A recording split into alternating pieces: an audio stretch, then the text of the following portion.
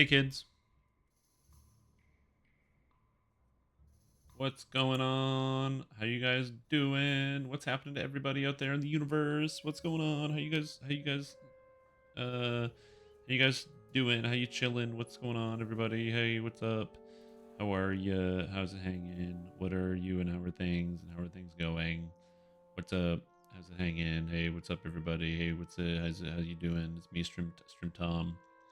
What's up? Hey guys, how are you doing? Hey everybody, what's going on? What's happening? Hey, I'm just making a bunch of noises. Oh god. Do I have water? Yeah, I do. Okay. Anyway, let's hit the button. Boom! Boom! You broke your stuff? No, no, no, no. I didn't break anything. My stuff just independently broke. It's the magic of software updates. You turn on the computer and your software updates. And you're like, cool, that's good. Updated software means it's going to be better, right? Think about if you were to update something like, let's say you've got like a resume. You're going to update your resume. It's because you got more information you got to get in there because you're going to make it look better, you know? And then software updates come through and they're like, hey, guess what? We're going to brick your shit. And you're like, nice. Sick. Anyways, that's how we're doing today. What's up, everybody? How's it going? How's it hanging? Hope you're all doing good.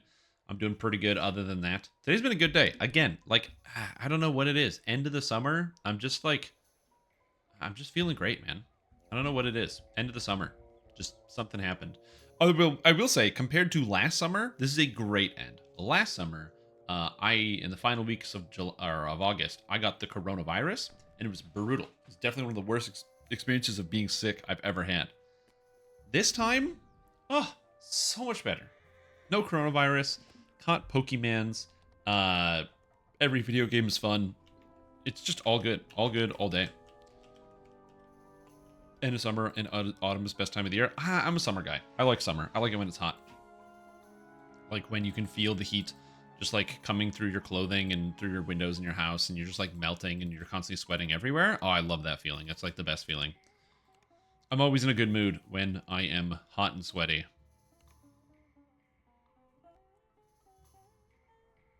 Because I just like the feeling of being warm. It's just nice. I'd rather be warm than cold all day, every day.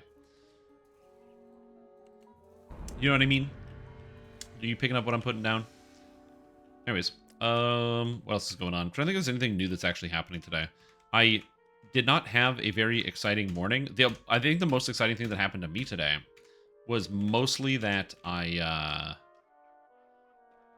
than, you know, helping my mom with some stuff, that took some time this morning. I've been fixing my sleep schedule. I'm actually back on a sleep schedule. I've been getting up early in the morning. I've been taking care of stuff. I'm getting outside, physical exercise, eating healthy, doing all sorts of stuff, which means I'm going to be falling off the wagon in about 3 weeks because I'm going to start feeling really good. And then I'm going to be like, oh man, I feel great. I don't have to take care of myself anymore. And then I'm going to go back to the cycle again. So that's going to happen pretty soon. But before that happens, like I said, I'm doing pretty good today so far. The only exciting thing is that there was a stat squish in the video game that I play called The Lord of the Rings Online. It's a video game I enjoy. I understand why people don't enjoy it, so I'm not going to force anyone to go enjoy the video game. But anyway, there's a stat squish that they just did, and it is huge. It is a very, very big stat squish. So it's a bit of a noticeable thing. My character went from 2.6 million health to 200,000. So it's a pretty sizable decrease in terms of stats. So that was interesting. So it's just going around and futzing with some gear and changing some other stuff. Also, for those of you that didn't see it, last night I did, I streamed, what was it? Oh, my Pokemon not tier list, but a Pokemon list. There's a website that I found that lets you go through every Pokemon in the whole game and then identify which ones are your favorites, which is pretty cool. Oh, and it didn't save my list in the Pokemon picker. Well, that's okay because I have a picture. So the picture works as well. I don't know why it didn't do that. Anyway, so I saved the list. So there's a website. I'll link it in the description if you want. And there's also like the actual stream of it going on. But yeah, I went through every Pokemon of every type for every generation. So every normal type, every fire type from each gen, picked my favorites, and then ranked them based on which ones are my favorite from each gen, and then which one is my favorite of each type, and then my overall favorite Pokemon. I was surprised myself in a couple places. Like, you know, we got like Sneasler, my favorite fighting type. It was close between Sneasler and Iron Valiant. They're very cool. Nihilego, not even close. There's a lot of good poisons, but Nihilego, although I do like Scolipede, it was tough. Volcarona versus Magcargo. There's so many good Pokemon in here. Anyways, if you want to do that, that's what I did last night. If you'd like to do that yourself, I'll get you the link if you want. Gen 3 Electric, just blank. They're all bad. They're all bad. Yeah, Gen 3 Electric types are all bad. There's no good Gen 3 Electrics. So I just couldn't pick one. I had to leave it blank. This is what? It's Electrike, Manectric, Plusle, or Minun. There's 4 Pokemon, and I just really don't like the look of Electrike and Manectric. I've never liked them. So I'm like, I just had to leave it blank. It's the only blank spot. Everywhere else I could pick a Pokemon, but I couldn't there. Nihil is nothing, and Ego is I. Interesting. Nihil Ego. Your settings so were bricked. Can you build a wall with your settings now? No Ego? Or is it saying like no Ego as in it's Infinity Ego? I'm not sure. Just a wave of what the hell is this? I'm telling you, dude, there's so many good Pokemon out there. A lot of the designs are really, really good. Some of the more modern designs are really, really strong.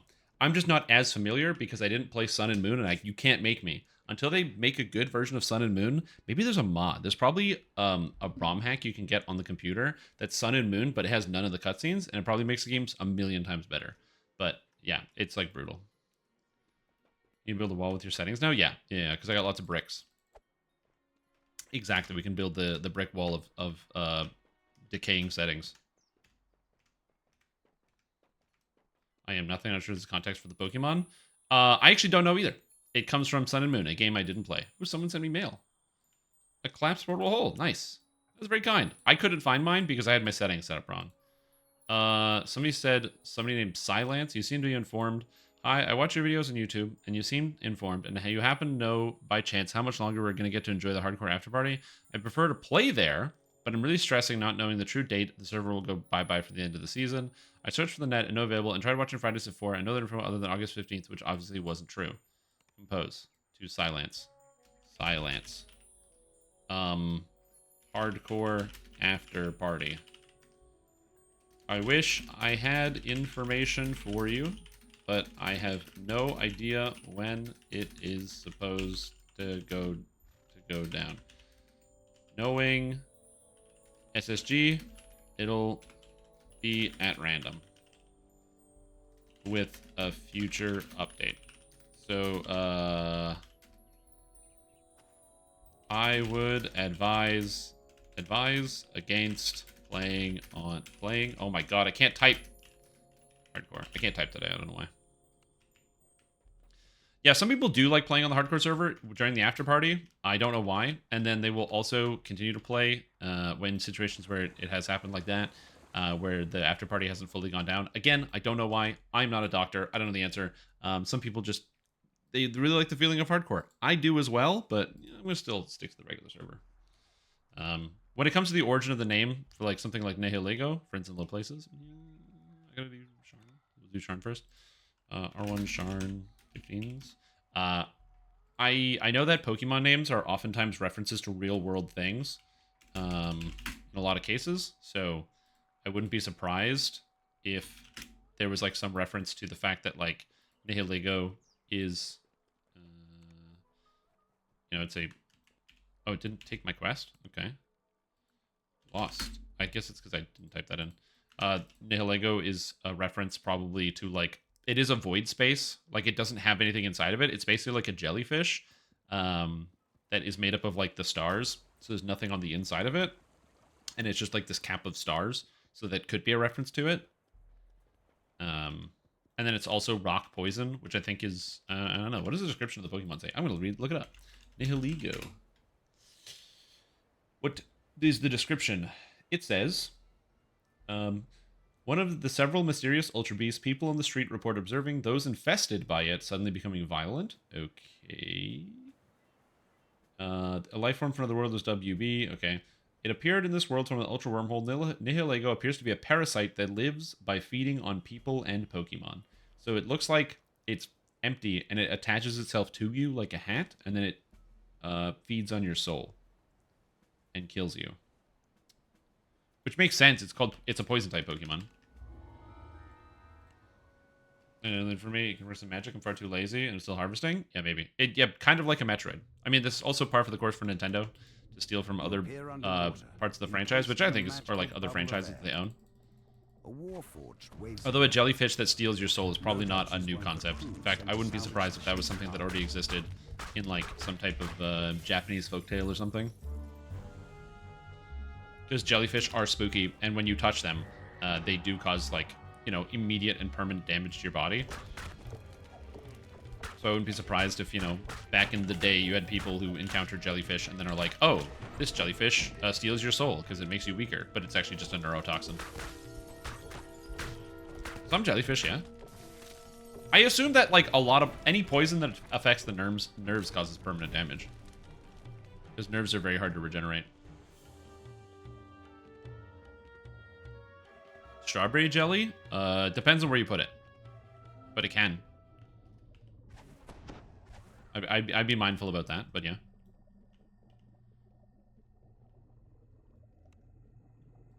But again, I could be wrong about this because I'm not a doctor.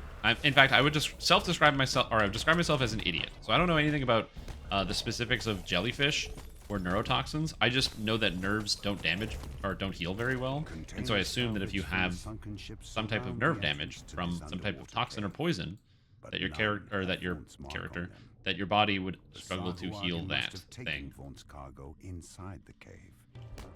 And so the damage could be possibly permanent. But again, this is more of just like me interpreting animal science and not actually understanding it. I will say, guard breaking is very helpful in this character because I don't have to do the highest amount of damage, but being able to knock down anything or lock down anything is cool. Fools, you've made enemies of the Daggermore. It's a very, very tanky and defensive build. More forces rush in. I will also have to admit that a good chunk of the way my character feels right now is directly related to the fact that I do have this fantastic buckler, the swashbuckler.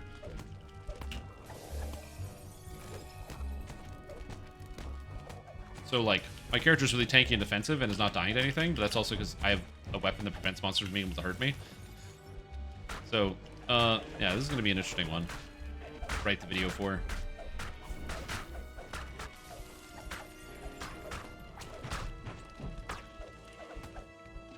It's like, yeah, character works, but also, like, does it, though? I'm, like, cheating. Yo, what's up, Bazkoth? How you doing? How's your day? What's going on? Hopefully you're doing well. I'm currently just getting started. And by getting started, I mean with the stream, not with the day. I'm going to wait for a little while. Yeah, you get guard breaking from other sources, true. It's not just the swashbuckler.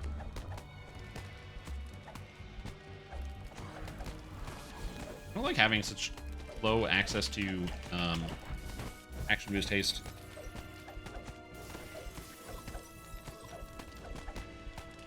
Yeah, you just need a fantastic shield.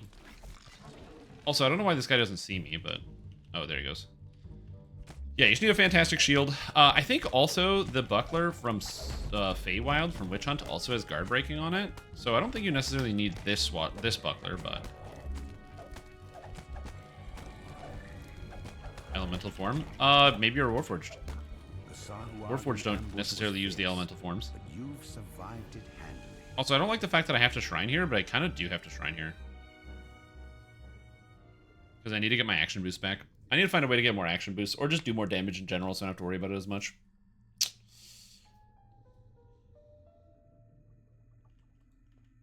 Yeah, for endgame, I would definitely use, like, the buckler from Witch Hunt. It's got pretty much every single thing you could ever want on a character like that. So it's got not just guard breaking, but it also has spell saves, and I think spell resistance as well, which is sick. Welcome. And so all of that combined, very, very good. Hey, what's up, bud? Oh, I missed my freeze? I did. Okay, guard breaking's got him. God, it's so dumb. They just can't do anything if I'm fighting one creature. It makes it so Reapers are also pretty helpless against me if there's like one target. Obviously, there's gonna be lots of situations where I'm not just fighting one Reaper, but I was thinking about doing Barbarian instead of Dex Bard, but the Puss in Boots was just calling to me. I'm using a Barovian Rapier. I'm not just using the Ice Weapon. As cool as the Ice Weapon is, get it? Cool Ice Weapon, huh? As cool as the Ice Weapon is, a leveling, like a mid to late leveling weapon, it is not. It's only level 4, so I don't really want to use a +2 weapon the entire way through the leveling process, so I didn't do that. Oh shoot. Overloaded.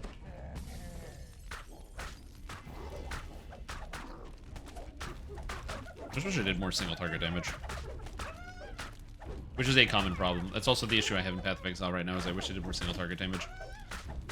Oh, I'm sure I can find a way to do it. I was looking over my build, and I need one item. It's a... not need one item, but a shield that would help me tremendously. Called like Light of Lunaris. And it makes it so that I get extra crit multi equal to my block chance, which is 75%. So I get 75% crit multi.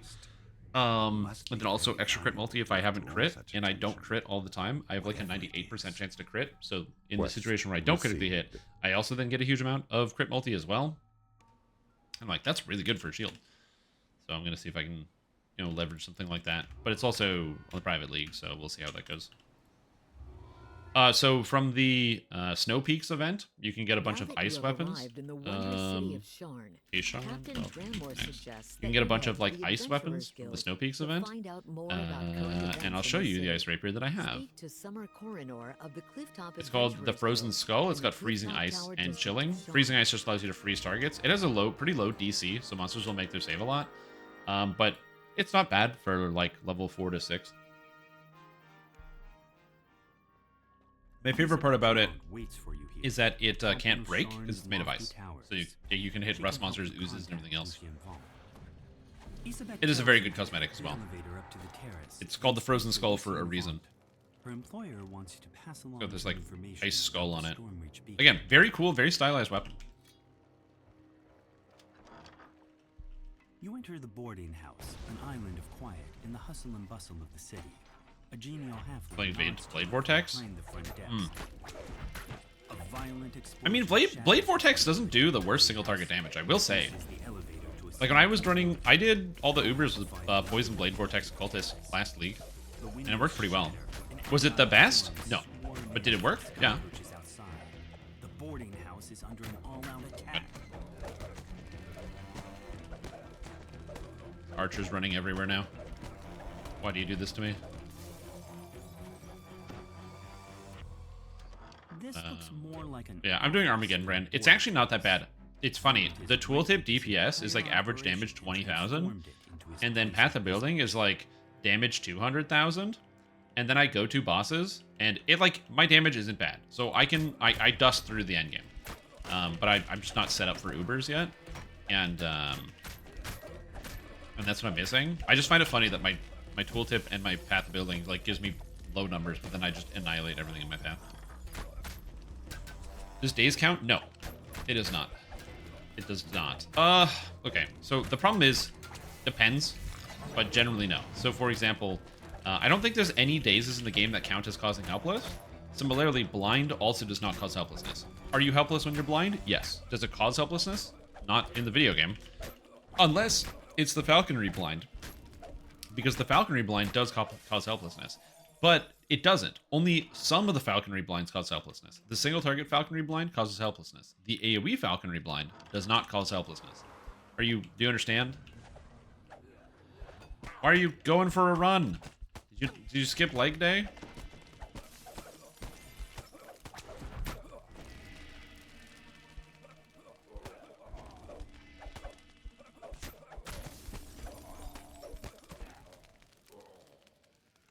The Frozen for War Chanter? The freeze is an actual helpless.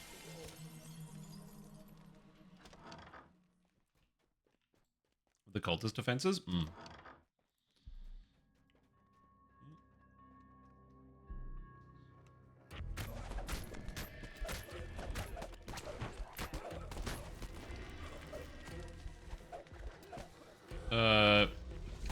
What am I looking at? Is this Steel Star saying the DPS kobolds cause lag on the preview server? I'm not sure what you want me to look at.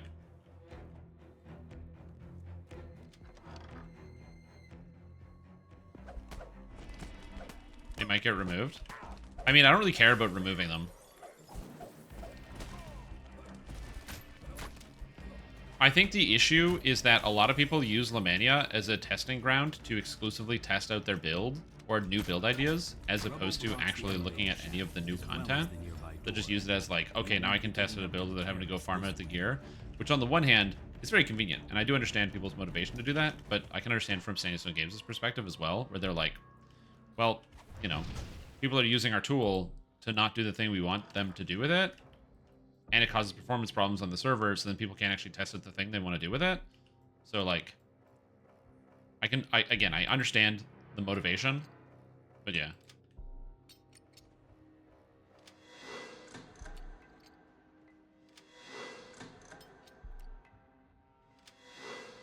Okay.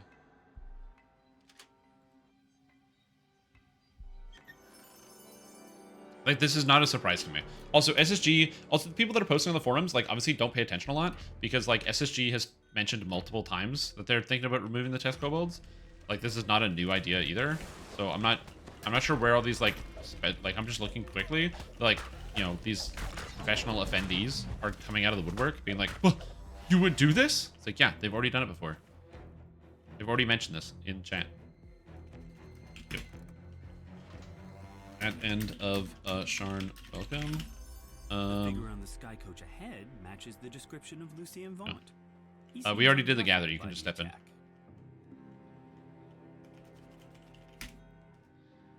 go. He's in. And we hit the button. And we go. A message for you.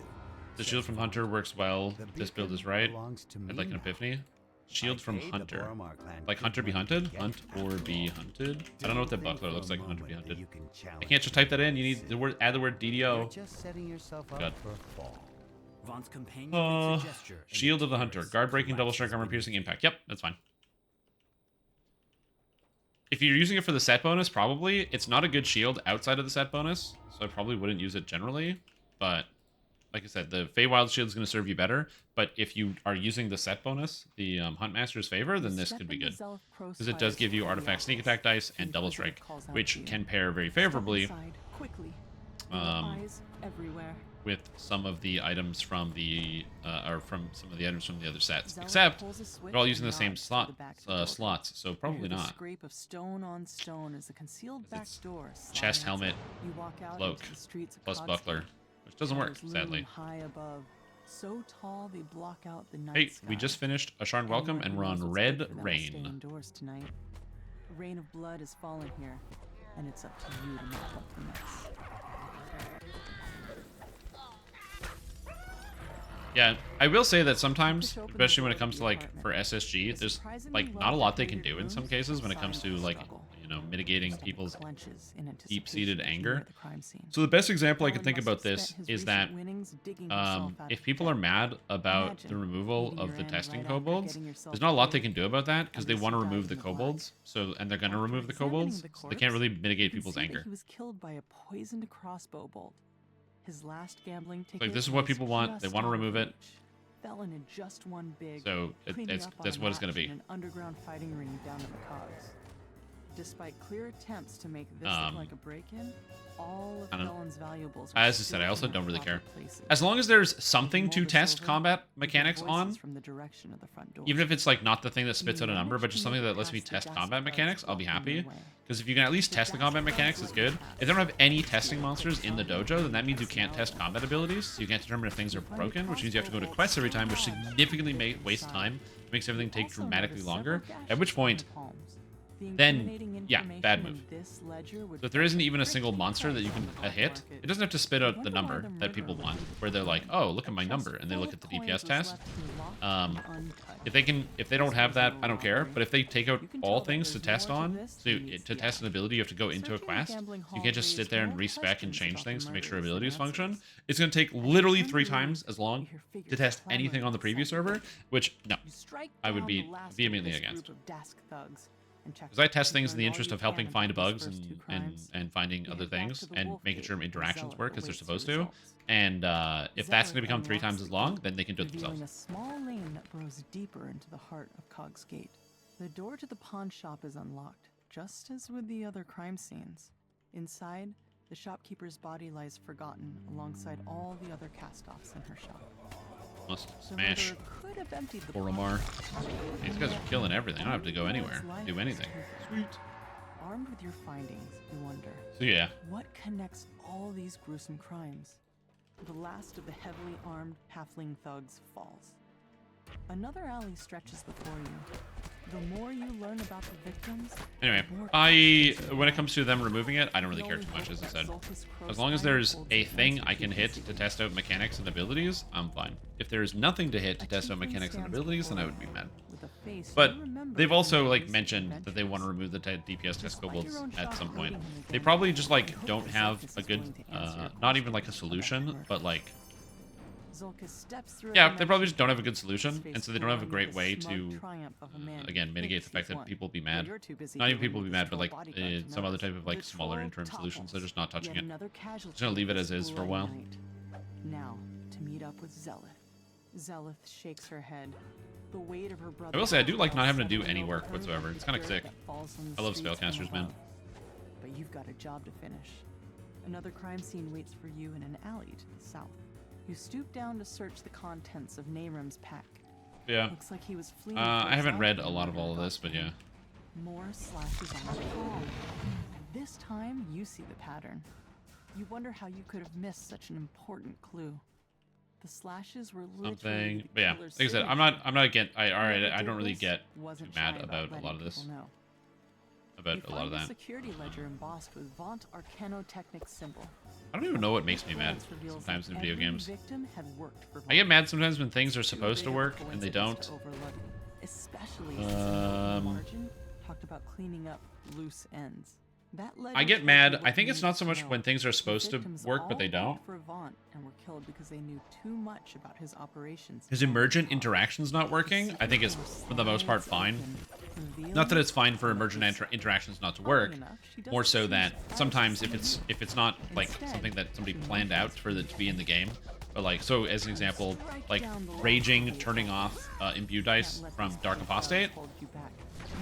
It would have been nice if that didn't happen on release, but also, I wouldn't have even thought to put something like that together, and so it's not a surprise that somebody else didn't think to put that together. But like the obvious stuff that doesn't work, like they made Ranged Smite Evil, and then Ranged Smite Evil doesn't do anything. Like you made an ability.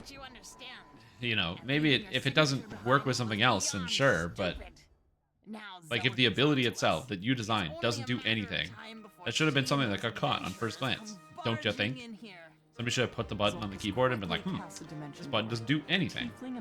Weird.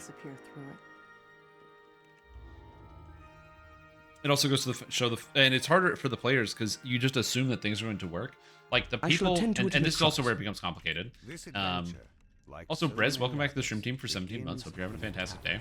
This is where it also becomes complicated. So the people you would expect to have the knowledge to be able to be aware of when something isn't functioning are not going to play Bow Paladin because Bow Paladin isn't as good as other stuff. So the people that have the knowledge, the game knowledge, to be able to go, okay, here's what does work, here's what doesn't work, and kind of do the analysis and make a plot and time their damage.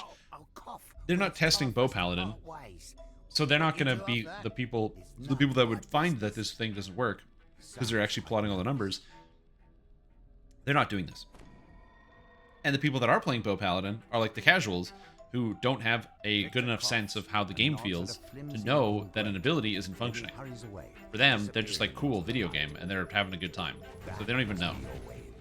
So I can sort of see how it can slip through the cracks in the sense of something like that, but it also wasn't like a change. Literally Ranged Smite Evil was never working, and I thought it got fixed. Like, I bug reported that shit when they added Ranged Smite Evil. Because I played stupid Bow Paladin on the server. And I even remember what update it was, because it was update 49 was when they added it, because they did Bow Paladin along with the release of the new,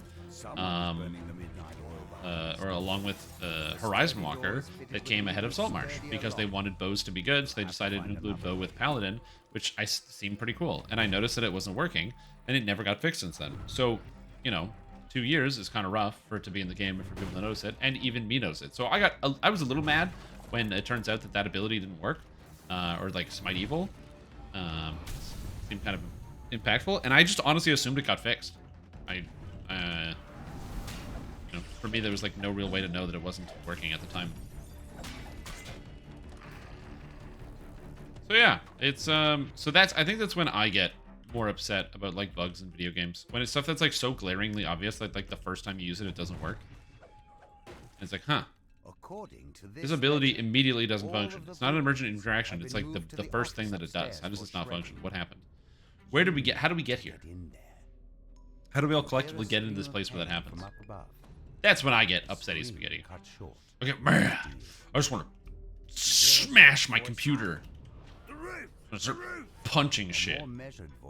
You know what I mean? What of it? You get so mad, you just want to break your own computer with your fist. You guys ever, were you guys, when you were kids, did you throw the controller? Otherworldly air of confidence You guys throw the controller when you were younger? who appears to be their leader. Let's pick up the pace. I didn't throw the controller when I was younger. I was never a controller thrower. I'd get mad, Portal, please. but I wouldn't throw the controller. Why not just take the stairs? Ask the tiefling. Portal, now. Oh no, the fucking movement mechanics. The monsters, okay, so they made a change to the game to make it so monsters are less likely to run away from you, which is not true. They now run away indefinitely. And the technicians sprinting away from you constantly is terrifying. I hate this. Okay, that's in the chat. Rip. Yeah, I never used to do that. I'd never throw a controller. I actually always get mad at myself. I remember I had a bad habit of if I this probably explains a lot about my personality, but when I was a kid, if I like did bad in a video game, I'd be mad at myself, and so I would like bite my hand, like my own hand, the one that was doing it wrong. So if it was like the movement or whatever that wasn't going right, I'd bite my hand and be like, bad hand, why are you doing it wrong? Which didn't help. Victor mashes the button on the magical February, device in sub VIP. frustration. Yep. Shrimp Cannibal confirmed. A familiar voice That's me. calls out up ahead. Time's up. Your golems will have to finish this. Time to move. Cannibal confirmed.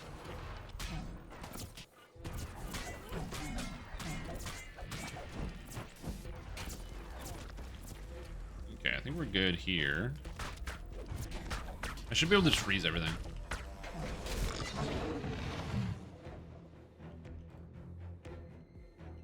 No, but yeah, there was no cannibalism from me. No Strim Tom cannibal boy. I was never really anything I had to worry about. Well, that's not true. But the cannibalism part's not true. But the worrying about stuff. What the? This guy was frozen into ice. What? My guy, you can't smash stuff when you're frozen in ice. What a jerk. Straight up cheating over here. Anyway, because I used to cope with when I first developed. I think it's when I first recognized there was a problem and started to actually look into that problem. The fact that, you know, I'm somebody who's like, I have severe depression, and so before I was like actually coping with that and dealing with it when I was an adolescent, I like didn't deal with it, and so my coping mechanism that I developed pretty quickly was self-harm, which is not great. And now that I think about it, man, there were signs the whole way down. It just goes all the way down. Like, huh? Why did I do that? It's like, oh yeah, because I did that as a kid. I did that to myself. Genius. It's all the way down, man. When they say embrace your inner child, I don't think that's what they mean, but, you know. And from breaking the prototypes, yeah. I know that if you trip the golems, it actually breaks their AI. So if they're supposed to run the AI code to like run straight to the thing and break it. So if you freeze them, they'll actually unfreeze and keep running towards the thing to break it. But if you trip them, they won't. Oh, that's Homer Simpson style. Yeah, is that the embrace? And you always kill him, and then you always click the body and let him go. Why do you do that? Because then his corpse slides along the ground. I think it's really funny. Oh, okay.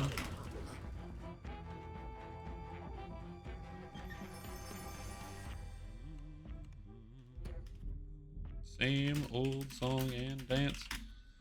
This makes them a joke too. Oh, yeah, true. You know what? I never use that dust. What a great level 1 spell I never use.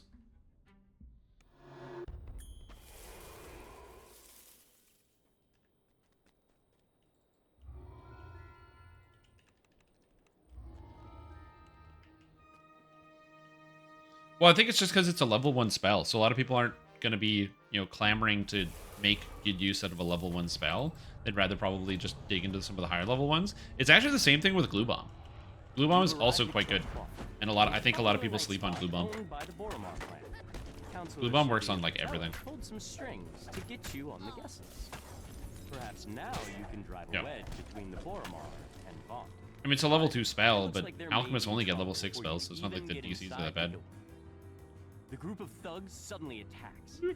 Clearly, they want to prevent you from enjoying a night on the town. I think I can do all the skills here. Maybe not. Do I have any spellcraft? Or heal? Must not be on the guest list. Heal 22. Spellcraft 27. Well, we'll give it a shot. My character is not the most skilled at this, but you know, I'll do what I can. Spellcraft. Spellcraft. Spellcraft. Nice. Okay, we're good. Inspire yourself? I have.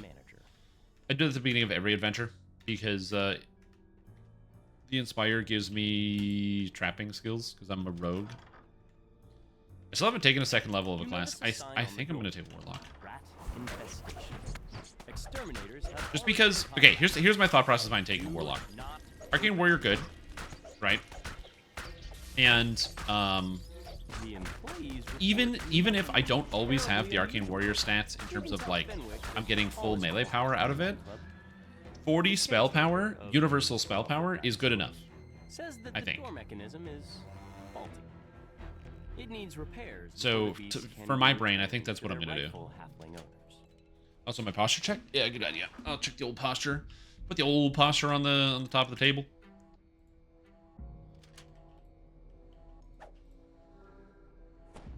Fenwick is relieved to hear that the club is safe and secure. He gives you permission to approach Regina, Club Clawfoot's manager. A piercing alarm reverberates through. Oh god, a piercing alarm reverberates. Regina turns to you and cries, "The alarm! Someone's breaching our." I just wish I had like even more AoE attacks and even more damage. I just needed a crit for like triple the damage. This is why I'll be excited when I actually get into epics. I'm gonna use Shadow Dancer for sure because sneak attack damage is good on a character that attacks quickly. And then after that, I honestly don't know. I think that Fatesinger's maybe like a red herring for a character like this, and it's not that good, but I'm not sure what other Epic Destiny to use.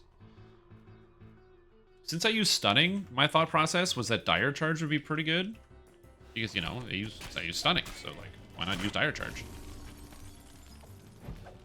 And so then that means I could also use Legendary Dreadnought, but then Legendary Dreadnought does not give a lot of, like, outward damage, which then is like, okay, well then Fatesinger's is pretty good for leveling, right? But then it doesn't have any cleaves. Then maybe I just want to use Primal Avatar for like the mantle, and then Fatesinger for the attack, and then I upgrade it because I can use the Fatesinger upgrade attack. But then maybe I just use Fatesinger the entire time. I mean, I have the improved Vorpaling. It's like, I don't know.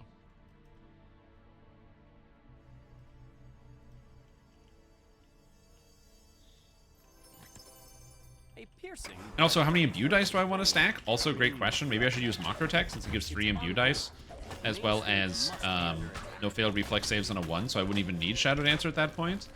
But then, like, Shadow Dancer good, but didn't I take an ability? I took the ability so I can get no failed reflex saves. The extra sneak attack dice from Shadow Dancer? I don't know. Or to use the Drifting Lotus? No, because I can't be centered while using a rapier. More attacks are on the way, but for now, you have a moment to rest. Yeah, I'm not using tier 5 Shadow Dancer. I think that's a bad move, for sure. And I don't really think Macrotech is good for me either. So I think it's either going to be Fatesinger or LD, probably. The magical alarm triggers once again. Dusk's attack on the nightclub has resumed. Yeah, I could use a quarterstaff if I wanted. It's not ideal, but I could. It has nothing to do with swashbuckling, and it wouldn't be good for the character, and I would change up all my feats in my build and have to take a whole bunch of different things. But, you know, like, table.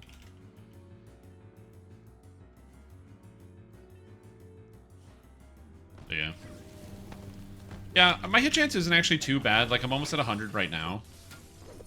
So it's not terrible.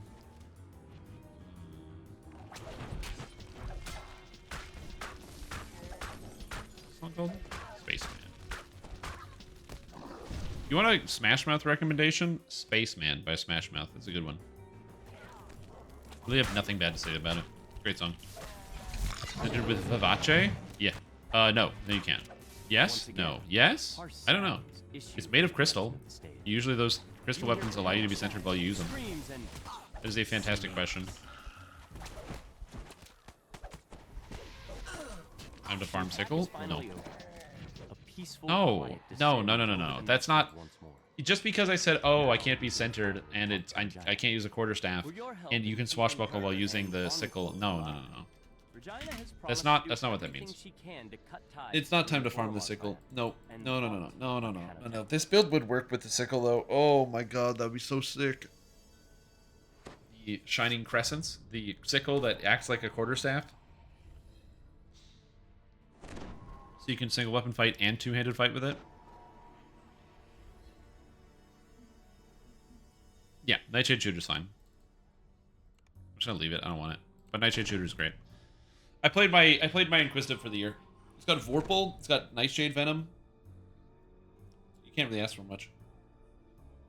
Make a video. Ipsum. Go away. Shoo.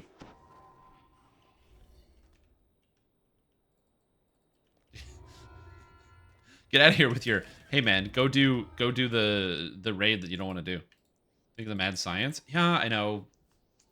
I do want the sickle real bad. How many items drop in that raid? I can't believe I'm actually thinking about this. Okay, wait, hold on. How many items drop from the raid? What's it called?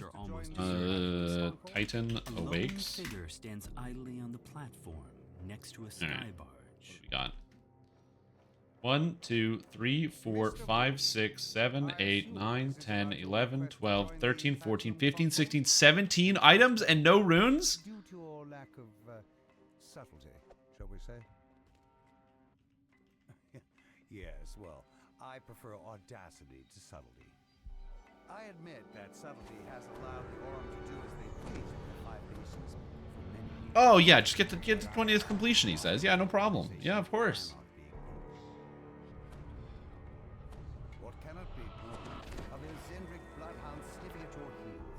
One of these swords is a +3. Bravo's sword, +3. It's just a +3 with Deception 5. Isabet, please come in. Now, Isabet, I know you Insulated armor. Protects against lightning bolt spells. I wonder if that even works. Say, don't cry. That's better. This is just business, Isabet. Yeah, it's very specific. I bet that doesn't work. Maybe it does. I'd prefer that you do your Battle healing coin. when I am not Heal moderate wounds 3 times a day, +1 to hit. Honestly, the battle coin is a very cool item to put in like a starter zone. That's a really cool like level 1 item. Because heal moderate wounds means it works for both Warforged and like everybody. But Warforged, Pale Masters, and like human, or not humans, but like regular positive energy healers.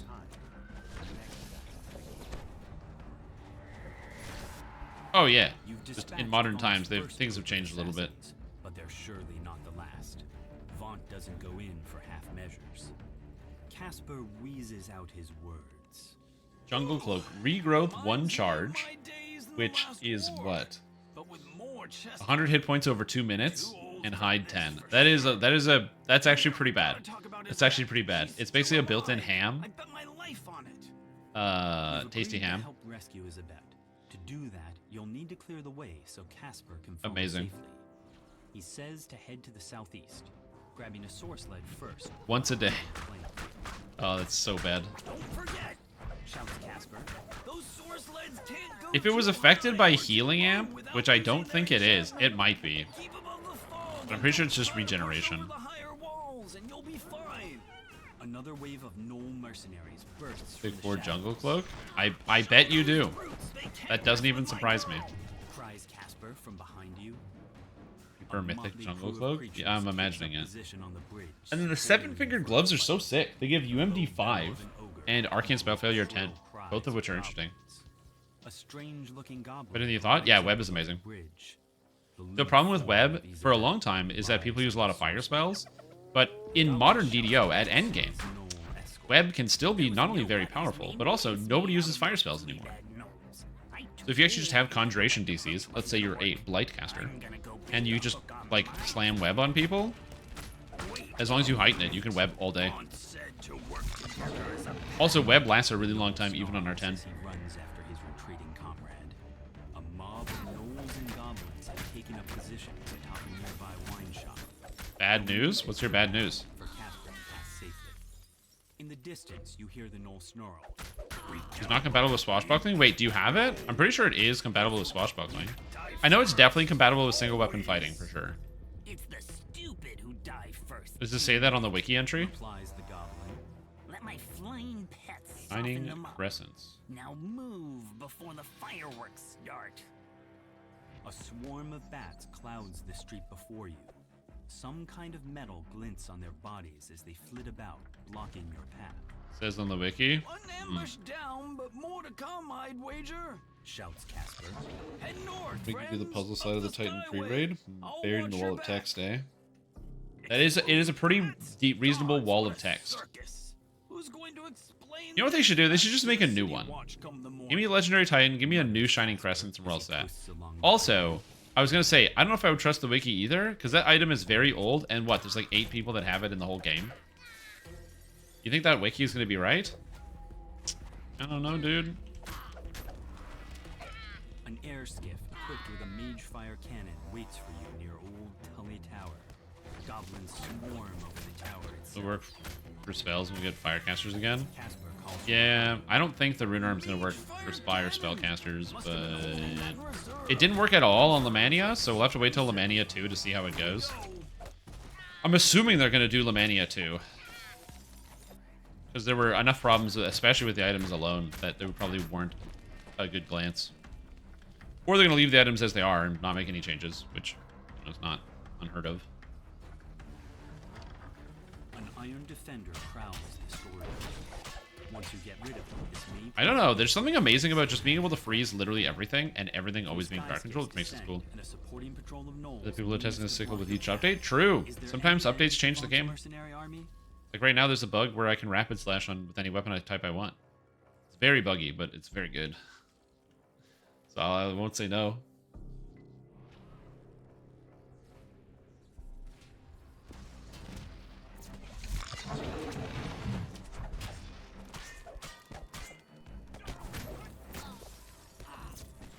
Gonna freeze this stuff just so that way it's easier to kill. We got people that do damage to helpless targets. This Lamannia should be up soon. Today? What? Casper gathers What? in surprise. There's not supposed to be Lamannia today. The mage fire cannons. I didn't get a Lamannia email. Like an idiot. What is this? Post you were here. Are you telling me that like they're Sandstone using Games has diverted away from the route of sending handwritten letters Source leads to might people to let them know suddenly Lamannia is stop coming working out? here. And now it's just delivered in text? This city But digital? is locked up I- tight and stands as silent as I don't the think I'm grave. ready for this change. Is it unmanned? Or have the guards Doing the raid again? inside Probably. no reason to sit this one out? That means I'm gonna have to get Puss in Boots ready for the raid. So that gives people time to log in and do other stuff. He's hidden somewhere in the shadows All right. Well, construction site. speaking of raid, You let's should've edit the stuck stream with title. my plan, Fleabag. Lamannia today raid. Let's go. Right There we go. after these Done. outlanders. Gish charges to Lamannia's great. Gish collapses from his wounds. Before you can finish him There you go. off, a chanting voice calls That's your right. attention to the north and above. A tiefling sorcerer That's right. There's a developer in chat. That means you can throw in all your wish list ideas, so you can feel what it you can see what it feels to get ignored by 2 people, not just me. High above the construction yard, a soar sled slowly drifts up. Redone and easier access for trolling purposes? No. Lies upon the sled, completely still. Dude, there's 17 items in that raid. That's madness. The goblin's voice Why are there calls 17 you items in across that the raid? map. That went about how I expected. So That means in 60 runs, you're still not likely to get the single item that you... great That's big crazy to party. me. No partner to split it with. Where are all the abjuration... Oh, for the abjuration wizard? Yeah, we'll see. I'm all ready for you, so come on over. Don't make me I wait respect all weapon night. type and scale with attack speed. Did they not scale with attack speed before? Remember, I I can always drop Miss Isabel on her head and knock off early. Then I visit you some other time. You get me? Secondary effects turn off so I can actually tell whether he's on fire or not. Get him, lads! That would be good. Screams Urk as he tosses down a smoke bomb. The Weird shrill goblin. voices of more goblins pierce the night air. Oh my god. Wait, the patch notes are up and you guys wait, hold on. You guys are reading the patch notes and no one's posted them in the chat room for the streamer man who's clearly doing another activity? My god. I'll go look it up myself. You've reached Isabet, but all is All right. not well. No. I'll go up. Don't worry, kids. Dad'll take care of it. Don't worry, it's fine. Don't bother getting up, everybody. Dad'll take care of it. I would be that type of person. All right, so Says the goblin. don't want to close Boss these man pages. ate All up right. her soul with his Wargrave, new duplicate true saga thought. issues, fixed a Why quest does with your Dretch, own optional mean you quest can with use Vecna, someone fixed else's? blocking entry, Sorry, misfiring DM sweetheart. text, blah blah blah Them's blah the blah. words. Enhancement tree plugs. So this has been Goblin fixed. stands at the platform Now edge. respect weapon type and scale with attack speed because they were broken. Familiar blade piercing his torso. Remember this? Jack Jibber's blade? Fixed a few icons. Oh yeah, fixed an issue with timeout behavior for casters and AIs was being ignored. This issue made this keep running way past. Okay, good. I'm glad they found this. Because dude, they were running indefinitely. They would literally run to the end of the planet, and they still run to the end of the planet. Various things tweaked and other things fixed. We're not going into much detail, but we'll say hit points have been increased and we're seeing a lot of feedback. The pace was a little too quick. Also, the smash timing has been improved. Let us know what you think. Yeah, the smash timing is good. And then for me, I honestly, everyone was like, there's not enough time to get away from dretches. Like, yeah, maybe if you're in Europe, but just move to America. Kids. Okay. So loot. Let's look at this. Weapons have raid dice. All the raid loot is minimum level 32. I should recall out of this quest, so I'm not burning pots. Smash and burn next. Okay.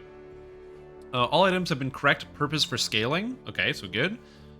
The shield has art. The hand axe has art. Augments are proper. Outburst is smaller. Okay. All the raid loot, including weapons, has forbidden knowledge set except the cloaks. Perfect. So actually adding the set bonus to the weapons is exactly what the weapons needed.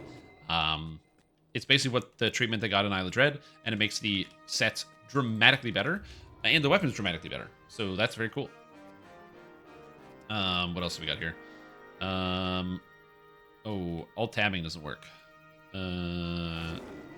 So that's sick. So we're gonna look at the weapons individually, and then we'll probably look at them in game, maybe make a build out of them or something. So we'll take a look when we get the chance. Collapse Crusher of Souls. So Collapse, I believe, is the that's the shield, right? No, Curse Maelstrom, Shockwave. No, this is the Great Hammer, the Great Axe, or the whatever you call it, the Great Club. So let's do this. So Curse of Maelstrom instead of Relentless Fury, that's a good change. Overwhelming Shockwave, replacing Improved Destruction, great change. Ghost Touch is just an extra effect. Cool. So it just, instead of having to like have Ghost Touch as an effect, which it shouldn't have, because everybody has Ghost Touch. You don't need that on a weapon. Demise, Beginning of the Fall, has Identity Crisis, which is good. Marrow has Efficient Metamagic Intensify. This item's still bad, but it's better. Outburst, that's the Greatsword, is now just electric, does more damage, and has 2 legendary effects instead of 2 basic effects. It's better. Is it good? I don't know, but it's way better. So that's and it's literally it's a pure electric weapon, so it doesn't do slashing damage. It's kind of sick. Curse Maelstrom replacing Relentless Fury. I don't know. Anarchist Crossbow and Anarchist Crossbow Abridged have Glass Shards and Ranged Alacrity. Yay! Char has legendary effects. And 3rd degree burns. Actually, 3rd degree burns is quite cool. Claws of the Balor also gets 3rd degree burns. These are the hand wraps. Electric Storm and Overwhelming Incineration. All of that is quite good. Glass Shards was Sharn. It's a good effect. Very good effect. Masterwork Gauntlet is now, instead of Assassinate 17 and Insightful Nimble bonus, it's Exceptional 6 and Insightful and Quality Assassinate. Disgusting. Actually good pair of gauntlets. Would you use it? I don't know, but it's pretty good. Demon Engine. Dripping with Magma works. And it has Power of the Firestorm and Firestorm lore as opposed to Combustion and Fire lore. Fantastic. All of that looks pretty good, so we'll test out when we actually get inside. I don't know how to use... Hey, we're in Smash and Burn. Welcome. I don't know how to actually use... Smash and Burn.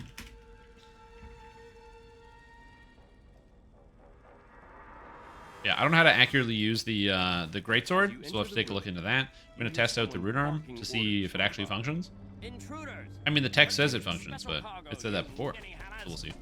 We'll make them pay for messing with the Boromar. And we're also going to take a look at some of the art that has been added in the game that wasn't in the game before. The leader of the Smuggling operation falls to his It's knees a over COGS someone. quest. Now, to take care of the special cargo. Just quest from the entrance. Well, the thing about the all-electric greatsword is it literally doesn't have any solid components to it. The actual art in-game is just like electricity. So it's kind of cool, and I'm very excited to see how they end up making use of that in terms of like what you can do with the build. Because you don't have anything in the game currently that gives you percentage electric damage that's easy to access. But it's not impossible either. So we'll see how that goes. Is it centering? I don't imagine it would be centering.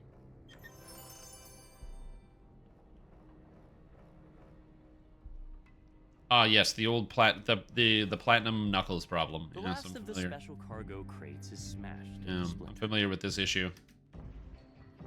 The vault door tumbles open. Surely danger and a generous bounty await you inside. Yeah, I don't know how to think about the weapon. We'll see. Yeah, exactly. It's just a weapon of a Baylor. Baylors, I don't think are lawful either, so it wouldn't fit. Dissolves into a I don't need an smoldering endgame end weapon. palace. Thralls of the Fungus Lord. Yeah, we'll see. Like I said, I like the idea of the greatsword. How to exactly use it, I don't know, but it's very, very cool. Demons are also immune to electricity, which means it's not great for bashing demons. But if you have somebody that can strip electric immunity, or you can do it yourself, that would be cool. The problem is, the only ways to strip electric immunity are either as an alchemist with spells, as a sorcerer with spells. Yeah, that's about it. So, I don't really know how you're supposed to strip, or you could have a rune arm and pop the immunity as well. So that's going to be an interesting challenge to make the weapon work. Now you might say, okay, but Strimtom, if the weapon doesn't work against a certain monster type, or a lot of monster types, doesn't that mean the weapon is just worse than it was before? At least it worked a lot of the time. Here's the thing, we don't need two-handed swords. We don't need any weapons in DDO. Every weapon that's coming out in this raid is completely unnecessary. We have Dinosaur Bone and old weapons that are way, way, way better than the weapons we're getting.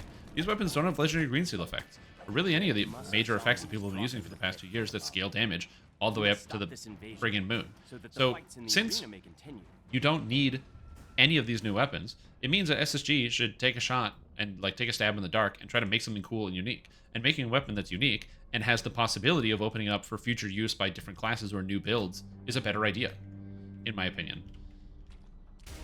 If they try to make weapons that are competitive with our current weapons, they're just going to lose because one, they're not, and two, or they're going to like omega power creep the game. By making something that's actually interesting and could provide something different from what we already have, it's a win-win for everybody. People that want to make unique builds are going to find their tool. People that don't care are going to keep, or are power gamers who can keep using the weapons they already have, and then maybe find some niche use for it. And people that don't raid will see people in town with a cool sword. At the end of the day, it's also going to make a good cosmetic, so. But resist stripping in Draconic Core 5? No, they shouldn't. Humid draft creeps through the sewer pipes that the red musk zombies. Simply Sork EK, Capstone Tier 5, or Capstone Air Savant T5 EK. That's what I was thinking, actually. Honestly, wouldn't be that bad either. The chill of the cavern gives way to warmer, more humid air as you ascend higher. The familiar musty smell is stronger here. Because you'd be able to run Maximize and Power and Quicken and everything on all of your spells, too. Yeah, exactly. It's a greatsword. Greatsword is not a good weapon type. Fire element, air elemental druid. Yo, if I could play air elemental druid with the lightning greatsword, I would. The room's center is an unusual looking mine flayer. Yeah, it might be time to actually make the melee air sork using air form. Responsible for creating these abominations. Not a terrible idea, actually.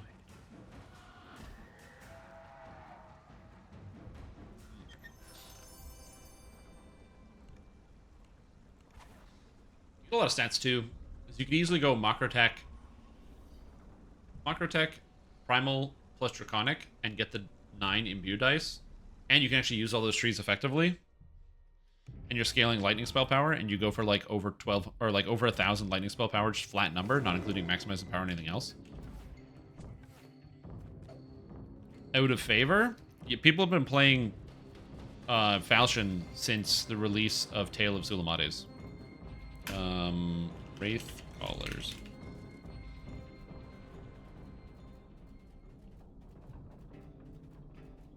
If I had... Oh, that's true. Call Lightning Storm if you're a racial completionist. Racial completionist melee sorcerer with as a half-elf that gets access to Call Lightning Storm.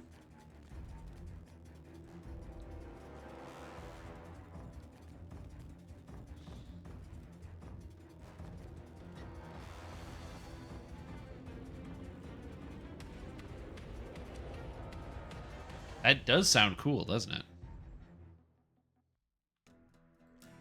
You followed the trail of red crystals deep into the ruins. The path opens up into a larger chamber, and the sound of voices drifts in from up ahead. Oh, not newbie friendly, but it would be very cool.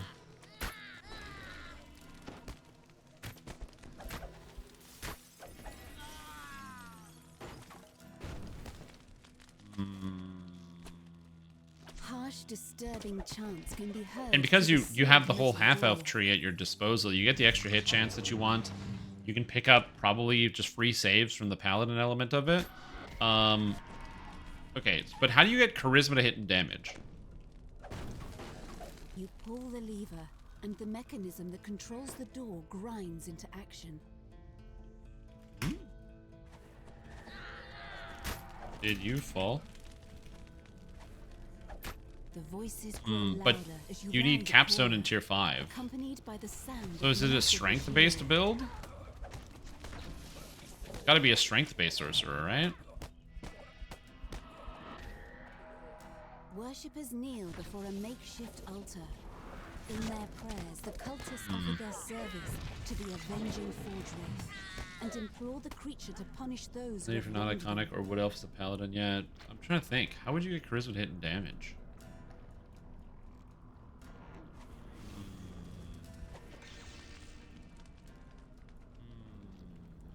Well, again, you can't get tier 5 of a tree and capstone of another tree and have 7 points left over.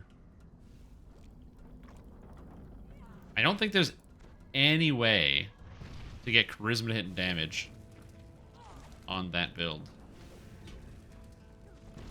What is going on?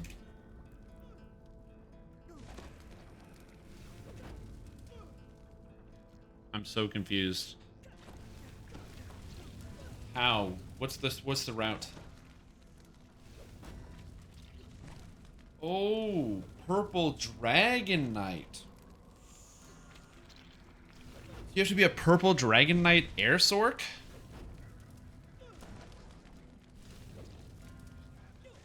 And that doesn't even require racial completionist. Just 1 point.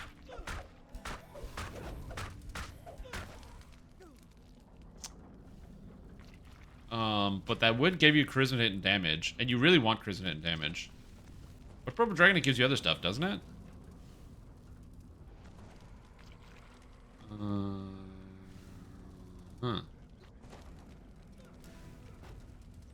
Yeah, well, the 4-core mirror is a little more expensive. 4-core mirror costs like 22 points.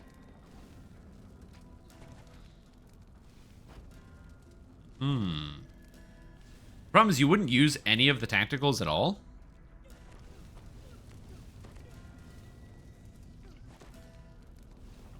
Right, but if you did... So Draconic Incarnation is, without a doubt, the best Epic Destiny for spellcasters in the game, and every spellcaster that doesn't take Tier 5 Draconic Incarnation is easily doing half of the damage of people that are taking Draconic Incarnation. It's so much better that it's not even comparable.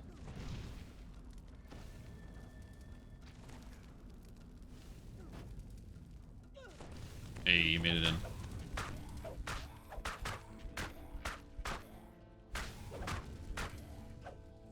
Holy Fireball's cool. As the Forge Wraith falls, Yeah. shocked voices Yeah, you'd use call Dragon out Breath for sure. throughout the cavern. The cult is destroyed. So you'd have to choose whether you want to do the Lightning Storm version, where you play a half-elf and you go Strength, or you go Purple Dragon Knight and you don't go Strength and you go Charisma instead. More still lurk in the cogs, Hmm. driven by their never-ending thirst for vengeance. And, Ruinous Schemes. I should load up Lamannia on the second monitor. Give me a sec. Preview.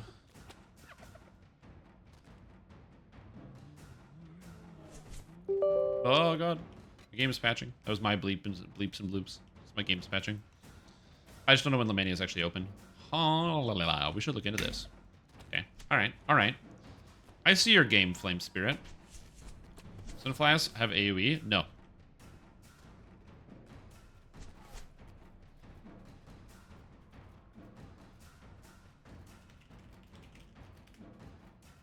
Lamannia is closed.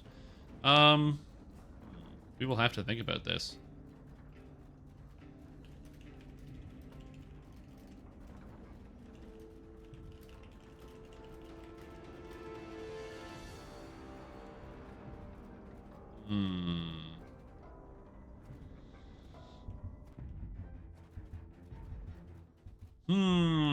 There's a lot of humming going on because I'm just thinking about this build. It's all kind of percolating through my mind. It's passing through all the filters.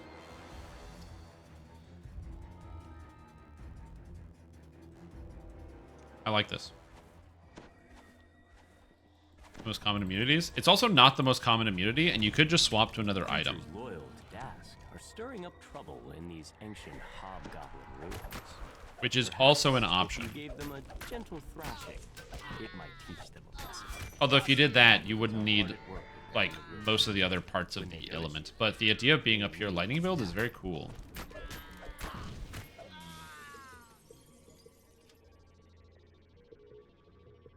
I don't know. I think the idea of going all in on lightning is more meme than anything else. I don't think it's actually a good idea, but I am thinking about it because it is kind of cool. Does Call Lightning Storm from Half-Elf have a save, or is it one of those abilities that just doesn't have a save? More Dask grunts are gathered inside this spacious Can't remember. chamber, rigging explosives to a large heap of boulders. Another group of Dask thugs sift through the rubble in this room. Their leader snarls. Where's the grunt? Goblin. This temple belonged to us long ago. Now take what's ours. Clear out the Dask grunts. Oh, they didn't spawn. We didn't kill them. You would need Rage Completionist, but you would need a +1 heart. Mm-hmm.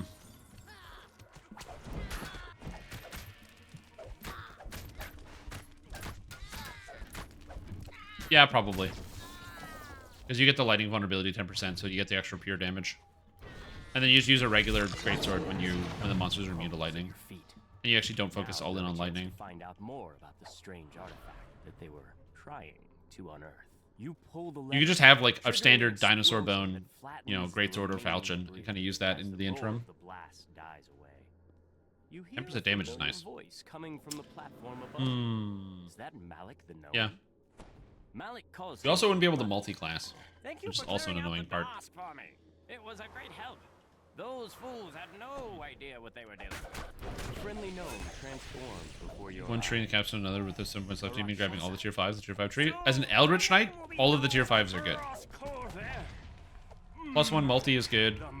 20 melee power and +2 DCs is really good. Eldritch Tempest is the best AoE attack in the game. This portal to Kyber is mine. And +1 threat range. All of that's good. That's unfortunately like 10 points. You actually wouldn't be able to take all of that anyway. So the build doesn't feel like it would work anyway. I feel like you just wouldn't go all in on the electric damage. Oh, we got bamboozled. God damn it. Yeah, I can make it out of here. Disarm. Alright, taking 18 and doing... The portal dissipates, and the remaining demons Demons are now, thrown starting back into the with depths of no Kyber. refunds. One demon falls, but wait, another streams out of the portal in its place. Hello, Bard Trainer. I wish to level up his Bard.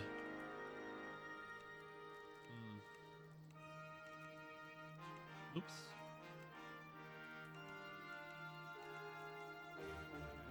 My swim is 30 now. That's pretty good. Now I can finally take greater single weapon fighting, which I couldn't take before. Also, I get another spell. Ooh, Hero's Feast, I guess. And I get another spell. I could take Glitter Dust. Oh, no.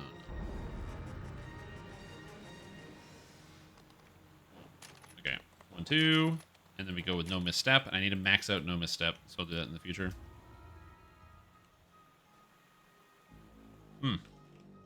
Also, I didn't spend any more Reaper points, so let's do this. Reaper points, Reaper points. Let's grab this.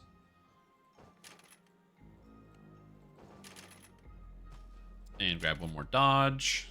And it should be set up for the next tier, so we're all set. Already archetype uses 2 weapons with rune arms, and your rune arm is the key.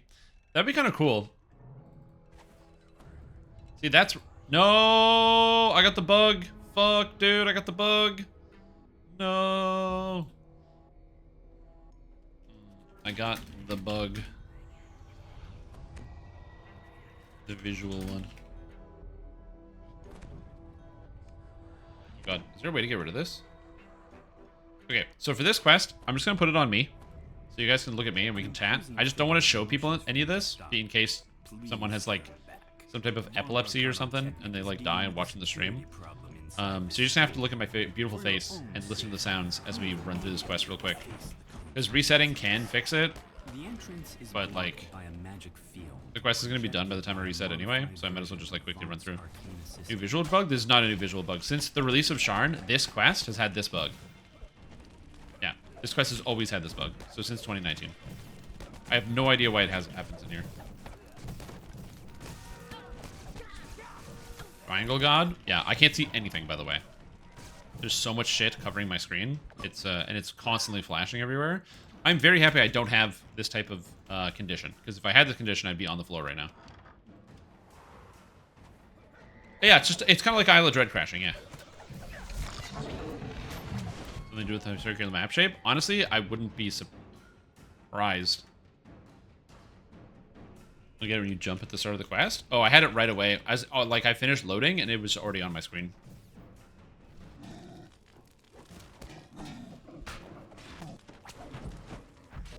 Oh my god, what is happening to my video game? Anyway, you log to fix the issue. Yeah, sometimes it works, sometimes it doesn't. That's why I just don't want to show it on stream, just in case it actually hurts anybody. So again, I apologize if there's nothing on camera, but it's until SSG fixes this bug, which they have not done, I just don't want that. I just don't want anyone to get hurt visually. So you can stare at my ugly mug for a little bit. Hope that's okay. Oh my god, it's so bad. Whoa, what is happening? It definitely has something to do with like your angle of turn. You can tell that much where it's displaying. Oh. Anyway, what were we talking about? Oh yeah, the sword. So yeah, we'll look at it. I also don't think the sword is going to be good long term in terms of like, you know, is it going to be the best for any individual role? But it's kind of cool. It's kind of neat. And if you were going to make a build that could use the sword all the time, you definitely want to do like kind of the Eldritch Knight route. And if you're going to do that, I don't know. I think there's some cool powers there that could come up, obviously. So we'll see how that goes in the long term anyway. Good Triax sword? Yeah, I'd love to make a build using it. I don't think it would actually be good, but I don't know. Like, I'm just thinking about it right now. Like, in the new raid, I'm pretty sure that the demon, the Baylor himself, is immune to lightning, and the Dretches are definitely immune to lightning. So, I don't even know if you can use the sword in the raid.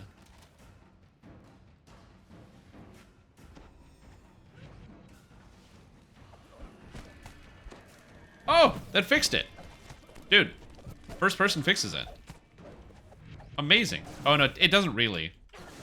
It's still kind of flashing a little bit. Oh, God, it's still flashing a little bit. Oh. Okay, it's something in the middle of this room here. Okay, yeah, I'm not going to show this. I'm sorry. I scrolled all the way in, and it wasn't too bad.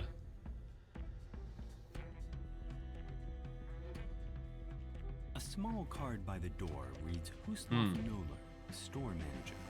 The door His own weapon immune to himself. Yeah, in case he gets disarmed and somebody picks up his weapon, he can't kill him with it. You unlock the door using the key to the manager's office. Yeah, that's a good idea.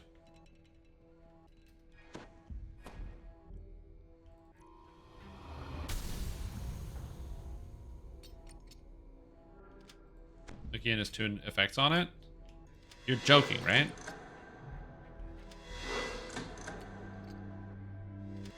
I can't explain it to you. I just need to double check if you're joking or not. Because that is literally the copy paste. That's why we make jokes about it. Because the number of people who, like, make that joke ironically. If you're serious, I can explain it to you. Again, I apologize you can't see the screen. Oh, store manager? I can't, I can't look at this. Oh, God. We're almost on the quest, then I can show the screen The again. manager says that Vaughn's security Okay, we're good. detail has kidnapped the informant. Okay, who was almost supposed leaving to the meet. quest. They're probably And we're good. holding him somewhere Game's fixed. inside the store. Generally don't know. Okay. It's because it has a 17 to 20 critical threat range. Now, that's before improved critical. Greatswords are usually a 19 to 20. That means with improved critical, it becomes a 15 to 20.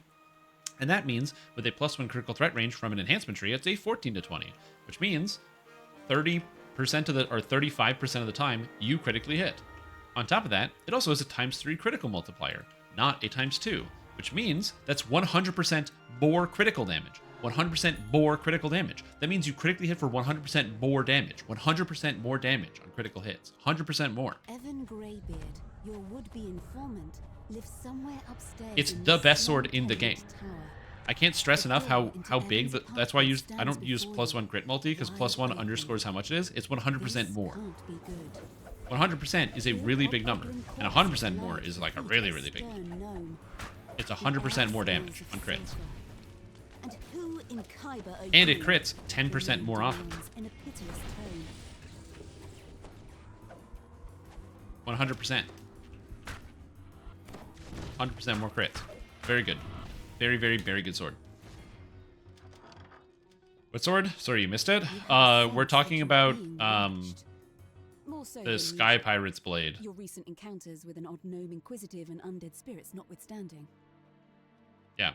That sword is so good that you can arguably still use it at the current level cap, and it's so good that SSG will never reproduce any weapon that's like it ever. This must be the place where Evan went for a drink. Perhaps the bartender has seen him. Yeah, you fix RNG with attack speed. Have mistaken you for an easy mark. If you don't crit all the time, just increase your attack speed. Now you're going to crit all the time. You turn to head outside, only to find a man standing in your path. He beckons you over. Yeah, they've nerfed the sword 3 times. There's been 3 distinct nerfs to the Sword of Shadows. Amidst what appear to be ancient If that helps at all. ruins. It still gleams with the magic of a Shan long vanished. They actually, so the reason why we have the whole W system in the game, by the way, is literally because of the Sword of Shadows.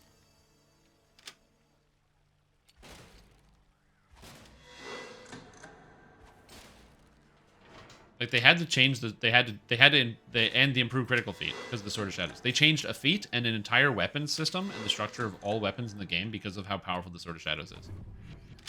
And by the way, it's still very good.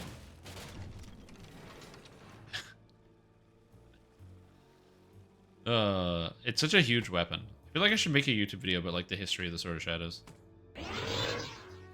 Who in the hex made the great sword smaller? You did. Don't you remember? Yeah, you came in from the fields and you were like, you know what? Greatsword's too big and you made it smaller. You told everybody about it. Don't you remember? Find yourself in a small corner of the vast sewers that snake beneath the city. If your suspicions are correct, the mysterious Trastar cannon has a hideout somewhere nearby. Yeah, the Staff of Shadows is the last weapon to be made. Also, it's the best quarterstaff in the game. Again, it's the reason why they don't do +1 multi on anything anymore. How to bypass it? Most raid bosses don't have DR, and the ones that do are the demons. And the demons, you need a good weapon. That's the second night. Just one more to go. Do you need anything else for any other bosses? The secret door just popped open. You don't need one for the Hunt Master. You don't need DR breaking. Most bosses don't have DR. They stopped using DR as like a mechanic a long time ago.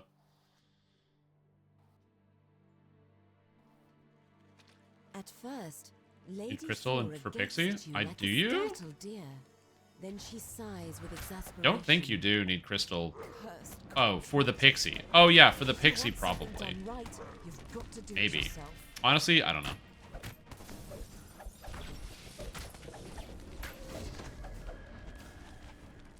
On 25 base, I don't think it'll ever happen. Yeah, the Rift Maker is in the game. It's not an endgame version of a weapon, but it's really close. The Epic Rift Maker was so good, that's why they added the DDO history. That's why they made it so that all the weapons now do 5W. Is because, and they have the, in Certain 5W, the plus damage dice, so now, like, 2 mana weapons are like a D12 plus 4 for a Great Axe, or a D12 plus 6 for, like, a Raid 1, was because of the Rift Maker. It's the only way to get rid of the Rift Maker was to do that. They could have just nerfed Rift Maker instead of changing all the weapons in the game. They need to do a weapon scaling pass as well, because weapon damage hasn't changed at all in a long time. So all the weapons just do the same damage, which feels kind of weird. Nobody quits the Dark Lantern, Sora. Complete ass? Oh. Talion responds. Put stats on, equip stats, equip items, equip gear. Oh, you want it like all the time. That's all of them, at least for today. We need to keep moving. I mean, they probably could. If you want D6, to Revan, 20 you times need to do 4 or it something now. like that. Oh, +2 from Keen weapons? Yeah. And then they changed Keen, and Keen is still quite valuable. Guaranteeing a crit on a 20 is good. That's a good effect. A good way to think about that is it's basically when you roll a 20, you get 5% more crit damage. Because it means you don't roll a 1 on your confirm.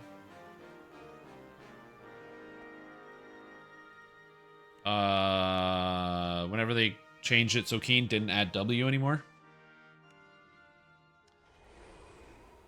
You arrive at the world-renowned It was after the release of Lamannia, Feywild, a temple dedicated to the god of wealth, located in the pulsing because heart they zone. added several The weapons main that were temple has Keen just closed to its the doors for game the evening. with You Dryden the wonder why Demigod, Corcoran's high specifically priest wants to meet the Bitter with you Blade, after hours. and then they changed it. Was that The Stat high Squish? That was priest update 50? gestures to the Okay. east. Take the sky coach at the end of the northern courtyard. It will deliver you to your destination. One of Sharn's most powerful men has turned against Lucian Vaughn and has selected you to deliver the killing blow against his new manufacturer. Interesting. You arrive at your destination after a long flight through the forest of towers that comprises the middle Memphis district. What will halflings use? To your Oh. surprise, Von Sedura warehouse is a drab and Oh, short unremarkable post, yeah. structure. The entrance I know that's is on. one I know that's like some of the people in SSG have that as like a stretch goal after a moment of like, stunned silence, you know, get rid of scramble into short bow and long bow and just make it Intruders! bow. Activate the alarm It'd be spells. so good. Lock I wish down we could the just have entire bow. I hate tower. short bow and long bow. So dumb. It makes sense in pen and paper because they have different range restrictions and also different usage restrictions. Well, they don't really have different usages. In older editions, they might have, but in like modern D&D, there's no real difference other than proficiency. Man, DDO, oh, that'd be so sick. They could get rid of that and then make all the short bows into just long bows, so you have more options for long bows.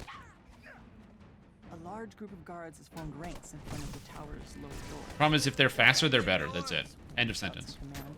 Don't let them pass. If one weapon attacks faster than another, it's better. End of sentence.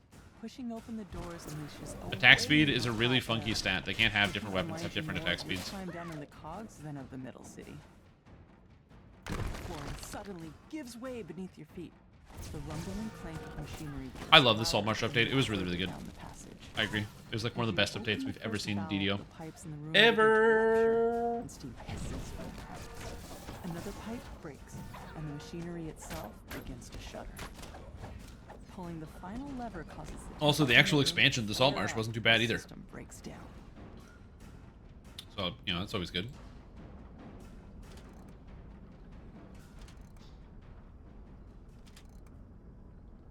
The That machinery short bow's hamstring on a 20? grinds and squeaks. Acrid Yeah, smoke that's why I've said what flows from SSG could sabotage. do is do a weapon rebalance where they make every weapon type have similar damage, but they make them all have unique Lightning secondary crackles effects through that the don't grating add to as the damage. device overcharges and melts. So, for The example, last piece of equipment the main you know, make it so like manufacturer's Bastard sputters Sword and gives soon like you know, 2% increased armor class for wearing it. But, you know, Dwarf War Axe gives, you know, 2% increased healing amp or something for wearing it or something like that. So the weapons feel different. So that way, it's like the weapons...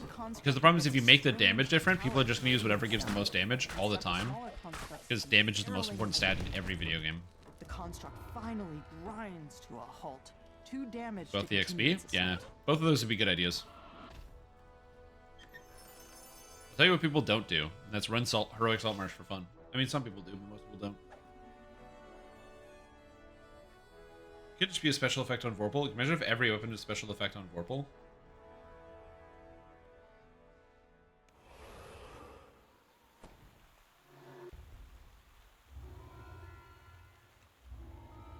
And then take the bad weapons like Light Pick or something, or Throwing Hammer, and give Throwing Hammer the concussive effect. So on a Vorpal, so if you roll a 20, it makes it so the monster fails its next saving throw. Somewhere nearby is the Stormreach beacon. So then you use Throwing Hammers, because you throw hammer, you get the Vorpal, and then you hit them with the thing, then they fail their saving throw guaranteed. But that's never stopped you before. Tonight you'll steal the beacon back Oh, we from gotta under take it. Vaughn's Alright. nose. And if you do it right, no one This will guy's gonna be go able do to it. I'm not gonna stand do in it. your way. Throwing Hammer is an AoE boom of damage. It wouldn't make sense for every Throwing Hammer to do it, like the non-magical ones. Because there are non-magical Throwing Hammers in the game. Decent DPS. I don't think that will fix their damage, but... They can also just fix a lot of these weapons with feats, which I actually don't mind. Knock down a Vorpal? Yeah, you could just give them built-in Felling Oak or something like that, where they knock down a Vorpal for 1 second. Which, again, not a terrible idea.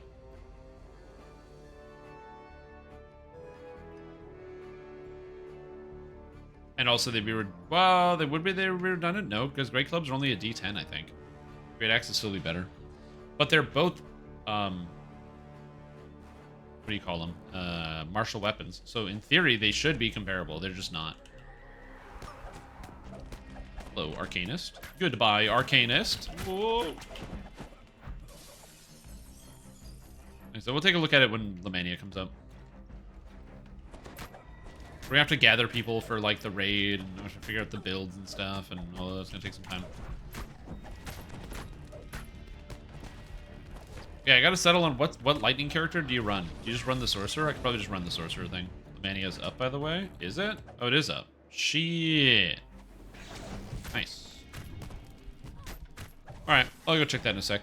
I'm probably going to finish this quest and then take a quick bathroom break, and then we're going to pop over onto Lamannia and take a look at some stuff. And then we'll try to run the raid. Well, I'm sorry, Narasoth. I really appreciate the fact that you spent all this time working on this build, but I am going to delay doing the build review until after Lamannia's over. Fine evening here in Sharn, says Lucien Vaunt. He's there. His voice brimming with confidence. Ooh, were there new notes? Yeah, there were. Okay. Tomorrow will be truly beautiful. Vaunt will be talking on stage for a while. Now's your chance to steal back the Stormreach beacon. I don't think I have the link up, but yeah. On behalf of Vaunt Arcanotech, it is my pleasure Because the weapon to is announce super a tiny. revised and Sometimes the weapon perfected is super version of my tiny. device. Some Great Clubs literally look like actual regular sized clubs. It's kind of funny. The Saltmarsh one is like one of the best examples of a club that just doesn't even look bigger. Better still, the Vaunt Arcane Apprentice has new functionality and new spells. They don't feel like a club, you know? Or like, or they definitely don't feel great. It's simple enough that a brute with absolutely no arcane training. Also, we definitely need a Great Club that's just like a tree trunk. You know what I mean? That'd be good. Now demonstrate. There's one that's just like a tree trunk. You just swing it around. Damn this box to Kyber! Will you listen to me? Cast failed. Troll Damn. lashes out in anger. What's going on? 2x4? Yeah, where's the board with a nail? Honestly, I would love a Great Club that's like an enchanted board with nail that does piercing He damage. died as he lived, spectacularly. There's a 2x4 with a nail in the end of it.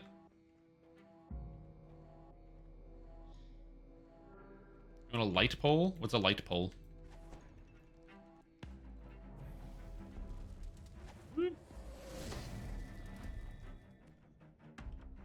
guy has 3,000 spell points in heroics. Oh, terror. So many. Oh, like a lamppost. I gotcha.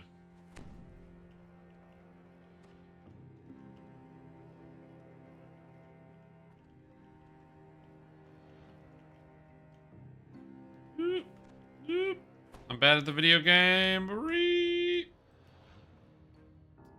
I'm not sure what determines whether you ledge grab or not. I don't know how to figure that out. Because sometimes you'll actually like clip onto it and not keep going up, and sometimes you don't. You've recovered the stolen beacon. Nothing. Now, to return the artifact to Stormreach, where it will once again. Yeah, one of them British lampposts. I see what you're saying. Yeah. Honestly, they could just make light pick into heavy pick and make heavy pick into war pick. That would solve everyone's problems. D8, damage, piercing, war pick. They all become two-handers. They'd still be bad, but it'd be more diverse. Is there a good heavy pick build? No. There's only one heavy pick that's considered good, and it's Grix's Gouger. And I wouldn't even call it good, it just has a unique effect. Thanks, folks. Take care. Alright. Leave party. Alright. Alright. I'm going to go to the bathroom, and I'm going to get some more water. I'll be right back. We should be good. Death Nip? Yeah, Death Nip was really good 10 years ago. But 10 years passed, and it's not good anymore.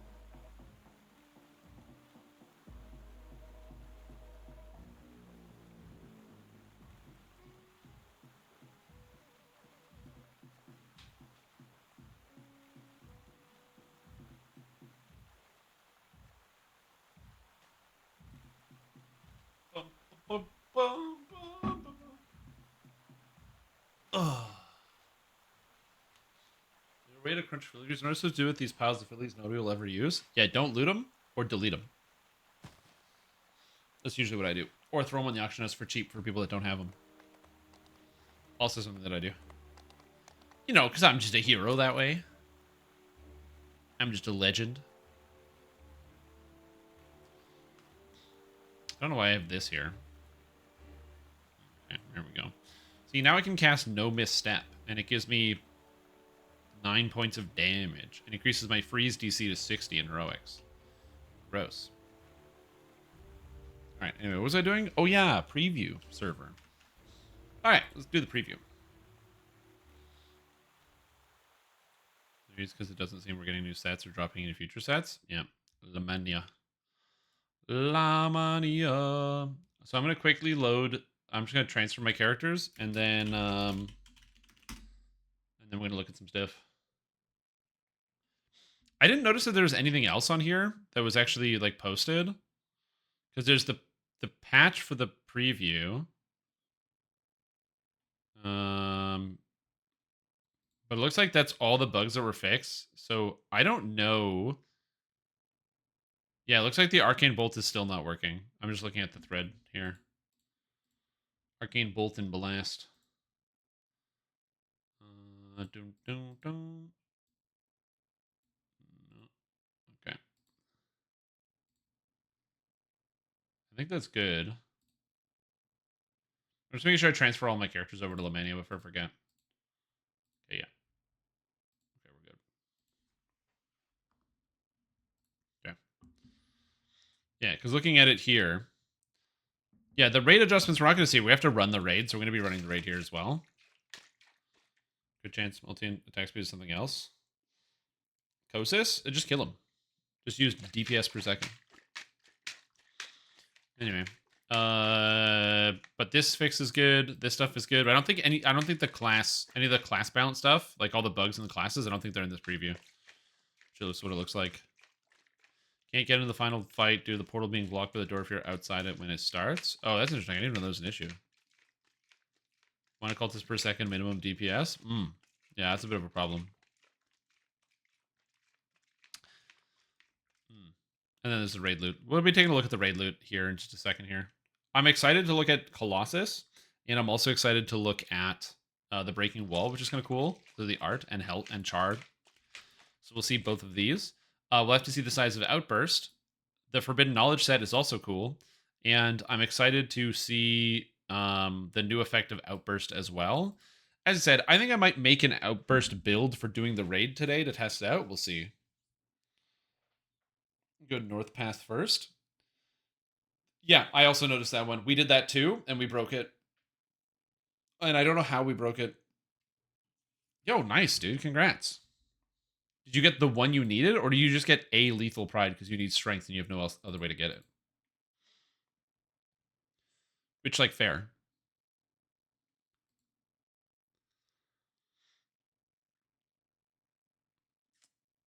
Sorry, I'm just waiting for my the patch to go through. That's the worst one. Amazing. Transfer complete. Let's go.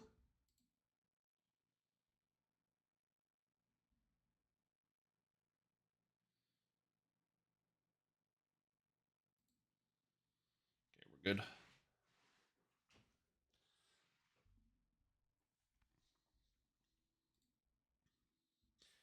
I don't know why, but I get emails from my the credit card company where they're like, your payment of whatever on whatever day wasn't paid. And I'm like,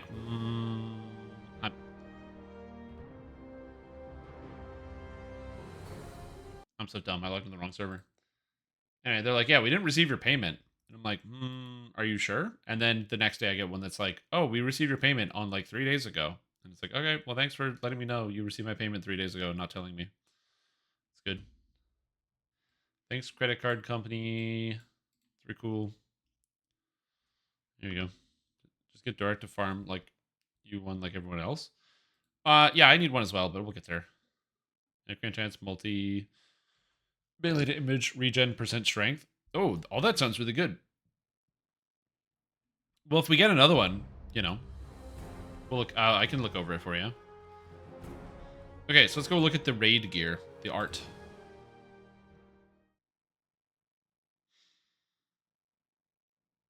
I don't deserve to rest while there are yet fours on the field, but I'll take it.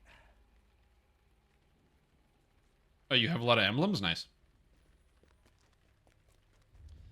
What are you doing? Are you doing 5 ways? 3 ways? How are you farming the emblems? I assume you probably don't have the DPS for 5 ways. But I honestly don't know. 3 ways? Okay. If you ever need help farming them, I have monstrous DPS, so... I said, I've just been doing Katarina every single day. And I need more Katarinas. More Katarinas. I must have more. Alright, so let's take a look at some of the stuff.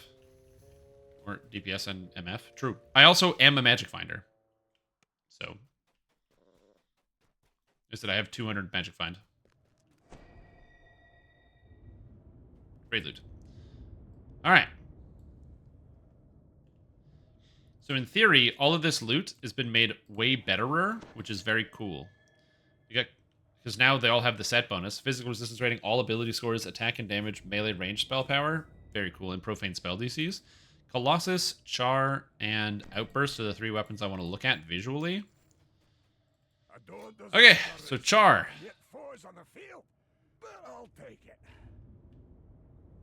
This is what Char looks like? Okay, this is definitely a Char placeholder. It doesn't fit the theme of any of the other weapons in the expansion. So this is definitely a Char placeholder. I don't know what the heck this is. So that's weird. The shield. That's a shield. Straight out of Doom, dude. I love this shield. This is like easily the best looking shield in the game. Isn't that the Baldur's Gate logo? It's kind of the Baldur's Gate logo.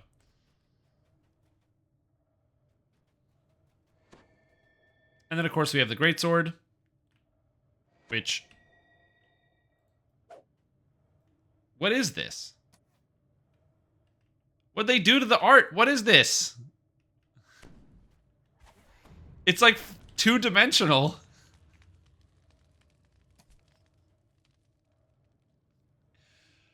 What? I actually think they uploaded a flat image somehow. No, it's 3D.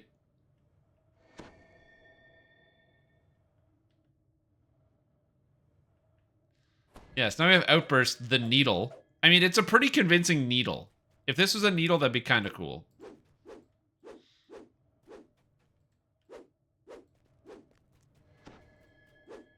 They said 30% reduced? Well, this is 30%. It's 30% reduced.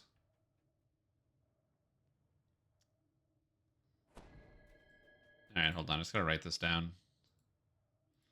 Hold on. Bugs. Outburst. Isn't 30% smaller. It's basically a needle. Very odd looking sword. And what's the other one? Char looks like a Sharn or a basic Sharn axe. So not sure if it's just a placeholder still. That's always fun. Well, this weapon is way less imposing than before because it's a needle, dude. Oh, what a sword. I want to make a cool build to run the raid with this, but yeah. This was the sword that was enormous. Now it's literally a needle. It's a 2-handed rapier. Yeah. Well, you know, video games are hard, I guess. I don't know. I don't know what's going on. No longer ginormous? Well, it's worse than no longer ginormous. It's tiny. Anyway. Well, that's it. There we go. is an electric weapon? Oh yeah, true. I didn't even actually look at the weapons. Yeah, let's actually look at all the items again. Okay, so Colossus. Great. I don't really have any issues with Colossus. It's a cool item. Char. So this has Stormreaver's Thunderclap. So this is the delivery mutation of the Thunderclap. Okay.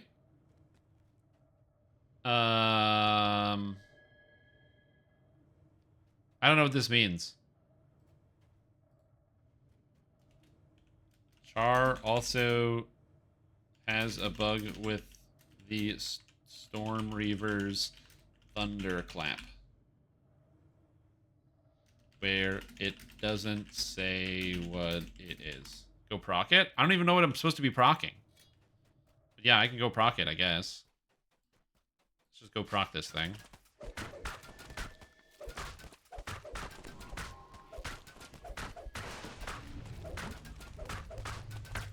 It did lightning, I think.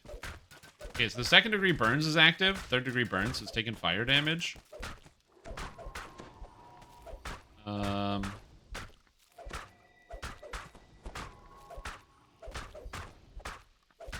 What does Cursed Maelstrom do? It places a deadly debuff on the foe. How does it do that? When does it do that?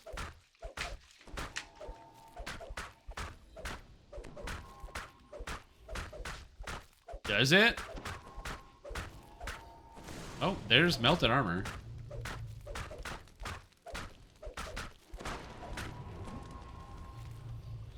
Okay, so I just hit him with a bunch of damage. I think it's working. Honestly, I don't even know. I honestly don't even know. Cool.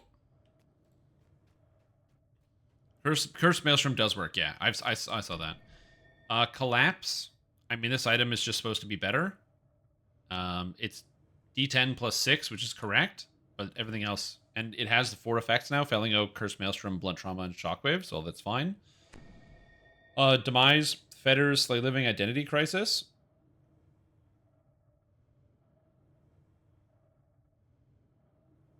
Oh.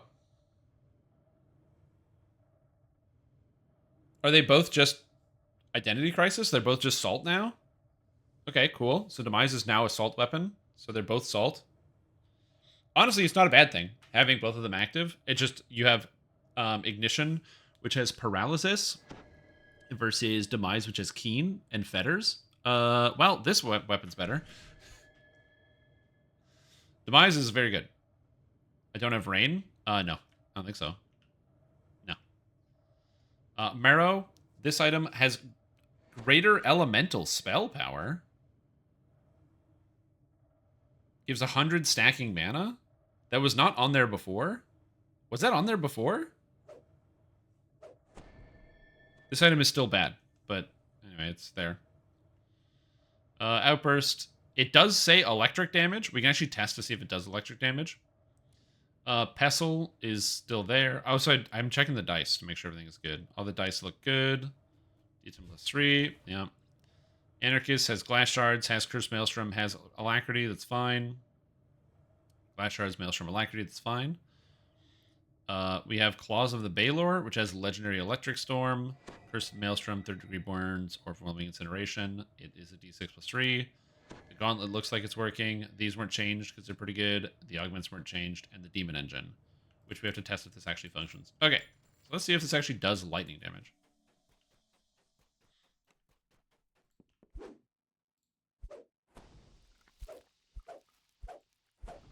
I am straight up lightning damaging these things, so that's cool. So the next step is, what's something that is immune to lightning? And what's something that takes extra damage from lightning? Extra damage is an easy test, because we can just go underwater. Where is there, where's Korkaza at the beginning? Beginning of the raid. She's immune to lightning. Alright, we can test that. Flesh Golem? Yeah. Korkaza's right here. Yeah, that's fine. Alright. Hey, killing time. What's up? I can just go hit her. Yeah. Hey, let me load. Before Load the you raid. lies the chronoscope, an ancient relic that can be used Aren't to Orthons travel immune? back in time. Yeah, a lot of things are immune. Watch your step. Sarion calls from up ahead. Sarion addresses the group. This place This is more changed quite a thematic bit anyway. Since my last visit. He begins. These Orkaza should be immune to this. Dude, you can't even see it. It's so small. You can't see the weapon. Oh, it's so funny. Featherfall enchantment. You could use the Dark chance Hunter, to Monk, explore. Fighter, Razor Claw, Once we DPS secure with the using hand wraps. My chronoscope. question. Speaking of which, I can still the take chronoscope monk itself levels if appears I to be took heavily one barb warded. and then the lesser plus one. You have to Whoever change your did it must be a alignment. Also, powerful what's your main spellcaster. tree gonna be? For now, stay close to me. Because if you're planning on using Tempest, I hope you know that hand wraps don't work with the Tempest tree. Literally nothing in Tempest works with hand guard wraps. and tattered wings, the architect of the situation flies down to greet you. So I can shatter your dreams. The mad? But she was Shattering slain. dreams. Gasps Sarion. The Dracolich almost seems Yeah, to also the be Razor Claw stuff response. uncenters you as well, so then you can't use any of the monk abilities. So you can't use any Tempest abilities or monk abilities with your build. wouldn't want to forget So I just how want to make sure you far know the that journey was before you after all. spend, and you also need a plus, you need an Yes, alignment change, I was because you need to make your character lawful. So you need a +1 heart, and you gotta make your character lawful. If you know how. You can't really be thinking of tinkering with the chronoscope. Can't really be thinking of tinkering with the The chronoscope. time itself, the risk. You can't. Oh, yes, actually, you'll also need 2 +1 hearts, because you're only going to be using a You 2 are fighter and half 6 monk. right as usual, young one. Corkaza chuckles. as Alright, she come on, flies off. dude. Let's go. By the dragons above. Hurry up, Corkazer. Sarion I don't roars got as he time for shifts this. Into his original form. The chronoscope Max is activated. sneak attack. Cycling Okay. backwards. Is there a reason why you want to use a Razor Claw? Razor Claw doesn't get any sneak attack damage. You also, yeah, you would need a +3 heart or 2 +1s. Corkaza lands to the north and begins Okay, invading Corkaza is taking lightning damage. The chronoscope reacts to the chant, spinning faster and faster. What? Corkaza greets your arrival. Welcome to my grand experiment. Is she immune to lightning? Results will be historic. Though I doubt anyone will ever know of your role, vital as it is. For the world Is will she only not immune on see normal? my final draft, and not what was edited out. How do I...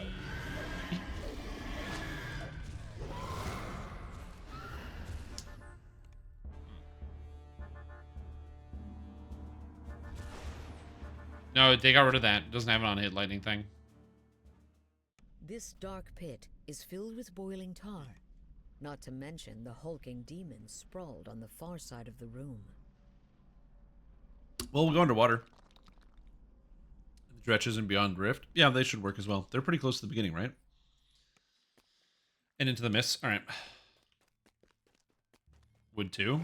That Hezroom might not be immune to lightning because it's like a special demon thing. Update has threads. 41.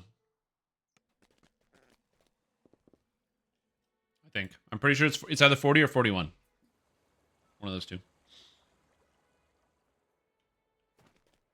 Also, you're not going to remember. Just write it on a sticky note and put it on your monitor. It's going to save you time. Okay. Let's go to Lost at Sea. This will be an easy test. Also, I'm an idiot and I didn't heal.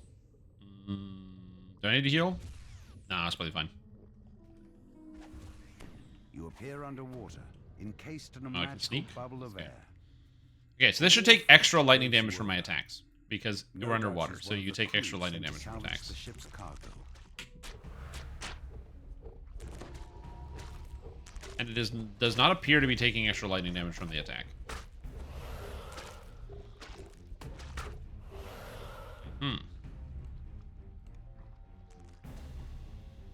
Yeah, also you can only buy 100 threads at a time.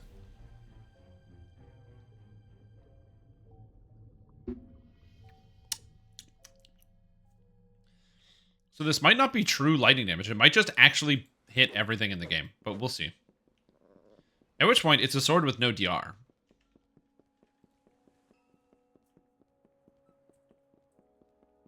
And it does lightning damage, so it's kind of thematic. Okay. Where do we go? Where do we go?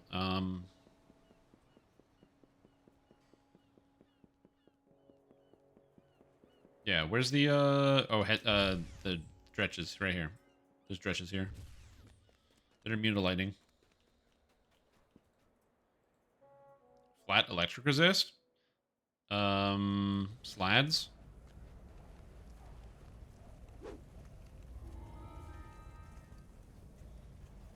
Probably. Enhanced Blood Rage. I don't believe any of the weapons have Affirmation or Enhanced Blood Rage. But I also don't entirely recall. So, I could be wrong, but I don't believe they do. This is unlike anything you have ever seen Speed. before. Mountains of stone float in the air, tethered together by huge strands of webbing. Can I skip this whole thing and go to the dretches right away? You can see signs of life clinging to them. I don't think I can climb this. A voice in the distance calls to you. Take heed, friend. I think if you have a dash, you can get around, but I don't have a dash.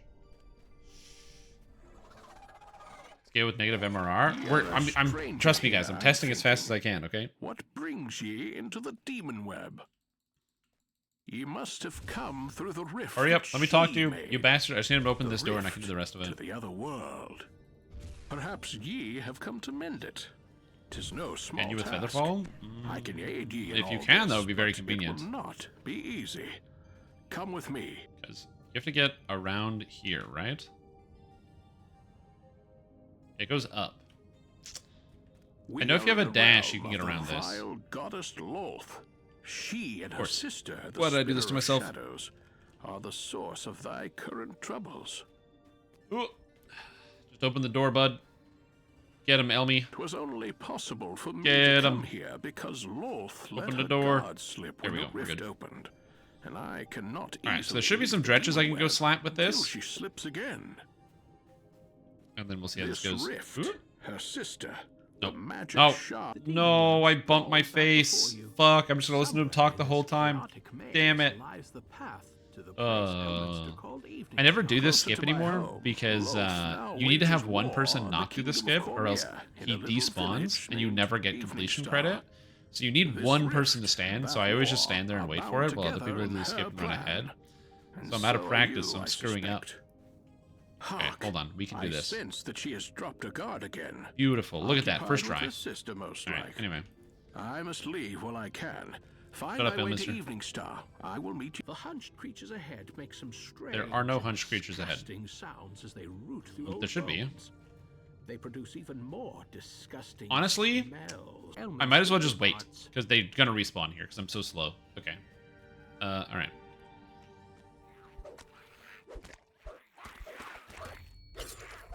These are not immune? They're just taking...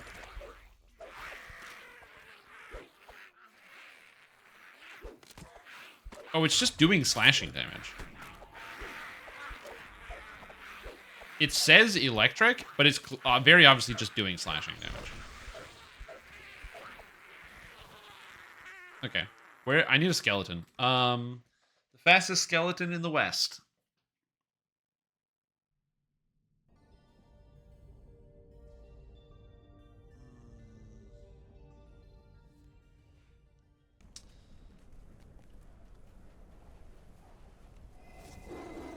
It does say electric damage in the combat log, yeah. Slashing at splits oozes? Well, isn't that amazing? Skeletons. Skeleton.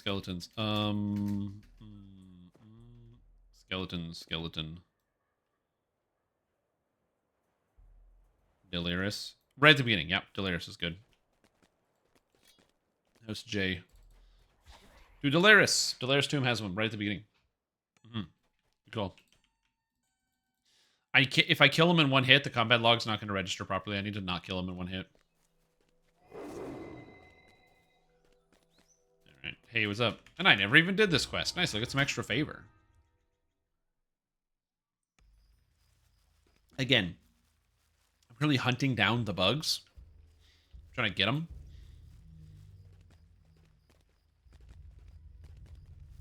I'm trying to find every bug in the game. And then when I find every bug, I'm going to report every bug. And then I'm going to be Captain Bugman. I got bugs in my house, okay? I got friggin' bugs all over the place, all over the ground, all over my eyeballs. Okay, let's go. This Stellara module is narrated. Alright, so here are skeletons here. Combat log.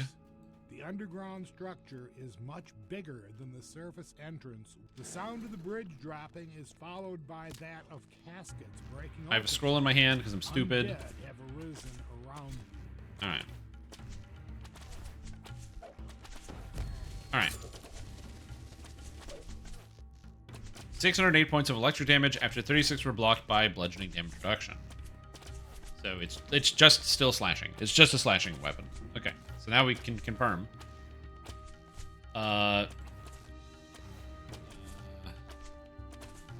Outburst says it does electric, and in the combat log it reads as electric, but it's still slashing. The damage is reduced by skeleton, DR, dretches, and other lightning immune creatures are not immune to the weapon, and its damage isn't I can't type, increased underwater. It's just a slashing weapon. Alright. You want bugs, Borderlands have beetles? Mm-hmm. Okay, so there we go. So this weapon doesn't work. So I'm glad this has a lot of bugs. Well, I'm glad I didn't test this out then, because that would have been annoying. Which means we're probably just, there's not a lot of stuff to look at or test. None of the class changes are fixed, or like are coming through, so there's probably all still the same class bugs from last week. I think of is that it benefits from armor reductions? Well, it's not. It's not going to. It's just slashing damage. It says electric, it's just dealing slashing damage. They just changed, like, I think they changed, like, the text or the display of it, but it's still dealing slashing.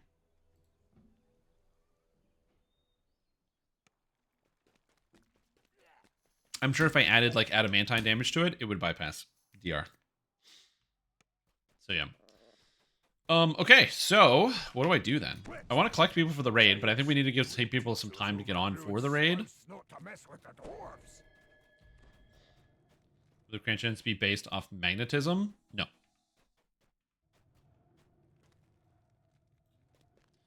There aren't a lot of benefits for being electric, but if it is electric, it should be doing electric damage, which it isn't.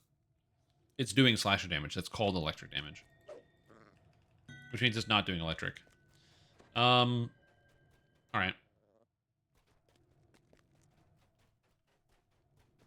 So what do I do now?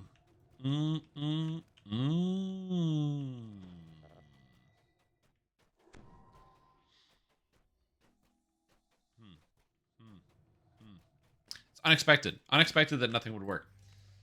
Well, you know, sometimes... oh, the rune arm. The rune arm. Shit, I didn't test the rune arm. Great Club are the same size. Oh, are they? Amazing. Walker Tech. I didn't unlock it. You know, I'm working on these things. You unlocking all the things is a work in progress.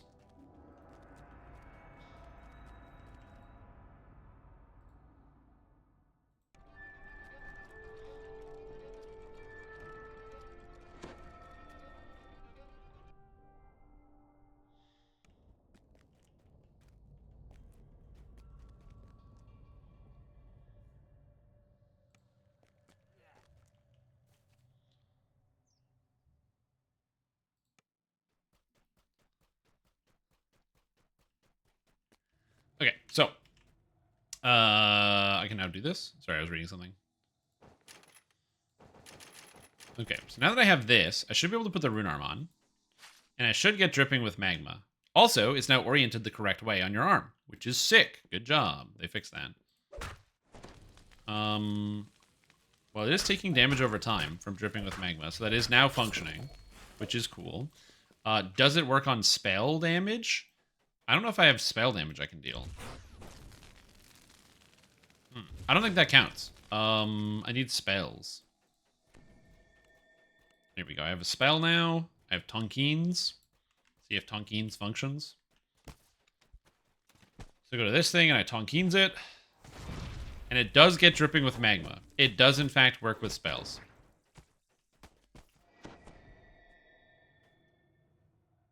I could have just started charging the rune arm, too. Oh, it's a fire blast. Okay.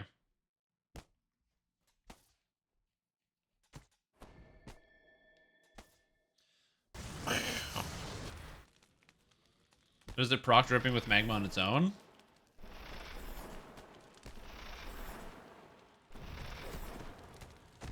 No, it doesn't.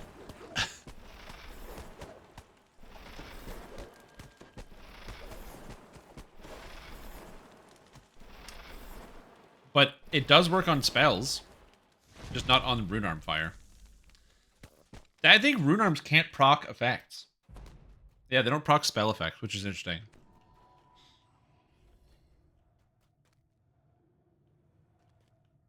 So that's interesting. Well, the rune arm's good, so I don't really have an issue with this. It seems powerful. I can't wait to see people use this. Will they? I don't know, but it's strong. It's a really strong item.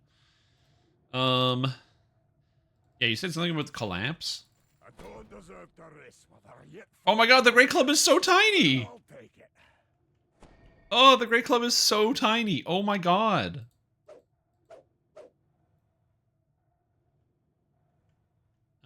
Okay, that's also going to be... What's this called? Collapse? Oh my god. Collapse is also a very tiny Great Club. It's honestly smaller than many clubs in-game. Many non-great clubs.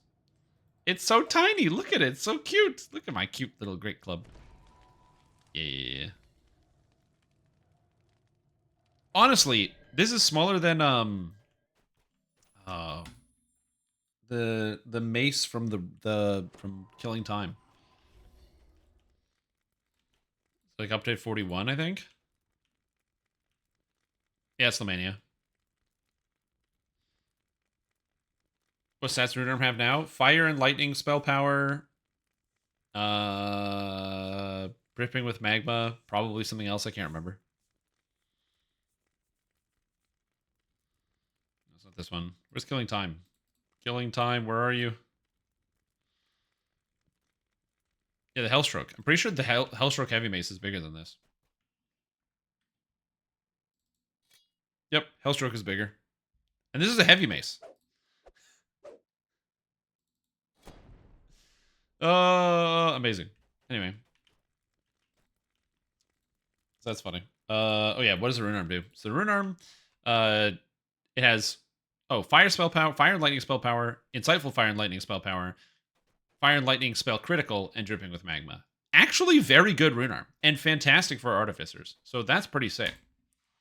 That's a great effect, because Artificers need Fire and Lightning spell power, so the fact that it gives all of that is very cool. So big fan of that. Okay. I don't really have a lot else to test on this character, so I'm going to log out of this character. So now, I think I'm going to get a character prepped for the raid, and I think I want to prep my Bard. I need to change up some things with the actual build, so I'm going to change up some stuff to fix it up, to make sure it's prepped properly. The properly prepped Bard for the raid. That's a Holy Fireball Rune Arm. It's lightning, not light. And then we'll see if we can get people together for the raid. And hopefully it'll be good.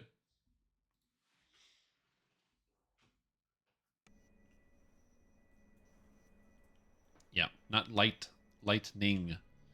There's a cat sprinting in the air. Because I need to change up this build to have more DCs. And I definitely want to do that. There's nothing I can really change here. I think this is fine. I think this is fine. I think about this stuff is probably fine for the most part. I don't think I need to change anything here. I mean, I wish I had an extra point. Oh, wait, I do have an extra point. I have an extra universal point. How do I get it? I gotta go to Sharn, right? Sharn.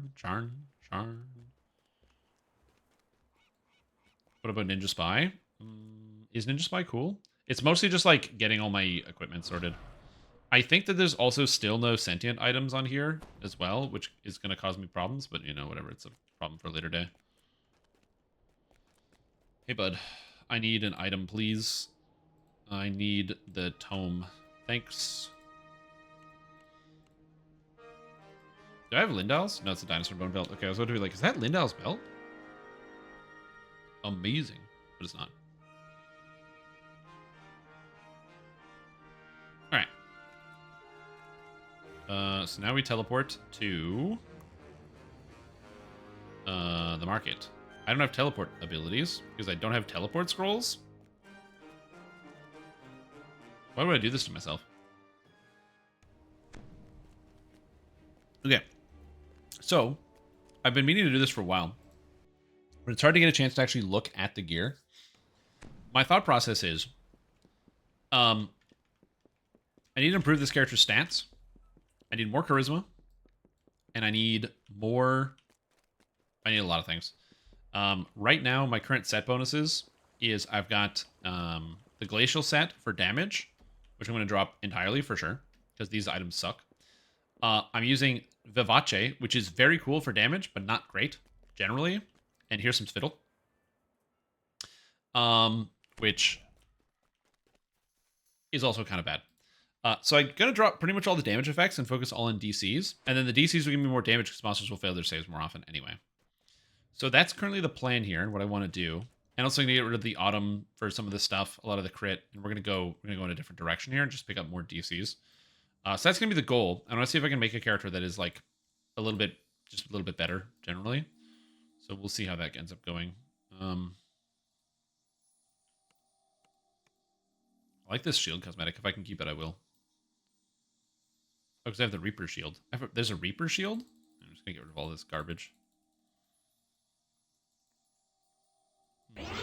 Dinosaur boots and gloves. Are you stealing my gear? That Yes. will be $10. I am literally directly stealing your gear. I just need inventory space. You inspired me. You kept sending me over and over all these things. And I'm like, man, maybe I could make like a really, really crazy build. So here we are going to try to make a really crazy build. Okay, I'm just going to delete the compasses, delete this, delete that. What is this? Don't care. Don't care. Don't care. Okay. I have a full backpack, so let's go. So there's two questions you have to ask yourself. One, what set do you actually use? And the Morgrave loot is pretty cool because you've got a lot of different interesting sets you can get out of it. First, you have the general Morgrave set, the Forbidden Knowledge set, which is +3 profane spell DCs and +3 profane all ability scores, both of which are quite good to max out your DCs. So you really want the Vecna gear. And then you actually have the set bonuses with the Lost Purpose, where you can go into here and get the different sets, and you have the different options. So you have like Heart of Blades for repair spell power and other stuff. Yeah, the legendary ones. So Legendary Heart of Blades, which is not good. Artifact bonus spell DCs and crit chance, which I don't super want. I want artifact spell DCs and artifact ability scores. I don't know if that set even exists. I have artifact spell pen, artifact spell DCs, and artifact ability scores. Well, that looks like I want. Keeper of the Coffin. That's pretty much everything. So we want the Keeper of the Coffin set. Is there a better option than Keeper of the Coffin? I don't think so. I think Keeper of the Coffin is the way to go. Okay. So I gotta pick up Vecna loot. You have 5 Forbidden Knowledge and 1 of the other ones? I believe so, yes. So legendary items, we're going to go with the raid loot, because the cloak is obviously too good. You have Unsanctioned Arcana, which is Insightful Spell Focus Mastery and Quality Spell Focus Mastery. Or you have Sacred and Quality. Now, I think this is going to be the best way to go about it, because it also gives you Null Magic Guard and other stuff. I think this item is just too good to avoid using, so we're definitely going to use that for sure. And then you have to grab the other 2 items from Morgrave University. So we'll go with legendary items. Yeah, they fixed the Rapid Slash, that's correct. Because the other items you can use for cloaks, you have the Researcher's Cloak, which is pretty good, but is not the same in terms of just general quality. You have the Mage Hat, which has Spell Focus Mastery 5, which is not as important, because you can craft whatever stat you want.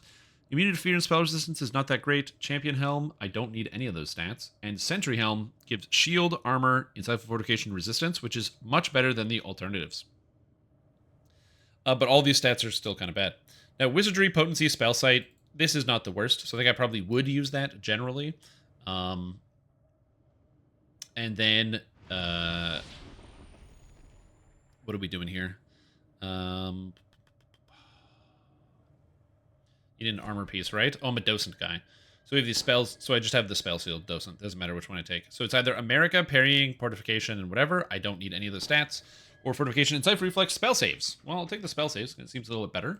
And I can craft the set onto here. So I can craft the set onto all of these items. I think for right now, I'm going to take my old gear, and I'm gonna delete crap. Get out of here. Again, I'm going to be using this for the raid. So if you're like, are you just mucking about and making a gear set for no reason? No, there's a reason. Why did I lock all those Vila cookies? Okay, I don't have a reason for that, but that's not the point. I also need to figure out how to get all of the stats that I need, because this gear doesn't come with too many stats, but we'll cross that bridge when we get there. Okay, so we're going to have these 3 pieces for sure, and I want the set bonus. And then I also want to go for the 5-piece Vecna set. Now, getting the 5-piece Vecna set is going to be, or the Forbidden Knowledge, is going to be a little bit harder, but it might not be terrible. I'm just going to grab items I think could work. Melody Bulwark could work.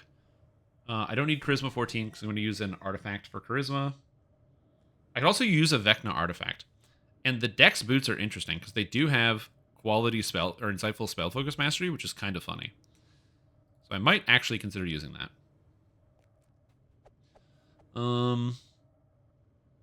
Library card also has insightful spell focus mastery, which might change up my choice of artifact.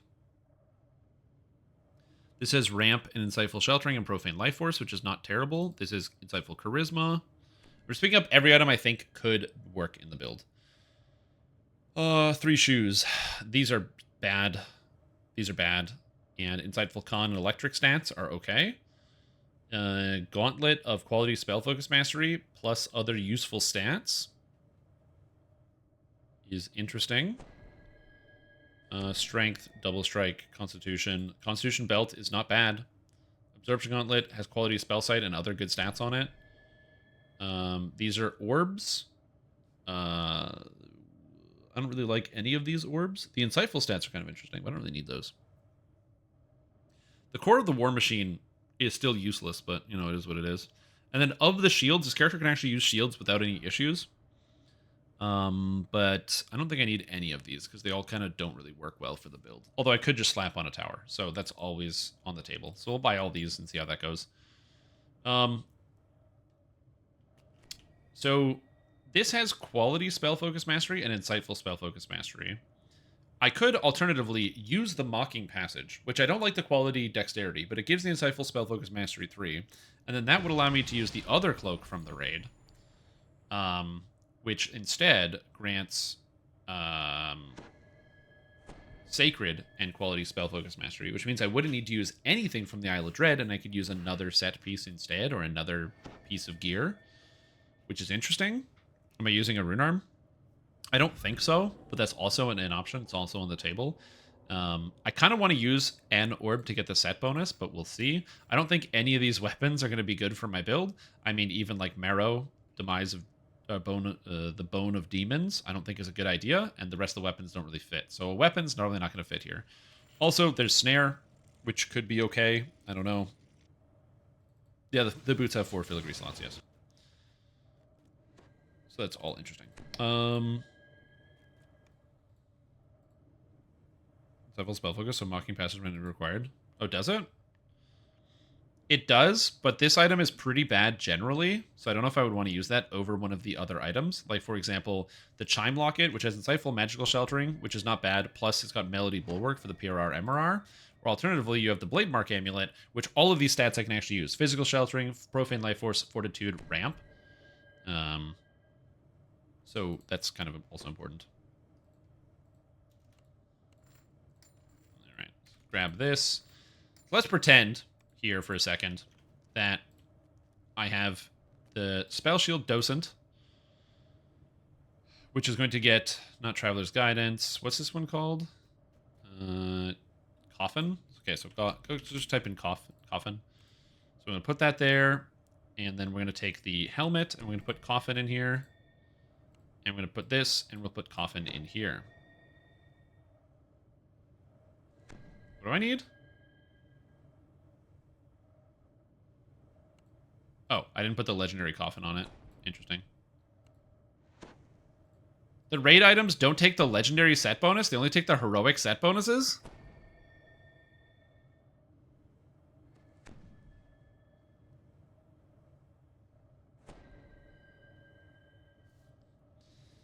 Well, I found another bug. It looks like the raid cloaks only take the heroic set bonuses and not the epic set bonuses. Well, okay.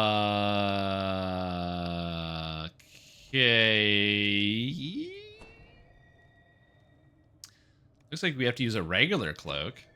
So let's take a look at the regular cloaks. I really didn't want to do that. That's annoying, but okay. So you have the Researcher's Cloak, which Insightful Potency. So you get Potency, Insightful Potency, which is not terrible. Defender Cloak, which gives False Life, Healing Amp, Quality Resistance, Life Sealed. Honestly, all of those stats are pretty good. We're going to have to do this one. Interesting. So that heavily impacts the build, because the Raid Cloak is so much better. But alright. So let's do this and pretend. So now I have no DCs, no quality DCs. What does this look like? Also, the hat that hasn't been changed in color.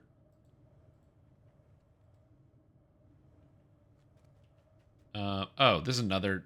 I don't think they can change the University Mage's hat, but they didn't palette swap the hat. So I guess you just don't use the hat. Because they didn't palette swap it. So, alright. Okay. Sure. Whatever. It is what it is. Okay. Well, the... Also, this only has positive and negative amp. It doesn't have ramp. Damn it. Why do I play Warforged in video game? I play Warforged and I always get shafted. Huge mistake, dude. Huge mistake. Okay, so I definitely need Insightful Spell Focus Mastery. Quality Spell Focus Mastery. So I was not going to use the Control Gauntlet, because I was already going to get Quality Spell Focus, but I need that, so that kind of has to go there. You also really want Insightful Spell Focus Mastery, which means you're either using the Mocking Passage as your artifact. This has Insightful Charisma 6, which is perfectly fine. I like that. You got the Mocking Passage, or you have the Library card, which are both options. I don't know what you would need the necklace for, but that's interesting. The Profane Life Force isn't terrible. I'd still like to use an Isle of Dread thing, because I don't know how else you get Sacred Spell Focus Mastery. Oh, that's a trinket. It looks like a necklace.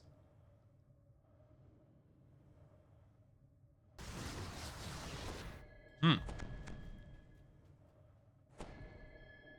I need one more piece of the set. And these are necklaces. That has Profane Life Force, Insightful Physical Sheltering, Ramp, and Fortitude. And this has Vitality. So I can actually use this as well. And this gives me stacking. So now I have Profane Life Force and Vitality and the Constitution. Insightful Charisma 6. I still am left open with a Dinosaur Bone crafting thing, so I can use Dino Bone crafting as well. This also has Potency, Insightful Potency, and Magical Efficiency. Spell Resistance, or Insightful Spell Resistance. Do I get Spell Resistance anywhere? I don't have Spell Resistance on anything, but I might be able to get that from another piece of gear and have Spell Resistance and Insightful Spell Resistance and Quality Spell Resistance, which is not terrible. So now the build has +3 Artifact all ability scores and +3 DCs, and +3 Profane ability scores and +3 Profane DCs, which is not bad. And then I need Charisma and Quality Charisma. Where do you get Quality Charisma?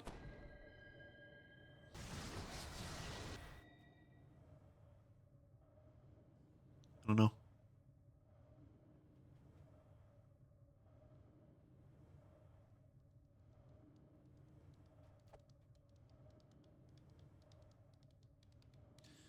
I don't even know. DDO Quality Charisma.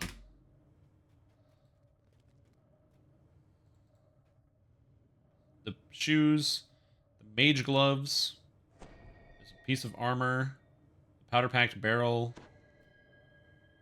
the sunken slippers.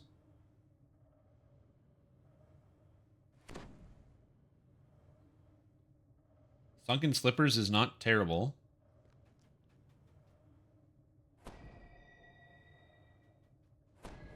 Epic Devil's Handiwork is technically an option. Okay, so the Sunken Slippers is the play, because it gives quality potency as well. So that seems good. And then you also need an Isle of Dread artifact as well. And then you have to figure out weapon and offhand. And is there any other sets you want to run? So the only other sets I can think of is Sora Kel. So Wrath of Sora Kel DDO. Yeah, there was the legendary set. So the legendary Wrath of Sora Kel set is spell power, imbue dice, and physical resistance rating. Oh, you actually don't need that set at all.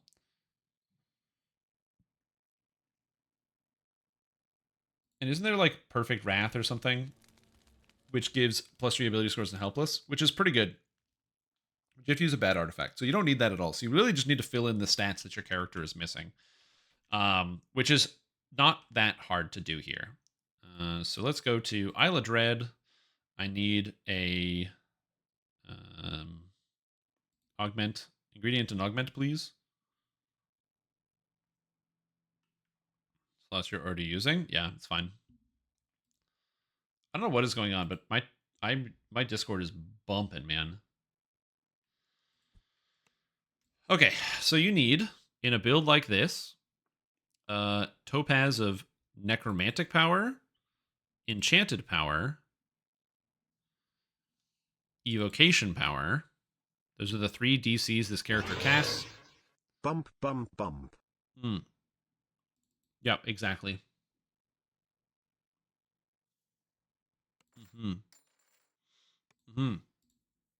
I just hear like all the bleeps going in my ears.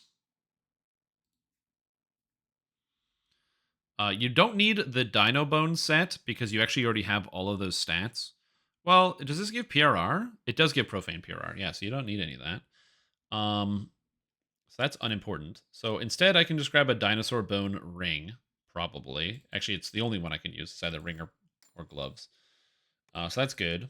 And then I still have to figure out what weapon I want to use and what offhand I want to use. I do like using the orbs, which would save me a slot on the set bonus here, but I also could just freely use whatever item I wanted. I could also just go and grab like a winter set item, like the Tower Shield, and become extra defensive. I don't know how to get more DCs out of this build, because I'm going to have Sacred here in just a second. But yeah, we'll figure that out, I guess. So we'll go with Charisma, which is good. I could also just Dinosaur Bone craft something, but I also, again, don't know. I'm not sure what the best course of action is for that. This is an item, so I don't really need the spell crit damage, although it's not a terrible idea to pick up. Just go with like Sonic spell crit damage, so I have it.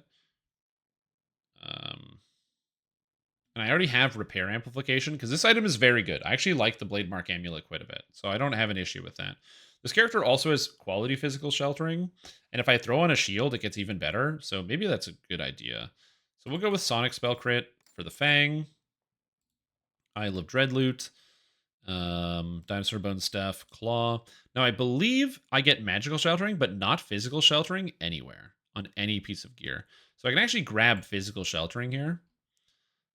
So physical resistance rating, which gives me 40, which actually goes higher than what you would expect. So that's pretty good. And then we grab the horn, which has to be sacred DCs. So grab the sacred DCs here. So that's the Dinosaur Bone crafted item, which is not terrible.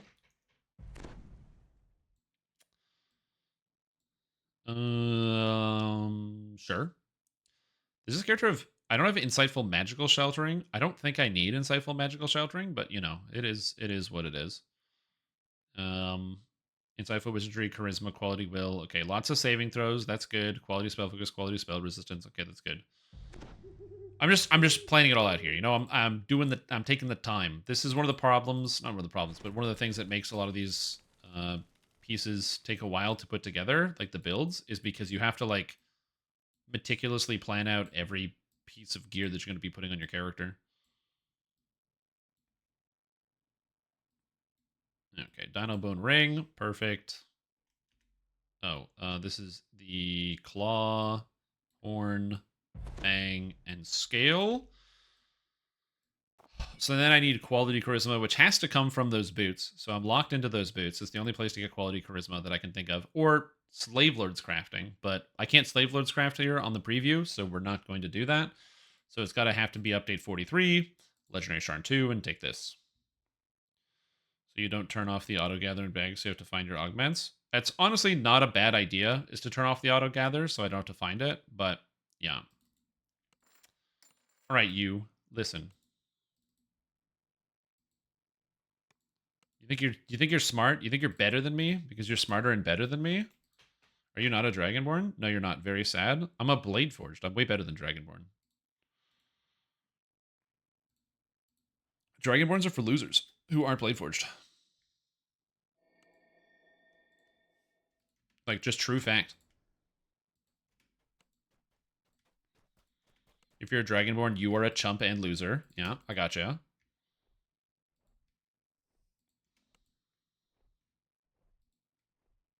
Because you're not a Blade Forged. I'm listening. Quality Charisma can come on Goggle slot? How do you get him in the Goggle slot if you're a Dragonborn specifically? Am I missing something? Oh, because there's the Dragon Eyes from Newcomers. I can't get those on here anyway, so I wouldn't be able to test it out. Also, I'm pretty sure you... Oh, can you... I guess they're Dragonborn exclusive. Yeah. It do be like that. Well, again, I have to flex on people by being cool as hell, by being a Blade Forged. So, you know, that's an important part of the character. You got to be a Blade Forged. All right. I wear 4 pieces of gear left. So if I wanted to do this, a legendary dinosaur bone crafted weapon's okay, but is there something I can do that's better than dinosaur bone crafting for a weapon? Like right now, I'm still missing all the filigrees for my charisma. I got charisma, insightful charisma, quality charisma. I got artifact and profane charisma. I don't have exceptional, so I feel like you should probably have Isle of Dread. Now it.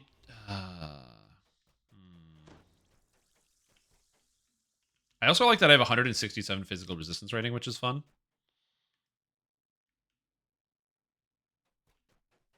Or festive. Yeah, I got to get those out. I have all the augments, fortunately, which is good. I think I will have to do a piece of Isle of Dread weaponry. I don't necessarily need a piece of raid weaponry, but I do think having a weapon is probably the go-to play here. So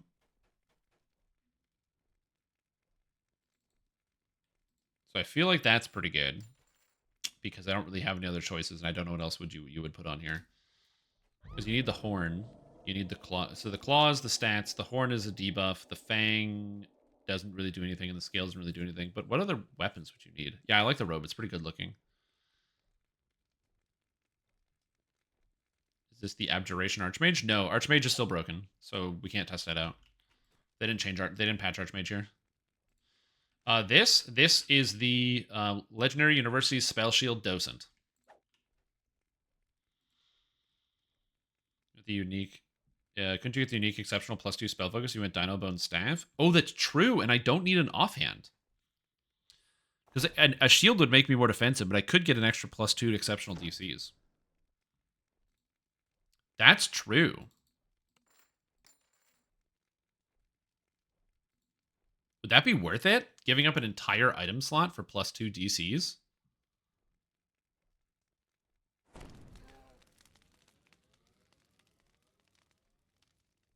I want to say probably. Because that does seem really good. You have meme levels of defense. Well, because, yeah, only if you're going DC focused. I mean, I am pretty DC focused, and that's +2. And they give you +2 DCs and nothing else. Yeah. Probably.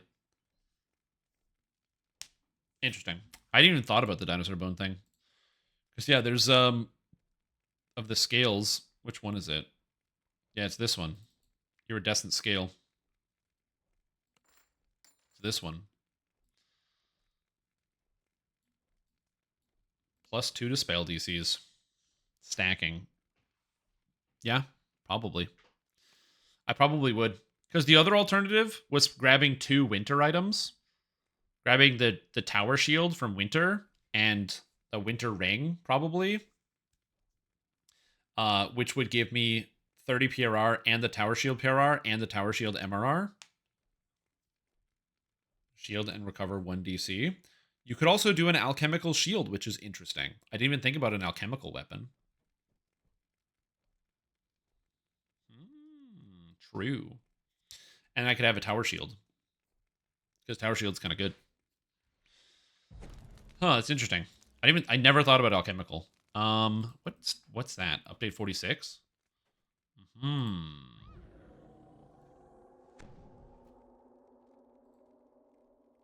No, that's not these. I don't want these. Update 47? Raid loot? Alchemical buckler tower shield. So you get the legendary alchemical tower shield, and then you just craft it. And I believe to craft it, you just need threads, right? So I got update 41, and I just got to buy 1 million threads. So buy like 1 million of these. Because all my threads are in the shared bank, and I don't have anything in the shared bank on me, so we'll just do this. Just craft all of this.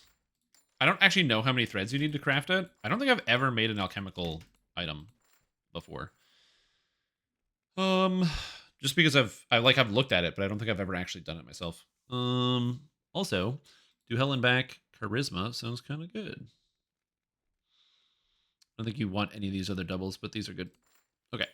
I'm just gonna grab more threads just in case I need more. Because I might as well also put my filigrees together.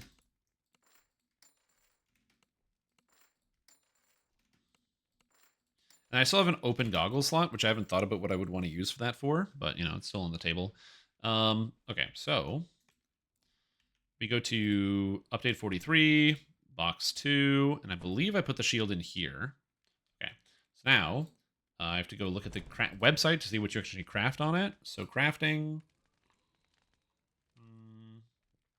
alchemical crafting. Okay, so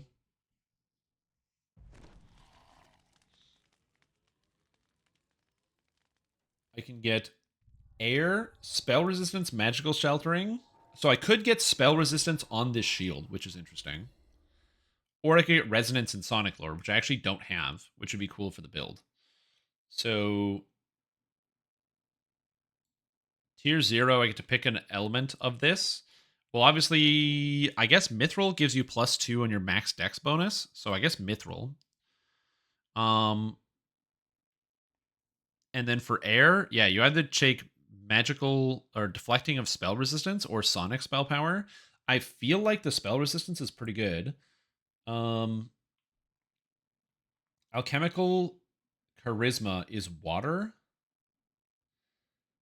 And then I would get spell pen. Oh, do I have spell pen in my build yet at all? I don't think I have spell pen at all, which is really nice to have. So that's going to give me spell pen, which I didn't have. Okay. So I believe I'm going to go the more defensive route as opposed to the offensive route. That might seem wrong, but I think it's the right way to go about it. So we're going to grab spell resistance here. And then I need to grab water. So cold, alchemical, charisma. And then I need to grab tier 3. So these are, yeah, +6 to a DC, which is unimportant. I need to go water for spell pen. Because I don't have spell pen somehow. Now you might be wondering why you would go with a tower shield. And what the point is of that. This character actually uses... I'm not going to be using Fatesinger. I think I would swap out of Fatesinger to another thing. But I'm still going to use the Fatesinger mantle because none of the mantles I don't care too much about. And Sonato Serve gives you no arcane spell failure, which I need for this build because I wear adamantine plating. And so with this, I can actually whip on a tower shield. I have no arcane spell failure on any of my spells, and I get all of the defenses for having a tower shield equipped, which is not bad. Though the shield doesn't fit that well. This shield's okay. This is a tower? Oh my god. And it gives me the alchemical bonus to charisma plus the spell resistance. So now I have spell resistance 75, so I'm basically immune to magic, which is pretty cool. And I can swap around a bunch of this stuff, so that's kind of interesting. So I like that quite a bit. All right. Sick. I need to craft the Dino Bone Club, so that's important. I know this takes a long time, but yeah, you know, it is what it is. We're crafting here. We're crafting, you know, we're cooking, as the kids say. That's spell pen, but I already have that. I don't need that. So I guess I actually do grab the iridescent scale, which I don't need anymore. So I guess I don't need a scale on my weapon. Whoops. I guess I actually don't even need a dinosaur bone weapon because... Oh, no, I need the exceptional main stat. Yeah, that makes sense. Iridescent Fang is +5 all spell DCs, so I don't need that. So I guess we go with Melt Fang because there's nothing better than Melt Fang. It's the best one in the game. And then we go to Dino Bone stuff, Claw. We get the Charisma Claw, which is the Spark Claw. And then Dread, Dino Bone, Horn. And then for the Horn, I guess you just go with, like, probably Flame Horn. Because at least it affects my character, which makes the most sense. And we just drop it all in the club. Do this. That goes there. That goes there. That goes there. This leaves me with a ring and goggles. I do not have insightful or quality constitution. I can augment the insightful, and the quality would be nice to have, but I don't necessarily need it.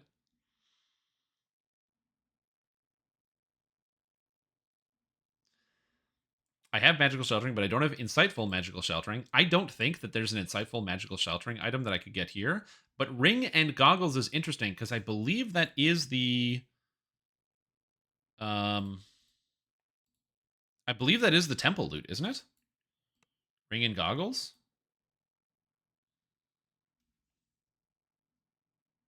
Oh, I also have these items too.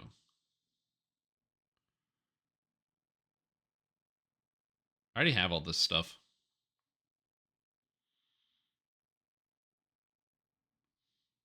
Man, these items are so dense and they're so powerful. Update 59. Huh. Oh, the items from the Temple of Elemental Evil aren't in the game. How fun would it be if some slips forced you to roly-poly and get to the bottom after one tumble and get fall damage? Interesting. I don't know. You could... I mean, they could do... What am I looking at?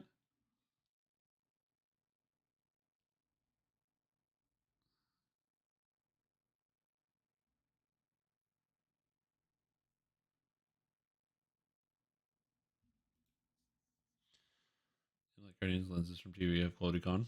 Yeah, I can't get them. I can't get Temple of Elemental Evil items. So that's interesting.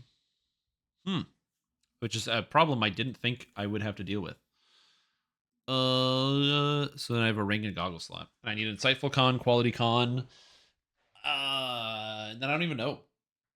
I got 2 open slots. Unfortunately, there are no winter goggles because there's no set goggles I can get anywhere else. But yeah, it's very fun.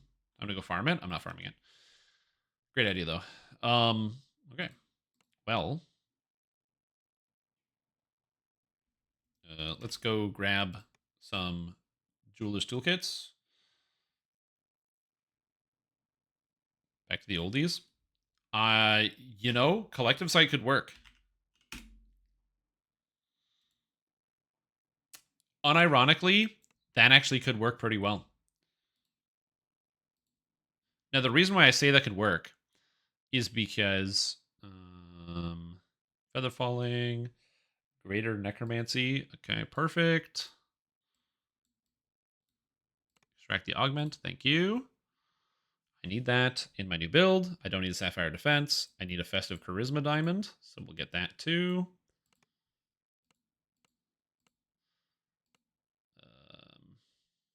I don't need Epic Litany of the Dead, but I do need the Topaz. Perfect.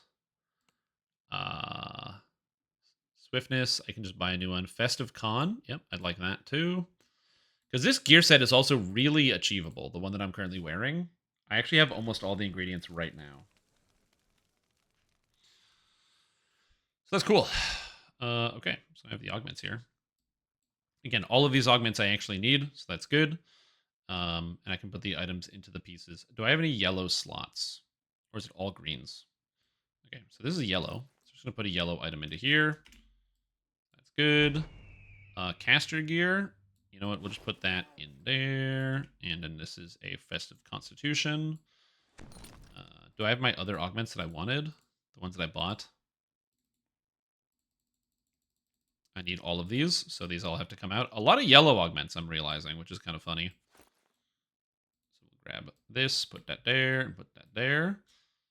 Also, pretty much everything I have is part of a set bonus, so I can't really use, like, a smaller, like, set or whatever, which is also kind of funny. I mean, I guess I technically could, but... Raid is harder overall, 2-minute death timer, plus more Baylor ratio, just versus way lower damage, though. Oh, that's good. You know, now it's 150 to 200,000. That's going to take a while to kill, because you can't instantly kill him. So unless you have a lot of damage, just sending one person around might not be the best idea. It's going to take a much longer time to kill. Which I'm not saying is a bad idea for them to make that change. I think that's really cool. Like, just... I'm thinking about the planning. Like, it's a bad idea to send one person to go do the job if you think you might need more people.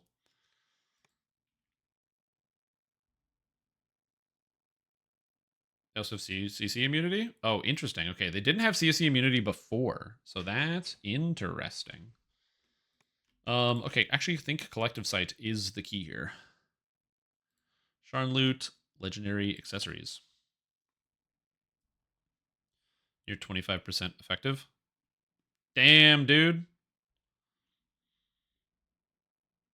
Yeah, I'm gonna run the raid soon. I'm gonna grab some people. I just wanted to, like, get this character ready here. Which means I have an extra ring slot. What do I want on a ring? I can augment dodge. I don't need a Shattered Onyx. I have all these stats.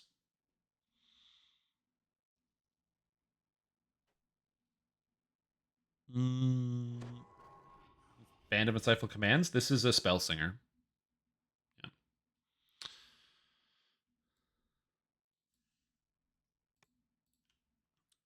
I have every caster stat. So that's already taken care of. So I have every caster stat. The Collective Sight is going to work double duty here because I can get Dexterity, which gives me more reflex saves, and I can get Insightful Constitution, so I get some more stats. And also, the Collective Sight can take a set bonus augment, and also the Collective Sight gives me Temperance and Belief, so I get extra magical resistance rating because I don't have quality magical resistance rating. Lob Ring? I could use a Lob Ring. True.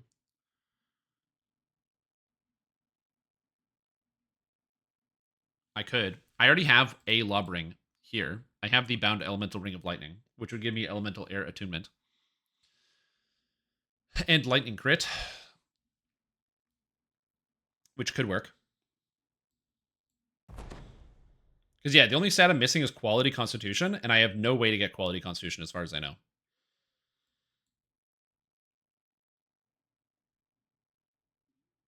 But, yeah. Anyways, I need Sentience Toolkits. Sent Slavers. Yeah, I don't really want to farm Slavers on Lamannia, but I do like your suggestion.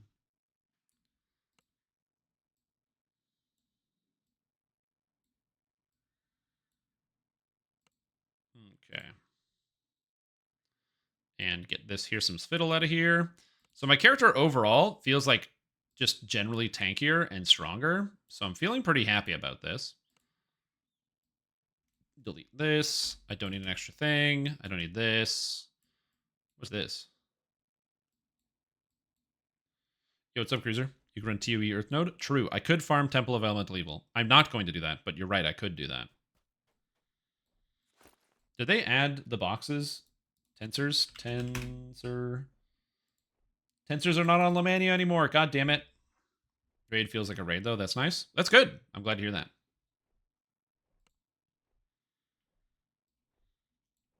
Yeah, I found some bugs with the raid loot. So one of the bugs with the raid loot that's pretty obvious, like right away, is the fact that the raid loot, unfortunately, you can't put the raid set bonuses on it. So if you have any of the raid like cloaks, you can't put the legendary set bonus on them. Bit of an oversight. Hopefully they'll fix that, but we'll see.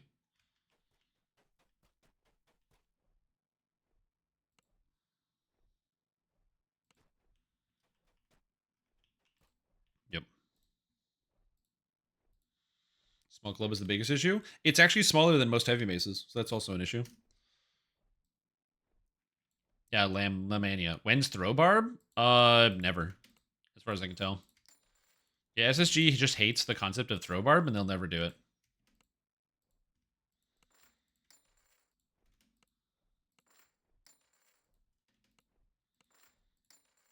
Yeah, this character could probably use that, actually, as a swap item.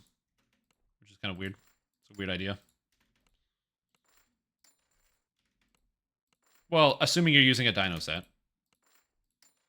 It's easier to swap a ring than swap your whole set, if you can swap a ring. And a lot of builds can swap a ring. Not all of them, but a lot of builds can swap a ring. I think.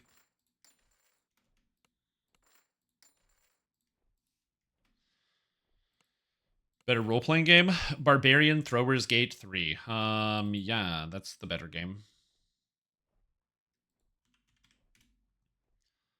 I don't think I have any... Oh, do I have 2 of these? Nice.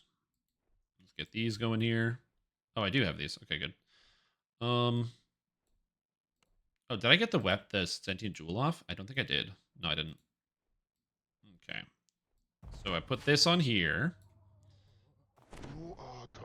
I put the Sanctified Fervor, and I put the To Helen back, Embraced by Light. And then we go to the ring. We put the Sanctified Fervor and the To Helen back, which is fine. I need more items, so I can boil them. I need to boil more items.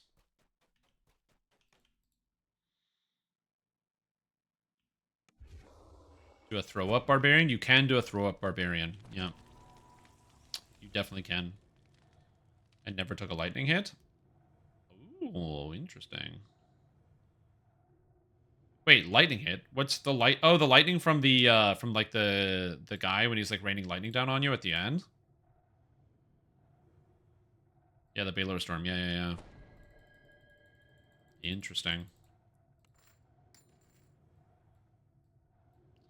I'm not maxing out all my sentient gear. I'm not a maniac, but I am going to put enough in here so I can do one thing. Did I take that? No, I didn't. Okay. This here. Okay, so that's done. And I'm just going to feed the rest into this. Get my next slot here. Feed. Feed, marrow, feed. I need these not. 5 of these is probably enough. I'd actually like way more than 5. I would like 2 more. But I'm not going to get 2 more. Thorough Romance? Yeah, he kills everyone, dude. He's not looking at the screen. People just die when he's there. Yeah, he doesn't know what characters are physically present. Okay. Willpower saves, these are bad. Bane damage for constructs. Fort bypass, assassinate DCs, vitality, legendary, action boost. Share the planes. How to cast faster. Reduce quicken. That's actually great. Cool.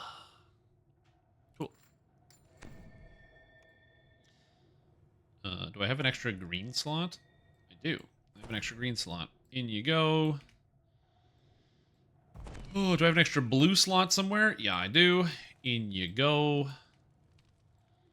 Here we go. I actually do need resistances as well. So we're going to go with resistance. And I don't know...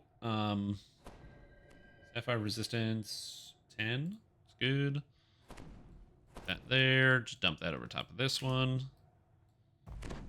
Love the books. I know, I love the books. They're fantastic. So we'll go into lava, including that True Soul jerk off. Good idea. That's what I did. I didn't launch him. Like, I shoved him. I just pushed him in the lava. That's what I did. That was my plan. Okay, so my armor class, I have no natural armor and no protection, so I can get more armor class for sure. Also, my dodge is 3. I only have max dex bonus 3 with this. Oh, it's because of my armor. Duh. Well, I might as well get the dodge then. Agility. So we can get the armored agility too. And then I can also get dodge. Actually, I give myself dodge. I don't even need armored agility, so I can just skip that. So I can go natural armor 12 and protection. You might be like, why are you actually using armor class augments? Because 20 armor class is really, really good. Like 20 armor class, very powerful. Put that in there. This isn't everything. I have a lot of colorless augment slots. I don't really have a lot of things to do with the colorless augment slots. But I have them, which is kind of neat. Never using clothes again, stupid monks. I mean, clothes are pretty good. Not gonna lie. Alright, just not kill at random. He kills with a demon, Butler says. Spoilers? Dude, you could have clicked that option a month ago. Okay, so I need filigrees. Why does it do this to me? I need Eye of the Beholder filigrees. What box are they in? I don't know. All I know is it's not box 2. Legendary Sentient 3. If it's in 1, I'll be upset with myself. It's not 3. I guess I have to check 1 now. Because if I don't check 1, I'll miss it. It is 1. I'm so happy I went back and checked this. God damn it. So then we need charisma, and spell power. Thank you, because you need both of these. And then we go here, and we go spell power, charisma, and then we go in here, and we go spell power, charisma. So this ring is done. I can just put that on.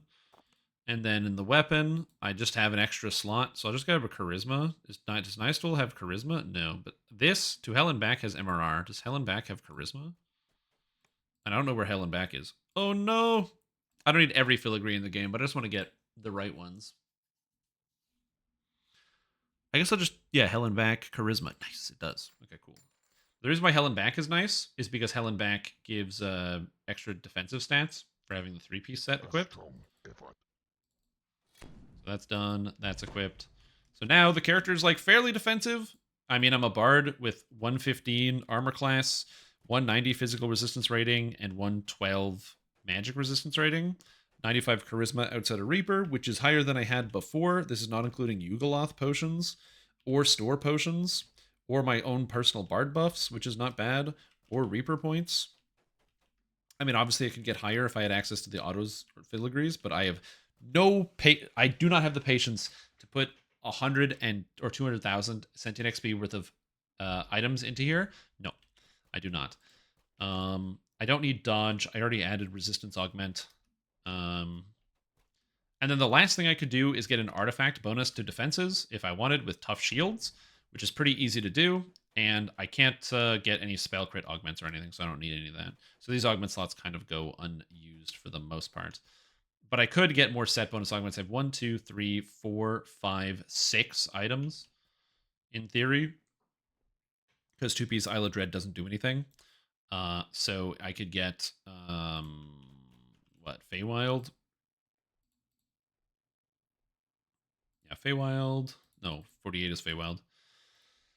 I could do, like, of the new augments. Oh, yeah, there's also all of these augments, which are pretty good. I don't need Crack Core, but Deathic Runestone is good. I already have null magic guard, so I don't need any of these. I don't need life taker. I don't need greater heroism. Hey Strim, Yo. can you feed a sentient gem with XP on it into a minor artifact? I don't know, but I can tell you in just a sec if you want.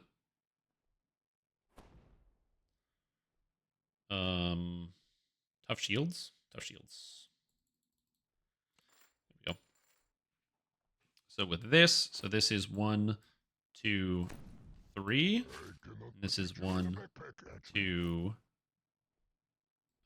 3. There we go. So this can take one of these. This can take one of these. And this can take one of these. Oh, I already put a yellow augment in here because I'm stupid and dumb. All right, good. I'm dumb and stupid. Oh, wrong button. So we go here. One there, and one there. Just cleaning up the inventory. And of course, I put an augment in here like an idiot. God. This is why planning out your augments and ahead of time and not just doing it on the fly is way smarter. Because if you're like me, you're gonna make a lot of mistakes like this. So this is the reason why I always do it on the I write everything down. I go into the builder and I plan it out bit by bit, so you never run into this problem. Because if you don't do that, you're gonna run into this problem. Then let's go kill them. Of having the wrong augments. How to cast faster. Greater Topaz of Enchantment. And I'm missing 1 blue, which is the resistance. Which, do I actually have a slot? Ooh, I might not have a slot.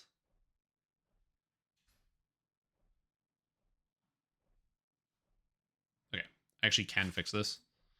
So we go here, get that out of there. Purple, red. Okay, there we go.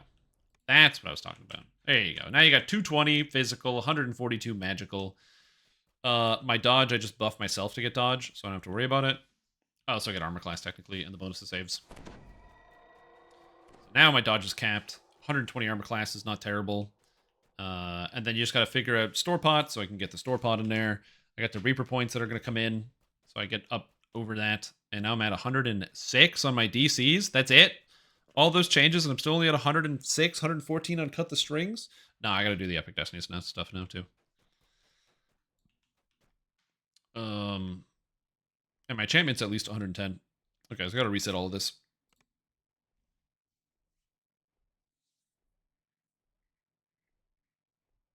So now, this build has to change because I want to use Magus of the Eclipse as the main tree.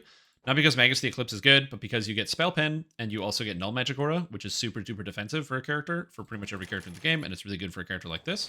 Minus Spell Threat is really nice, so I can actually take that. Fear DCs is fine, because I think Fear DCs affects Whale. It might not, but it should.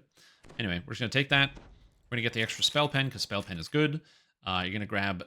I don't take the Mantle or the Epic Strike out of this tree, although I could if I wanted to, because it has no save on it, on the beams and stuff, but I don't really want to do that. So go with, like, what? Enchantment. There's Enchantment, Illusion, and Enchantment, Illusion, Necromancy. I kind of want all of them. So if I had to pick... I mean, I do like having Necromancy here. I don't know if I would keep Draconic. So we'll have to figure that out. I need Fatesinger, for sure. To grab some of these.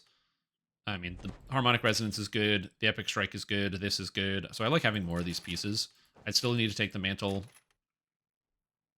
I don't know if I would actually take the Epic Strike here. So I don't know which Epic Strike I would use on this character. These are all interesting questions I hadn't really thought about. But you get the Fatesinger Mantle thing, +1 to all ability scores, and then enchantment DCs are important. Got Necromancy, I got Enchantment, and then I can get Evocation if I wanted from Macrotech, which I didn't unlock yet. Anyway, so I guess I grab the Epic Strike from Macrotech. I think that makes sense. Or I grab the Beam. One of these is true. Grab Moonlance because it's just easier to use. Get the upgrade for it. Get not Null Magic Strike. I don't want that either. Null Magic Protection I guess is fine. I get to pick a Meta Magic to be cheaper. I guess I'd turn on Maximize. So Maximize is cheaper, sure. And I still don't want like any of these effects. Dude, even with the Epic Strike, it's hard to actually get to the top of this tree. That's crazy to me. Anyway, just grab Time Stop, because Time Stop is good, and Intensify is free, and you don't need MRR cap, but the DCs are good, and you take an attack. 0 degree combat, it's just an attack, it's just good. And then you can get the extra DCs from Macro Tech, although I don't have any points. So, anyway. So now I got this. So I need the extra DC. So I took, what did I take? I took Enchantment and Necromancy. So now Whale is 99.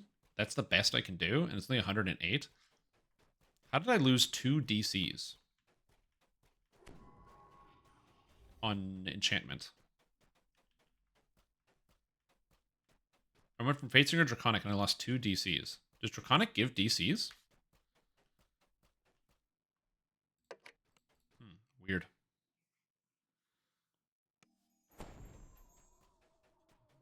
Yeah, I lost 2 and I don't know where. Interesting. Where are you, lady? I wanted to make a character that would be just a little bit more defensive and a little bit more consistent. That was kind of the goal with this build, was to fix up so it'd be a little bit more defensive and a little bit more consistent. I don't know how well I'm going to do with that.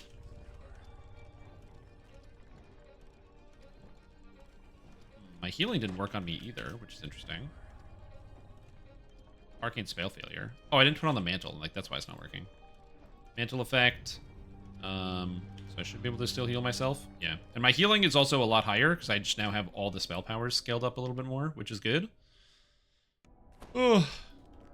Utilize for casting is rough. But it's so good once you get it all, man. Then you get to feel good once you have them. That's why I did all the caster pass lives on this character beforehand. Oh, my charisma went down by a bunch. That's why my DCs went down. I'm only at 96. How did I get extra charisma?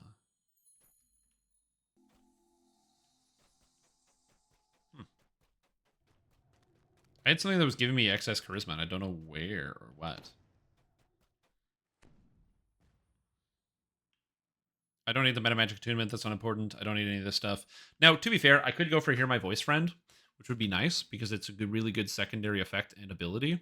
And I can pick up the threat reduction as well, which is nice. Or the spell cost reduction, which is also nice. And just grab Hear My Voice. And then also grab Very, Very Vocal, so I have that. And in fact, if I skip Very, Very Vocal and leave it at that, then I could go with Unyielding and still pick up Renew. And still have this. And stop doing that to me, game. Thank you.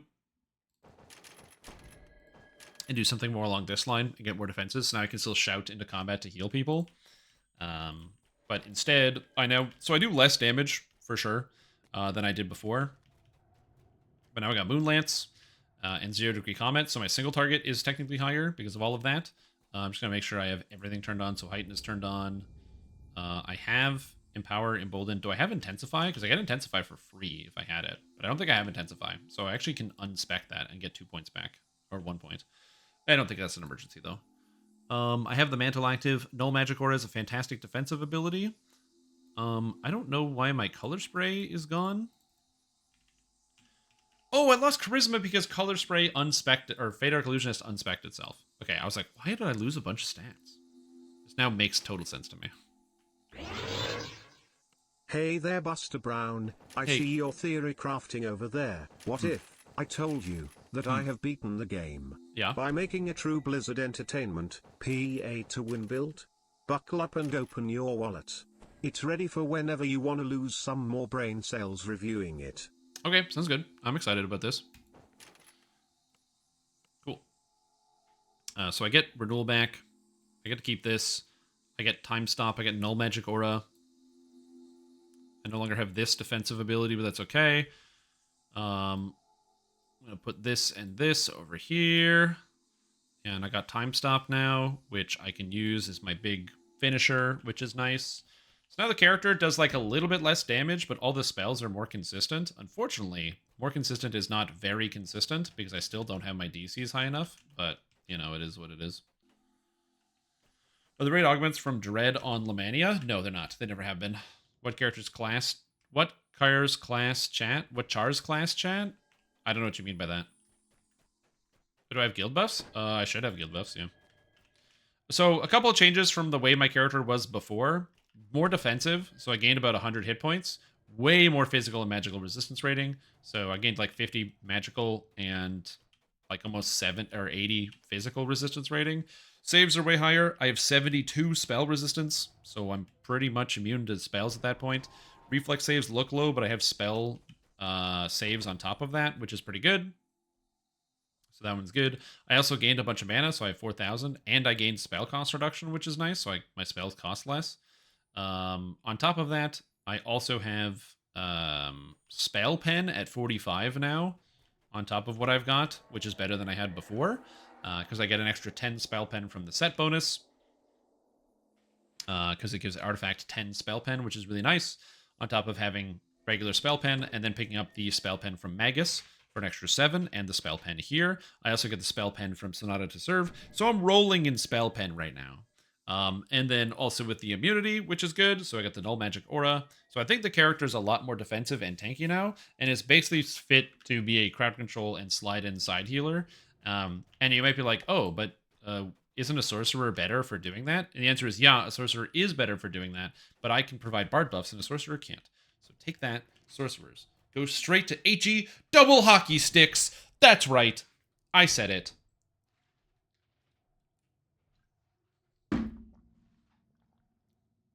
Also, what's up, Luminex? Yeah, this is my bard. This is my Bladeforge bard. This is my character. You might be like, why Bladeforge bard? I don't know. So the Charisma's 98 now, which goes up to 102 in Reaper mode. And DC on all my spells. Color Spray is still low, because I had to pick 2 DCs. I couldn't get all of them. But I got Necromancy, and I got Enchantment, that seemed like it would be the most important. 100 on Whale, though, is so low. Dude, that's so crazy to me. I have, like, everything that applies to DCs.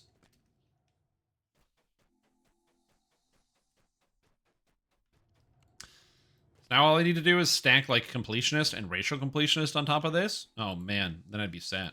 And also more filigrees. I could probably squeeze out an extra 10 DCs if I really tried hard enough. I'm not going to do that, but I probably could. Oh, then I got to complete the outfit. So, give me the new legendary items. Hold on. I need, okay, the tower and the Targe and the Rotella. Okay, which one fits here the best? Okay, so go like this. Ooh, that's a little big, though. Ooh. Yeah. This is the right one. Okay, so now... a 30-second potion to have +1 frame window to throw a 140 DC spell. Just for the 1 frame. Okay, so it's a frame perfect trick. I'll keep that in mind. Okay, and now I need a weapon that pairs favorably with this. So I need a weapon that fits this aesthetic. I don't think I'm gonna wear the goggles though. Also, I'm not gonna wear the hat because the hat's the wrong color. They didn't color match the hat with the outfit, so I can't wear the hat. So if you guys can think of a weapon that fits with this color scheme, let me know. In the meantime, I gotta use the bathroom.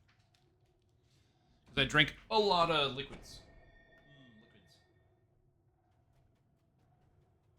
He says as he drinks more liquids.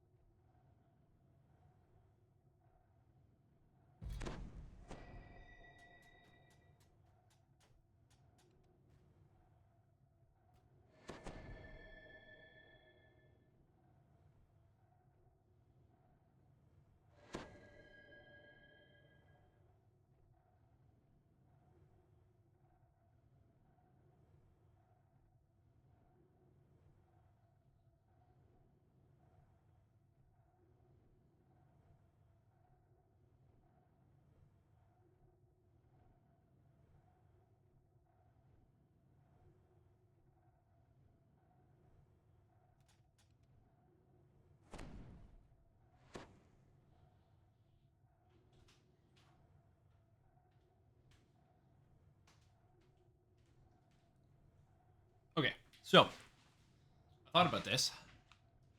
And I'm just going to make a notepad here. I'm missing 4 charisma because 2 from the autos filigrees and 2 from Yugoloth potions are very easily achievable for a character like this. I actually don't have... Oh, I know. I do have the Insightful Spell Focus Mastery. I'm missing 2 from the autos filigree set, and then I guess, yeah, that's it. That's all I'm missing for DCs. And I would also swap out this cloak and then probably use a different cloak than this one. Because then that would give me an extra trinket that I could use for whatever I wanted. But even with that being said, I'd be off by 4 DCs.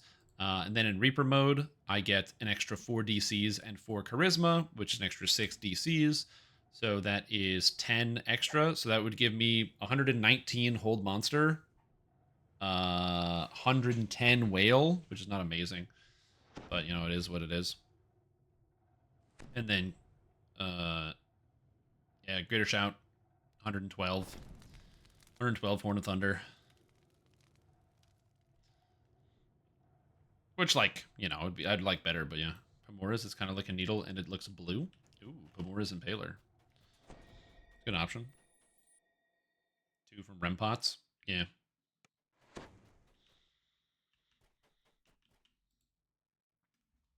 Anyways, Pamora's Impaler, that's 49? No. 50? No. 48? No. You want me to use the Gleaming Reliquary Scepter? You think that looks good? 53? Raid loot? I'll look at Pamora's and I'll go look at that. Would you have a good build suggestion for either a Pally, Barb, or Fighter for the shield or two-handed that can shred but tank R1 through the leveling process? Tank R1 through the leveling process will also shred. If you're playing with other players, yes, I do. If you're playing by yourself, no, I don't. Is my answer to that question. It does fit. I actually really like that. Good call.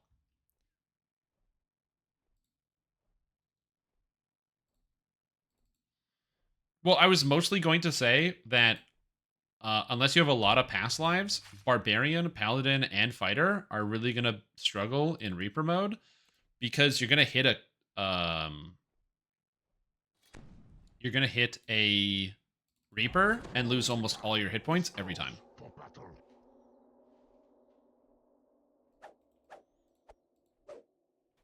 So as long as you're prepared for that, you're all right. There we go. Look, this works.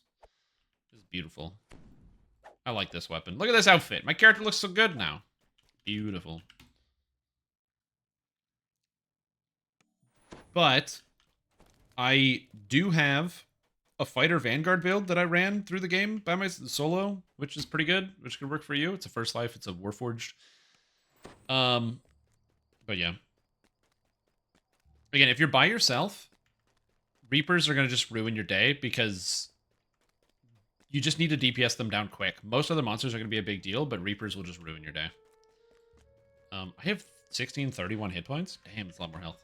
Oh, it's because I have Primal Scream. That makes sense.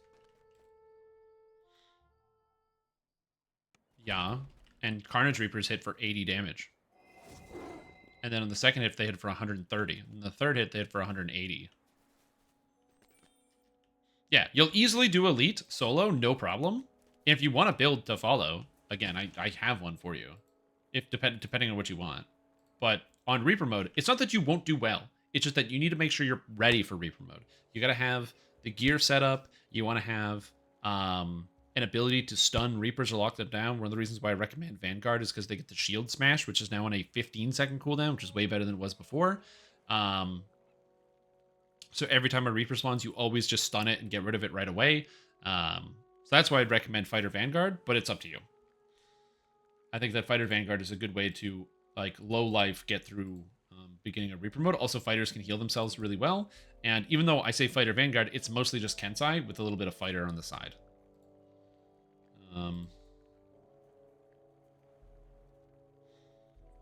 Where did I put it? I have no clue, but that's a different story. Let me find it for you.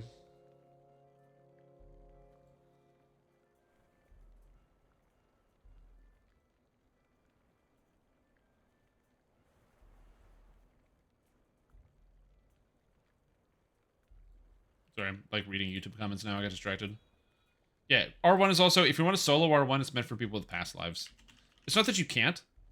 You definitely can, but the expectation should not be that you are going to solo it. Anyway, here's a paste spin of the build that I'm talking about. Okay. No. R1 from Blight to Melee. Yes, especially if you go from Blightcaster. Blightcaster destroys everything like it's nothing. So yeah. Not good. Just so you know, no melee class in the game will feel like a Blightcaster. Nothing. You're gonna be doing things at half of the speed at best, and dying way sooner. The thing you have to remember about melee is that you always get hit versus spellcasters where you rarely get hit. Because you have to get into melee range to engage a monster. Okay, is there enough people to do the raid? Do you think? I don't know. But this is the whole server.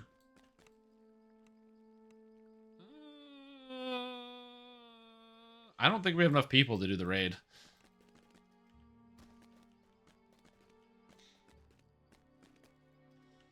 Oh, people forget it's absolutely fine to run up to endgame on Elite? Yep, that too. Also, remember that you do 30% of the normal damage.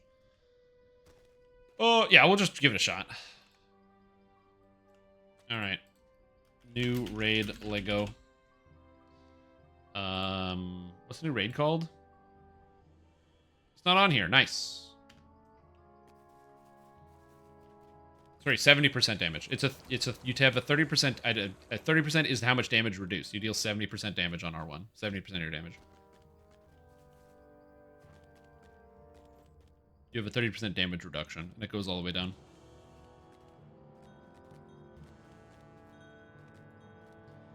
Where am I going? I got the numbers backed up. 30% less damage. And monsters deal almost double on R1. Like, it's not a small increase. It's huge. It's absolutely massive.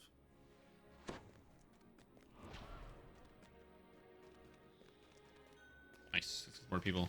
You're Sid Delexia? That's me. Sid Lexic over here. The old boy who can't keep his brain together.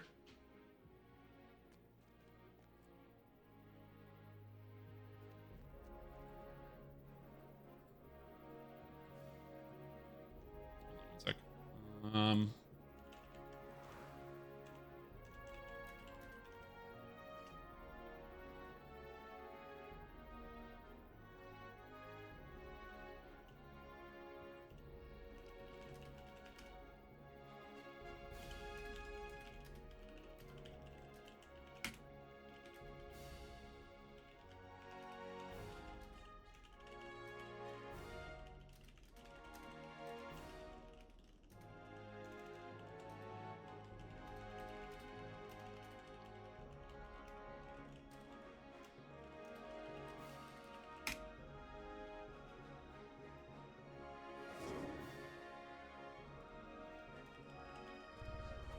Also, oh my god.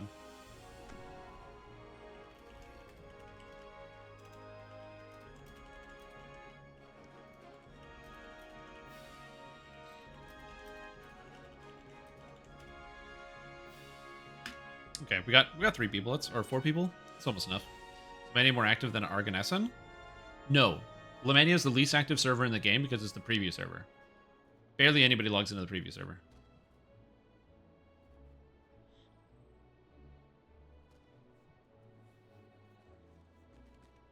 So yeah.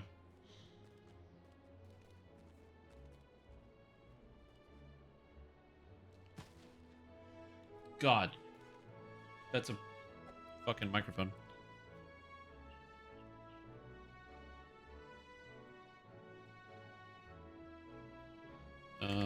I will when raid starts. Hey Strim, is the new raid mechanically difficult like THTH or easy like Dryad?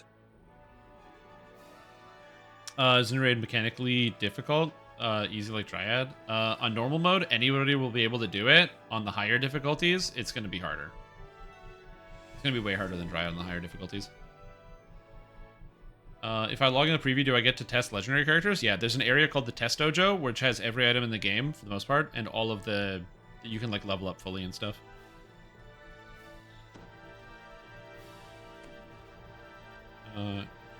Every time I have an LFM, but for Sands or ES3, nobody joins. Well, Evening Star 3, you have to be flagged for, so no one's going to join for that unless they're flagged for it. So that makes sense. Sands, I mean, it depends on which quest you're doing. I think people do Wiz King and, Raid, Wiz King and the other one. But, like, literally nobody wants to do Chains of Flame. So it's going to be, you're going to be hard-pressed to get people for Chains of Flame.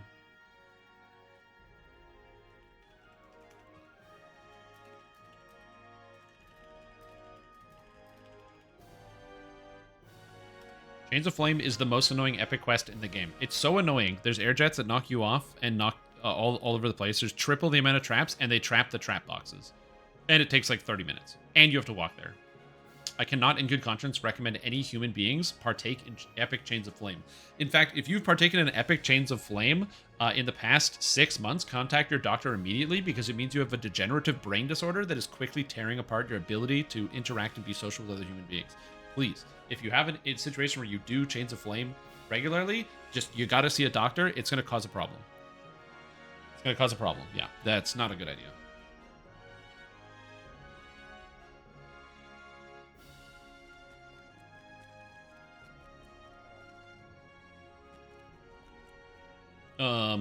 How does the build feel? It feels pretty good in town. I'm standing here and it's very satisfying.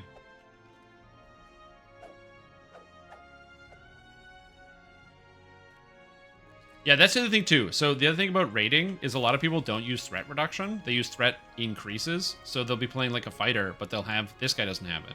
He knows what he's doing.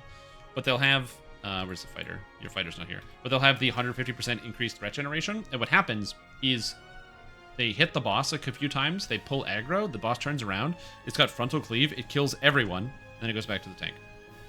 And then what you do is you just don't resurrect that person.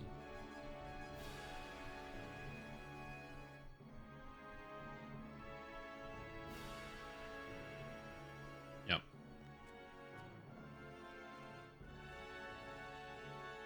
So there's that.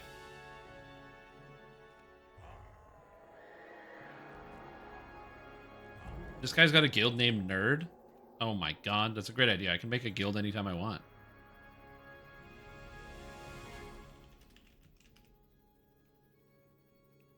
Absorption 50 MRR.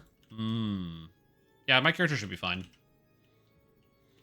I mean, we can probably six-man on normal and see how it goes.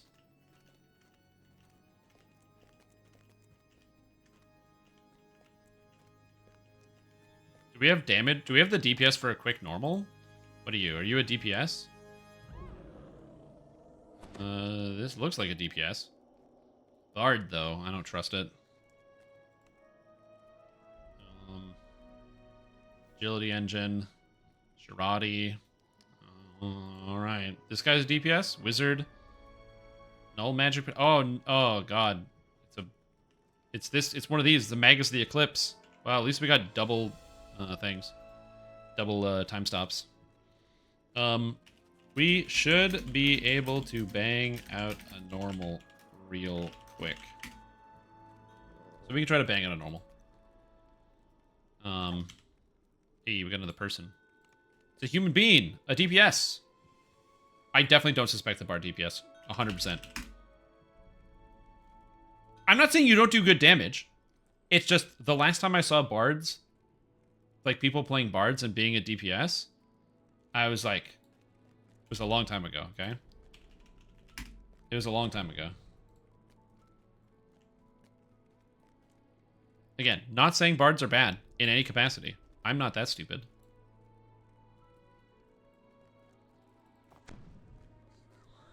Yeah. How was the raid? You're about to find out. Okay. Timers. I'm just buying timers before I forget. Go. Got all the timers. Let's go. Alright, we're just gonna smash it on normal. See how it feels. Because they up the damage, so we'll just see how it feels. You've arrived at Wargrave the night before the ceremony. Summoned by I'm still able to fully heal people? Oh, I'm healer. Oh, I heal. Okay, I gotcha. Looks like the preparations for the grand event are underway. Alright, we'll just get everybody in here. How do you access test server? You have to download the Lamannia client, and then from the Lamannia client, you can do that. So to download it, you just go to the forums, the DDO forums, under the Lamannia section. There should be literally a page called How to Download Lamannia. You just follow the instructions from there.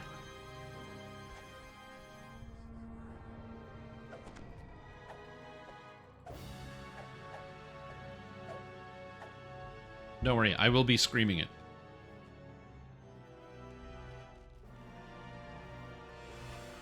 Okay. Let's get you. Let's get you. Already got you. Let's get you. Let's get you. We can talk to the guy. I'm going to explain it. There's a long talking section. Okay, so there's going to be a boss. Okay, he's going to be a big bad guy. He's going to spawn over here, somewhere back here. And Dizek is going to tank it. So the way the boss works is he has frontal AoE. If you're in front of him, you die. So Dizek is going to turn the boss away from everybody, so nobody dies. And if you're not Dizek, you're going to stand behind the boss. Staying in front of the boss is death. Don't die. Outside of that, there's two different types of ads that spawn. There are Vroks. The Vroks basically just spawn in, they just come down, and they stand there, and they deal damage to the entire raid. So we have to kill them. They cannot be instant killed, but they can be crowd controlled. So, just damage them and kill them. Then there are the Dretches. They're really big, they do not have a lot of hit points, and they can be instant killed. When they die, they leave a bomb on the ground, basically, that explodes, like a big circle. So, when you kill them, they explode, so just get away from them. Now, the boss has kind of two mechanics. He has a bunch of phases, and each phase he gets more stuff he has to do. Most of it you're going to figure out, you don't have to pay attention to that much, but the two pieces you need to know, one, if there's a ring of fire around him, you can't shoot through it. You got to go into the ring of fire to attack the boss. And two, when he jumps up in the air, he's going to slam on the ground and deal damage, and you have to jump when he jumps, sort of like Redis from Project Nemesis. That's the whole raid. Also, we don't have a cleric, so you don't get Death Ward. So I hope you brought a clicky.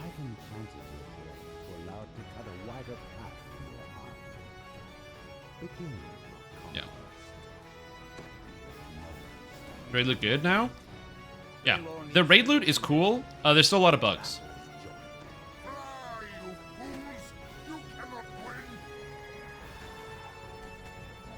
Okay, it should be okay. Gonna time stop this guy. Give us some extra hits. Okay, it should be able to crowd control the Vroks now. Dude, we got him. Okay, I can crowd control the Vroks, I just can't kill him.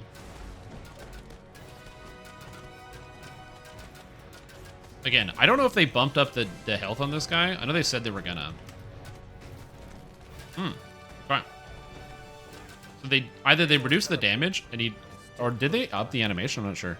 There's something about that seemed off. So you have to go into the fire circle if you want to hit him.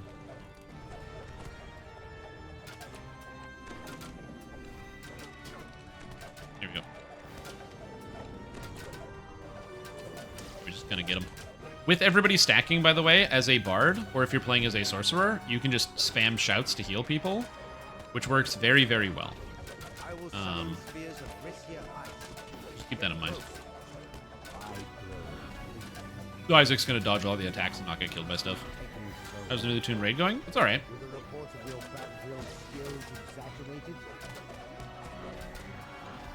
I should actually test to see if Null Magic Aura protects you from the damage. The fire, or the damage from the Vroks. So the Vroks will be marked on the map with red dots. So there are two back at the beginning where we were. So somebody can just go smash those out real quick.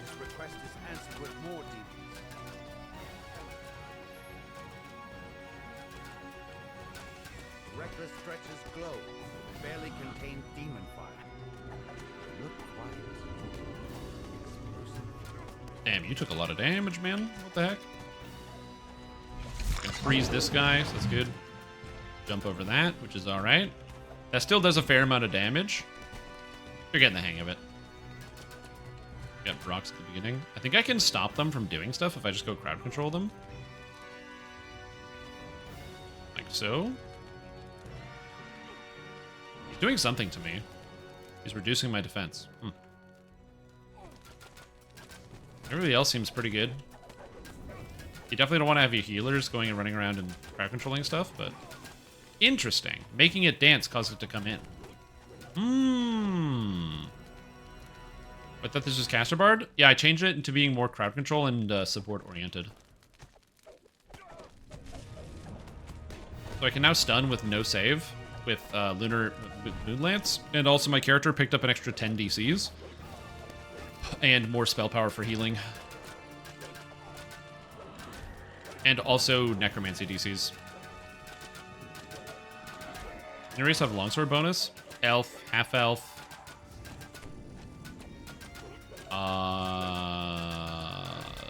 Yep, elf.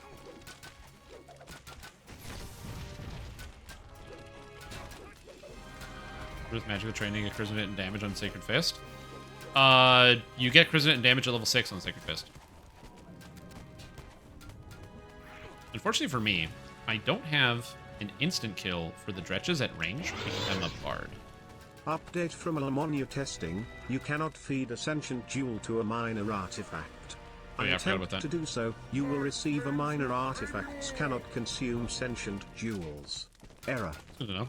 He is on fire. The boss is on fire, and you must bring him to one of the ice pieces. Bring the boss to one of the Resia ice orbs.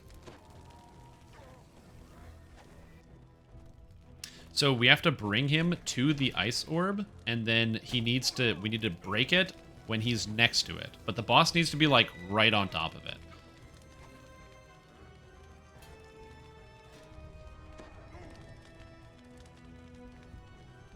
Yep. Alright, break the orb. Pathetic insects. Go. You took a lot of damage. Why'd you take so much? Jump. Okay, that was alright. Artificer took a little bit. That's fine. Get these frozen. Okay, just do this.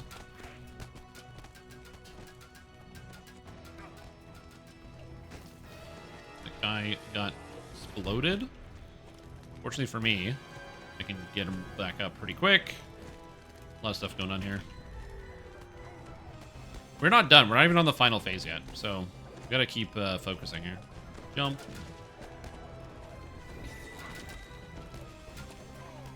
There's so many ads that spawn in this phase. That's the crazy part.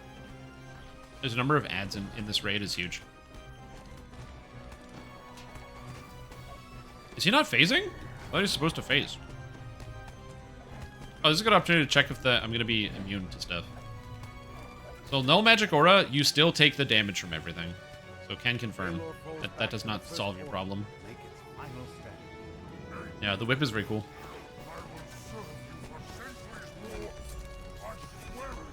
Yeah, get him. Does it protect you from this? Well, that's no way to test that, unfortunately.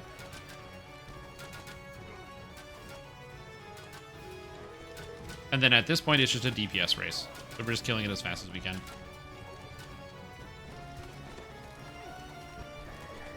Woo! You hit him with the time stop, and then everybody throws everything they can into the boss. And you have your crowd control kind of working on the stuff on the outside. The raid's over.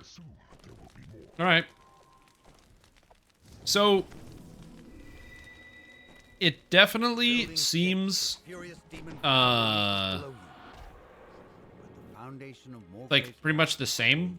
I mean, you need maybe a little bit more focus, but realistically, if you just have 12 people on normal, you should be able to just run the raid. Oh! I got an augment. Let's go, dude. What tree gives charisma to hit?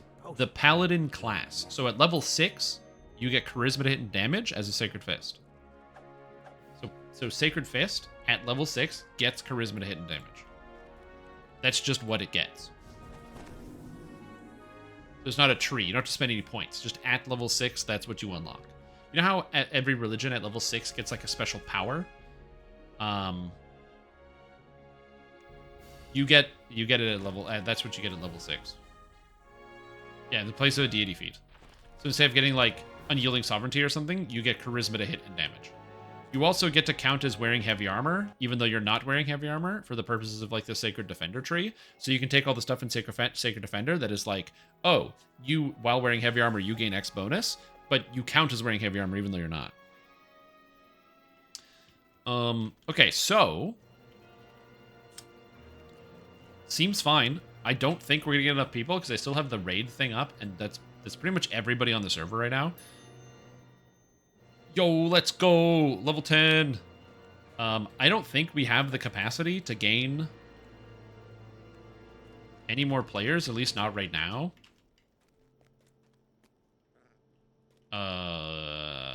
So I think that's all we're going to be able to do with the raid today, but yeah. What are the requirements to join my guild? I'll give you a straight answer on this one. Number 1, I have recused myself of any decision making when it comes to adding people to the guild, because I'm a live streamer, which means people want to join my guild because they want to spend time with me. But my guild is a group of people who enjoy spending time together. So, getting to know me won't help you at all. In fact, knowing me is probably a detriment to you. If you want to get into my guild, Reaper Casual, you got to do 2 things. 1, get to level 32, and then join any of the parties that we run, R10s or raids, during the week. It's an R10 and raiding guild. So if you like R10s, if you like raiding, then get to the level cap and join some of those groups. And then once you're in those groups, be friendly, have fun, and just have a great time. Make some friends. Do that, and that's the best way to get into my guild. Make friends with the people that are in it. That's right. How do you join your Lamannia guild? Ask Daisuke, he owns it. How do you tie your shoes? I don't know. I've never figured it out. It's too hard. Trying to DPS will be 20-30 minutes. Yeah, no, I feel you on that one. Yeah, I don't think we're going to be able to get more people to run the raid, at least right now, but hard mode? I mean, we could try to stump. We could try a hard mode. Severe shoe binding agent. I just have shoes that you just, like, they just slip on. So they have, like, a, what do you call it? Like a band, and they just, like, slip on.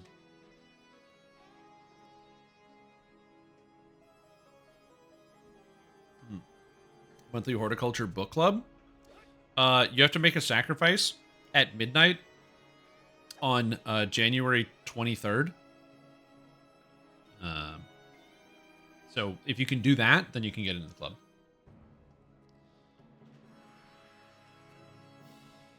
We need like 1 or 2 more people, but yeah, I don't think we're going to be able to do that. It's just based on time. It's not on the difficulty. It's just probably every 2 minutes, he probably goes on fire and you have to break an orb. So if your damage is lower or he has more health in the higher difficulties, you have to do it more often. I don't think it has anything to do with the difficulty.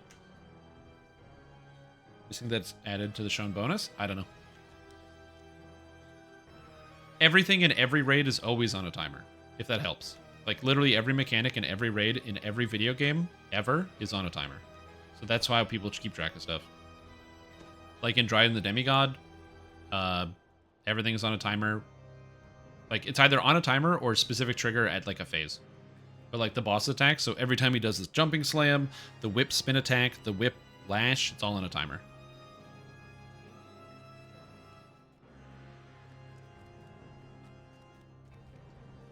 Oh, tumble non-stop?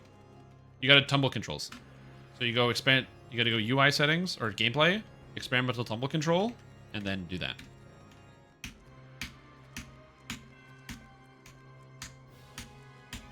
Like that. How to join your blood bank clan? Oh, to join the blood bank. This can't be that bad. Just gotta go donate blood.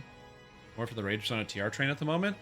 I don't think we're gonna be able to get more people for the raid right now. Maybe we'll try in like a couple more hours and see if people come on, you know, like evening time. But I think we'll probably drop it and come back in a bit. I will say I'm very happy with this gear set. I'm gonna write it down and probably go for it when the raid comes out.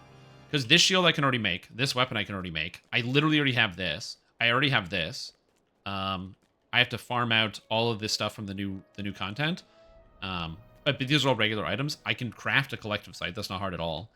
And the only thing I'm missing is the set augments, which are just defensive, which is just extra stuff. So yeah. You changed the block key? Yeah, I use the alt key instead of shift. Oh, I got somebody? Oh, snap. You're welcome. We can get like 1 or 2 more. We can try hard. Yeah, if we get like 1 or 2 more people, we'll go. I'm down to try hard difficulty. We don't really have a healer per se, but I have mana potions. You know how I know I have mana potions? I type in mana on the store, and then I find the biggest, most expensive ones. Is it majors? Superiors?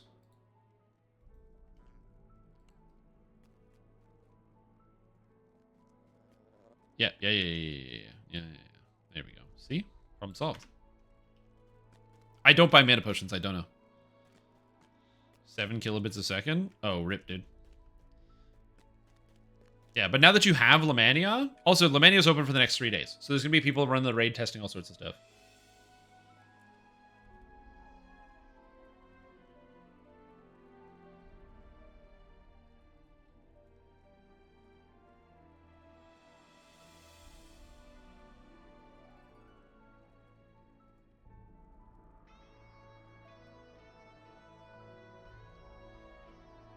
Maybe boss has anyone with the right monster manual?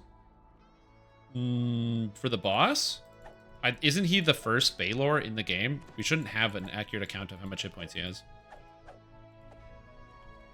Oh, guild? Oh, Ken, /G, can I be officer? Here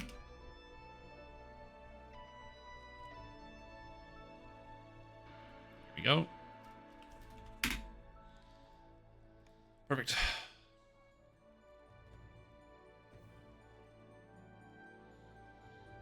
Sometimes this should be do it right, yeah. If we just kill the boss 500 times, we'll unlock it. Oh, is this your Vanguard? Hanva Raven Cleaver. It's a good name. It's a very cool looking sword. I like the way this looks. This is the new Bastard Sword with the other effect. It looks sick. This is a very Doom aesthetic.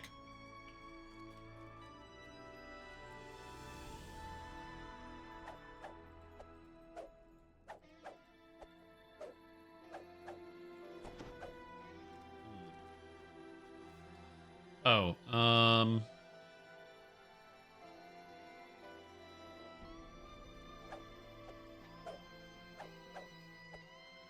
there you go. There's a new hand wraps that a claw-like effect. That'd be kind of cool. If the hand wraps did slashing damage, that'd at least be interesting. Great Axe and Maul with this aesthetic? We probably won't.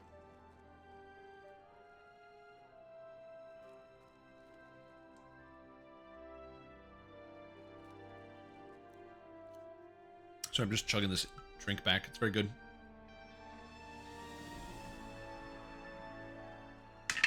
All right, we're good. Delicious. We need like 1 more people. It's going to be very hard on hard mode without 1 more. Just because of the number of places we have to go. Also, we don't have enough damage. There's the Raven Queen and her Shader Kai. Ah, interesting. You can join the raid soon. You're not going to be able to join the raid soon. Because you're going to have to level cap, and then get all your gear, and then. Like, this character alone took me an hour to put together, and I was already at level 32, just this gear set.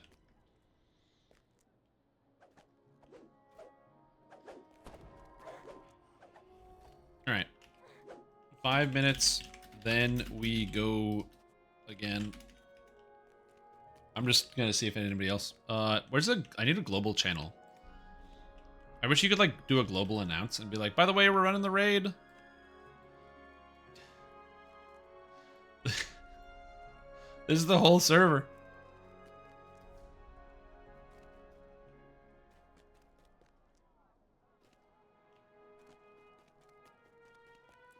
Too lazy to transfer. Classic. Good name. Get Elvad this year to be a reasonable place to put more weapons of that motif.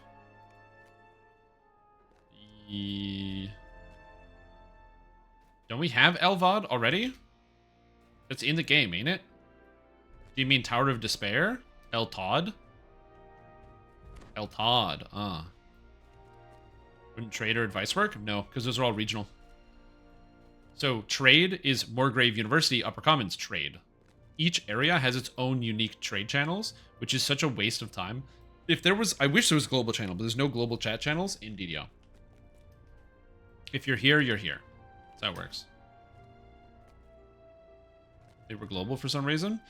That would make sense, because nobody uses the individual channels. It's the reason why you're probably going to see a lot of people asking for advice in the advice channel in the harbor and in Korthos, but nobody answers them because a lot of people aren't in harbor or Korthos.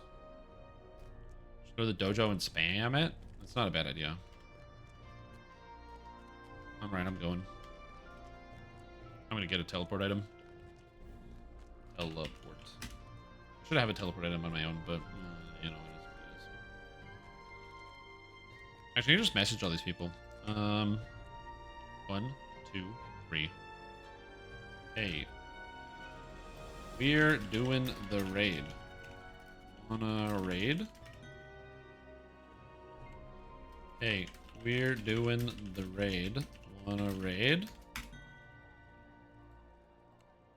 Hey, we're doing the raid. Wanna raid?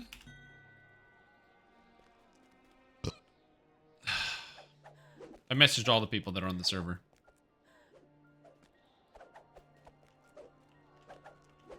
Yeah, we can try hard mode. I just need more potions. I need more mana. That's what I need. But I have mana and insightful mana. Somewhere. Yeah, I have mana and insightful mana. And I don't have a lot. 4,000? Still feels so fragile.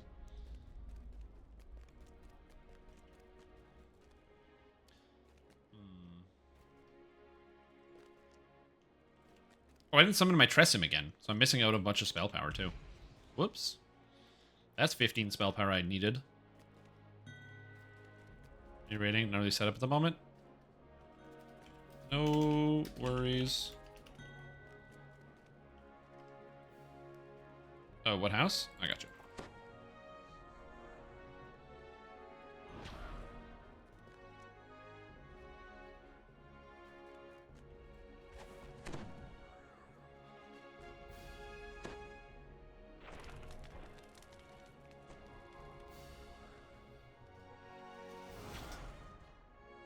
Damn, I was hoping that would work. I don't know what happens if you teleport people to the wrong areas.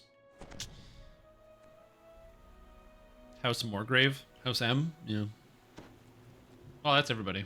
Yeah, we don't have any global things, unfortunately. Where's Lareth Hall? It says Lareth Hall and Upper Commons. Are those different areas? It looks like they're the same spots. Alright. Okay, so that's literally all of us. Right. That's everyone on the server. So, let's go.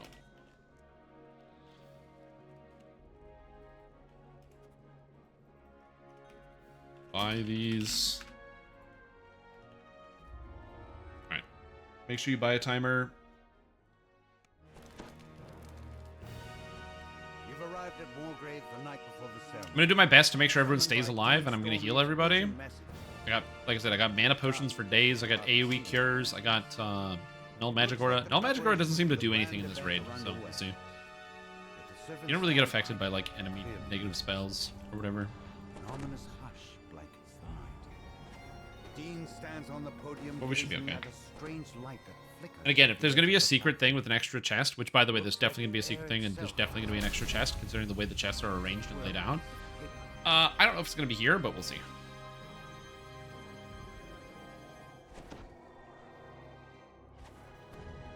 What am I at for spell power anyway? I guess I don't have any unique spell powers, and I don't have any artifact spell power effects, and I have 0 crit. I don't have any crit items. Except electric. Because I have this ring. Amazing.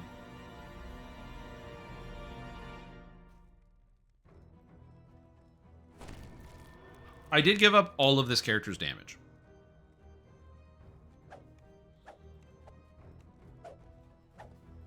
Oh yeah, he's Magic Fanging, right? You don't need Deadly when you got Magic Fang. Oh god, do I love Magic Fang. Okay. Get this, let's get this. Calm voice As a reminder, same thing. You know, don't stand in front of the boss. Kill all the ads when they come in. Everything has more health now. Jump when the boss jumps. I don't know if there's death timers on hard mode. Don't die, live, do more damage, don't take as much damage. You know, standard raid stuff. Please approach the tear. What will be, but haste may help.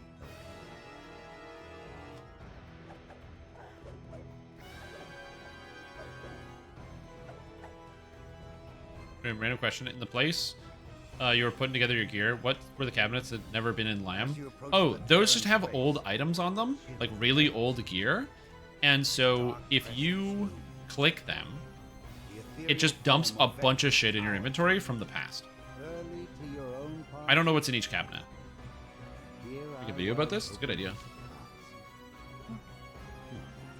Currently just trying to figure out this weirdness with Stormslinger's Lightning Strike. Oh, raiding's not bad. I will say this, like, raiding can be spooky, but a lot of it's, like, really straightforward stuff. Like, raiding is just, it's all about execution. Just, like, understand and do the mechanics. And in this raid, it's really easy. It's don't stand in front of the boss, which is pretty big. Like, look how big he is. So just, like, instead of here, stand here, right? If you can see his wings, you're good. If you can see his face, you're in the wrong spot. It's pretty easy. And then when the other monsters come up, kill them. That's almost every mechanic in this whole raid. I think a lot of people get like intimidated by raiding, but when you just break it down to its components, it's actually kind of easier than questing because you just do the same thing. Like questing is there's different rooms and different things to do, and different places to go, and different people to see. But in a lot of raids, it's like just do the same thing for like 10 minutes.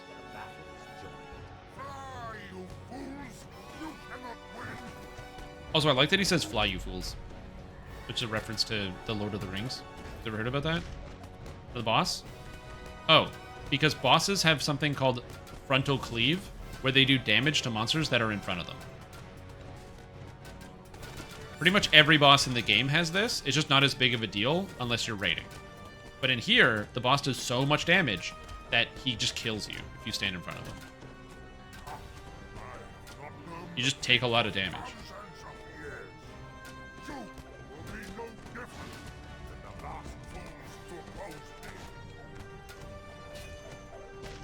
We're good.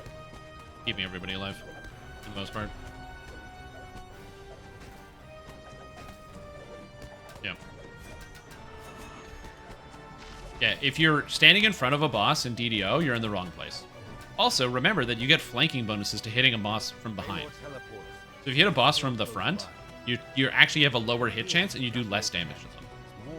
Like, there's literally no reason to attack a boss from anywhere other than from behind.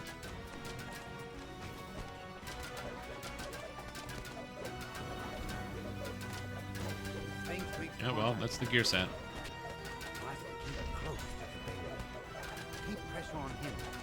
Also, the music is fantastic in this raid. They did a really good job with it. Yeah. But more than any other game, see that big lightning line that he put out? He just drew this line. It's a bunch of damage. That line does like 3,000 damage, I think, to the tank. So to a non-tank, to me, it would probably hit for like 4K.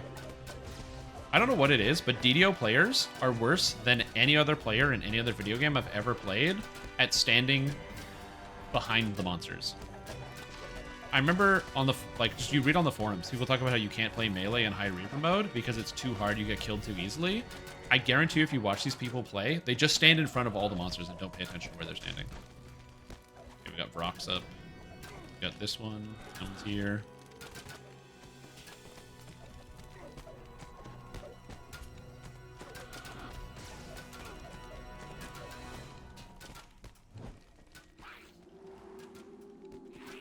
Go. Live. Thank you. Woo. Live. So this guy, Hanva, was just in front of the boss, and he took a major hit because he was standing in front of the boss, as I said. You gotta make sure you don't stand in front of the boss. His AoE is huge. He just hits you all the way back. You gotta make sure you don't stand in front of the boss. And if you stand in front of bosses, you're gonna get killed real bad. I can actually just kind of, I can hold this for a while.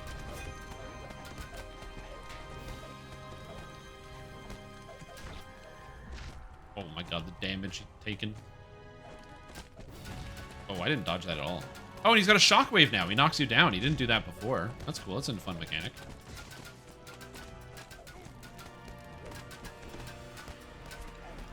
And ice. Ice is nice.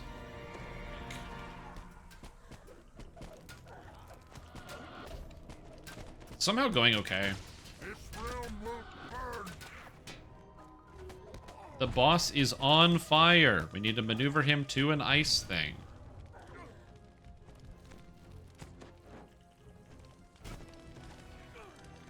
Dude, I'm getting this burning effect. I'm gonna heal you. I don't want to be in front of the boss, but it's hard to like live, dude. Live. Okay, he's moving back. Okay, we got it. He's no longer on fire. We're set.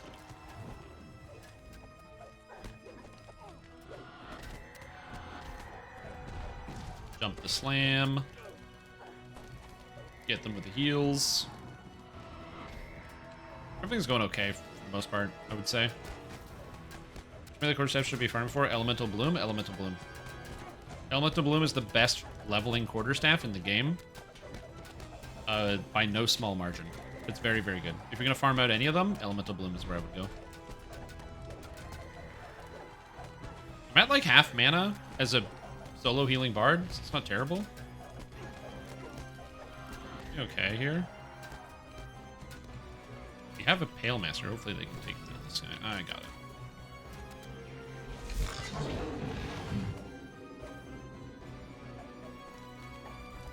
Okay, we're on phase 3.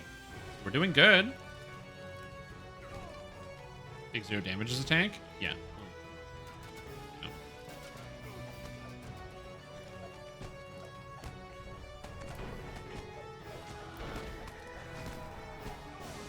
You can also, I have no idea where my DPS are. I guess they're going to kill the ads. Okay, good, they're killing ads. Good. You also used to be able to tumble through the fire. You can no longer do that.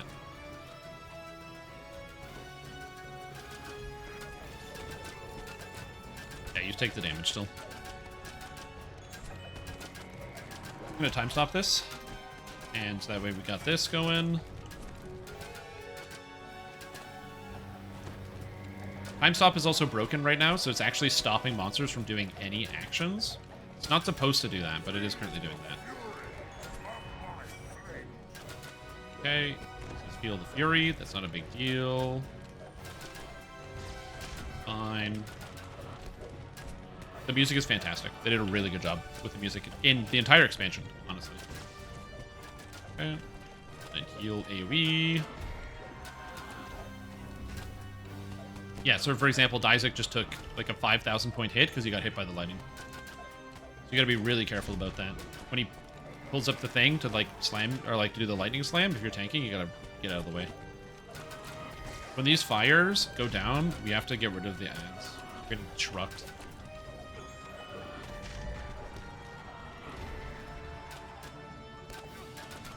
Wrong button. I'm out of heals. No, I'm not. I got one more. Damn it! I couldn't get there in time. Do we have a timer? We do have a timer. All right, we gotta take care of ads right now. He is on fire. You gotta move him. Okay, at least aggro's gone, so he's gonna move over anyway. Oh god. Oh god. I don't want to be where I am. Oh god, please turn the boss away from the party. Fuck. Oh, why is the boss facing the party? Oh no, 2 more deaths. Okay.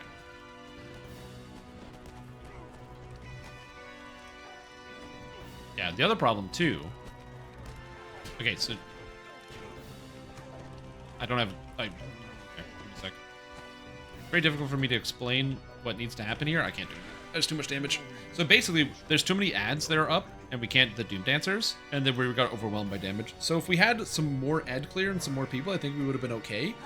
But the boss being dragged into the party and then killing everyone was not ideal either. So see when I said, so, where was it? Who was asking me before? Mr.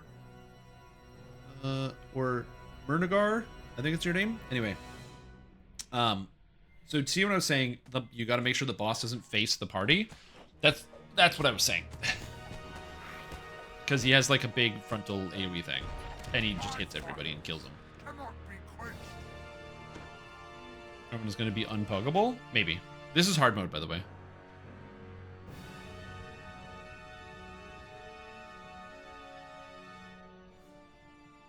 To be fair, though, like, this area is a bit open, which is probably a little unexpected. Like, in general, the areas aren't usually this open.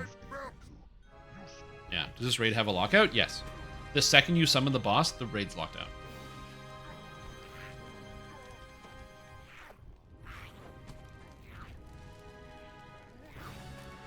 So that's the lightning attack that he does. Jump off. You can. Yes. Also, when you jump off, Vecna taunts you, which makes me think that falling off is going to be related to the secret chest.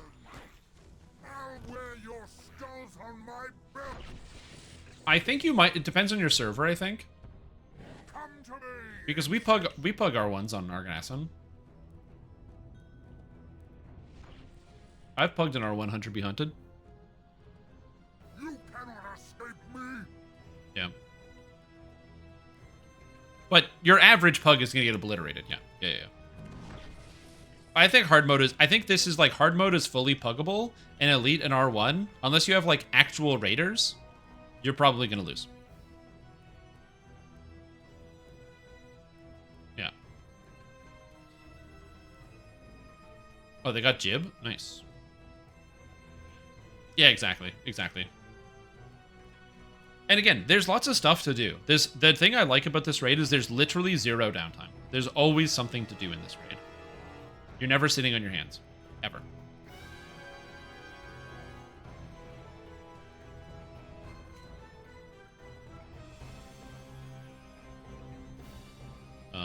Yeah, I don't know how we're going to get rid of all the Doom Dancers, but we got to figure that one out. It also makes it harder to resurrect because there's so many extra monsters that spawn as well. Normal is easy. I think that if you don't do the mechanics and hit the boss, you will be normal difficulty. Like, all you have to do is follow the boss around and hit him. And you're going to win.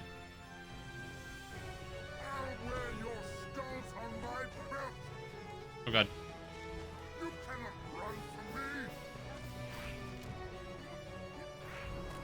You cannot run from me. Yeah, you can't.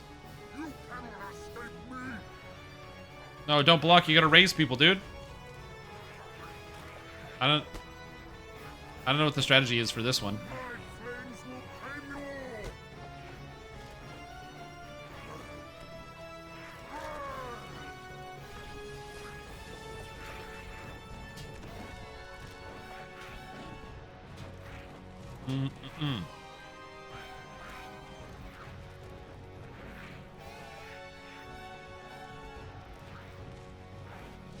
Well, you cannot run from me. Yeah, it's the slow, right? Where's the slow? I don't even see it on here. One of these. Do you have group res? I'm not sure. We're going down.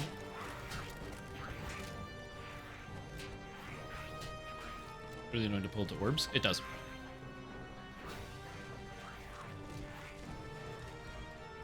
Hey, he's living a long time. That's good.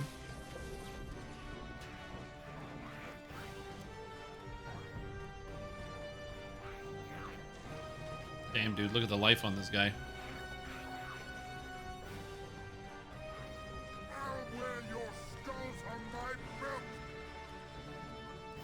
Alright. Thanks, team.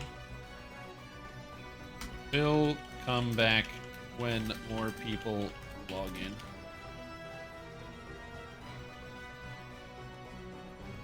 Using Primal Scream? Yeah, probably. That's what I would do. God, the music is so good. It's so good, man. They did a great job with the music in this expansion. Yeah, overall, very cool raid. I do like the raid. It's a lot of fun. And as I said, it fulfills every role. Crowd control can do stuff. Instant killers can do stuff. Melees do stuff. Range does stuff. Tanks do stuff. Healers do stuff. You kind of want every single role for the raid. One of my biggest failings with this character is I don't have access to enlarge, which would be really nice to have, and I probably should have it on this character, but I just really don't want to take enlarge. Also, I'm a Warforged, so I had to take an armor feat. So that really cut into my feats during the leveling process. So I had to take the armor feat. In fact, I don't even have.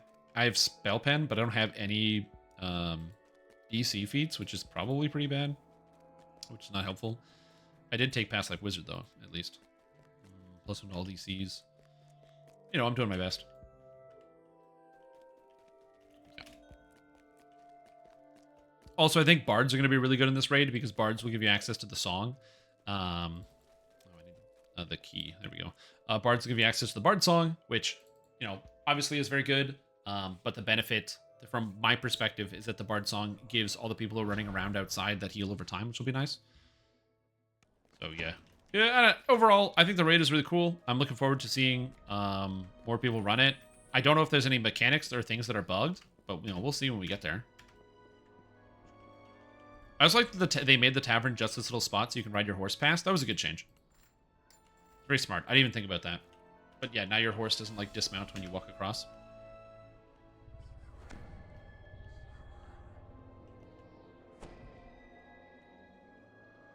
Anyways. Overall, very cool. I think I'm going to stop looking at Lamannia, but we'll come back to this later.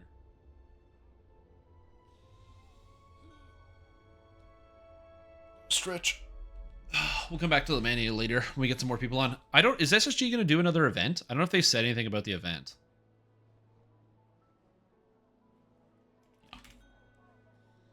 Let me see if I can find something on the forums. Inquisitive visuals? That's a bug. I know they're doing a special stream on Thursday. We're going to watch that. So for those that don't know, the stream is going to be the young No Bob making a quest. So we're going to sit here and watch it. I don't think they're doing an event. It does not look like it. I mean, they probably also didn't get a lot of information from the event, but there's that.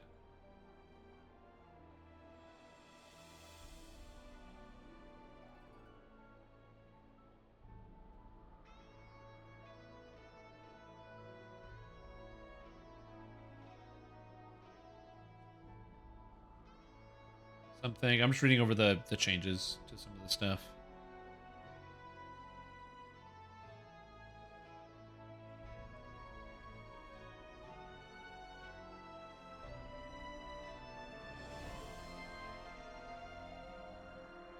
Anyway, everything's good. Kind of sick today? Yo, I feel you on that one. Not that I am sick, but I know the feeling of being sick. And so, oh, there's gargoyle flying around. I forgot they're little messengers. I hope you're able to recover and feel better, dude.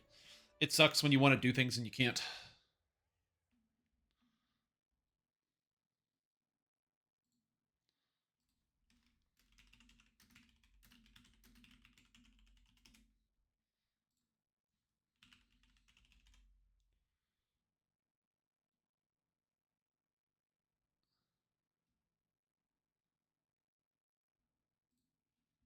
There we go. Let's log in.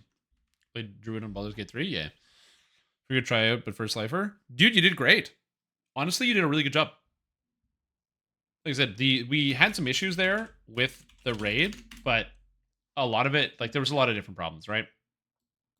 We just didn't have the volume of people to be able to clear off the ads quickly. So we had to have people killing the boss and the ads at the same time, which made it a bit difficult, and things weren't going down instantaneously. Plus, also you need like movement speed and other stuff. I was the only healer, and I was limited on my reach because I don't have extend or enlarge, so that was also a problem. And then the boss, it's difficult to maneuver the boss in there. It takes some practice, so you know, the boss wasn't always in the right place all the time. So that was also a part of it. So yeah. So yeah, we'll see.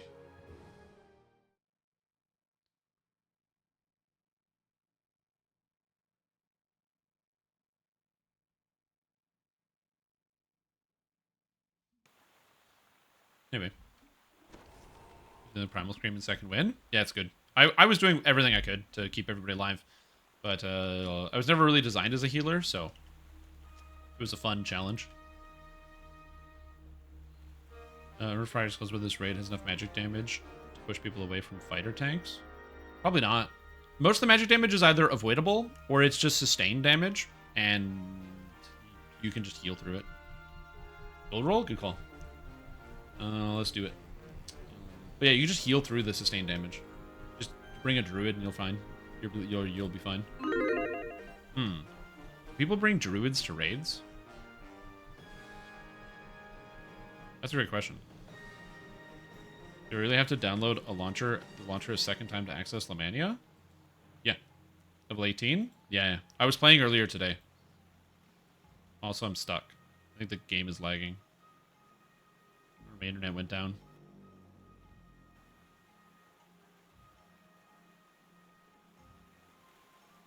If you want to level, I'm down.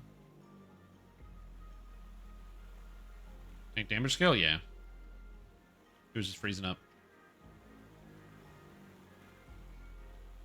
There's more quests to do.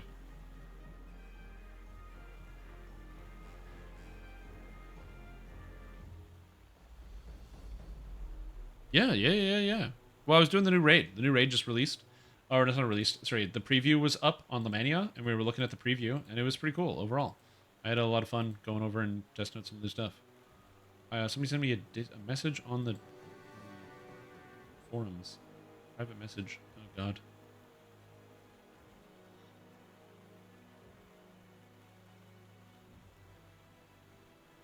Oh, nice. Thanks.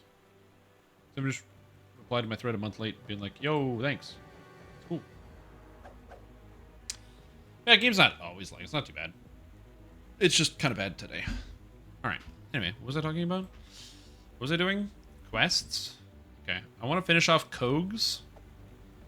I kind of do want to do the new expansion quests, but since they're 18, I kind of wanted to do them at 20, is what I was thinking.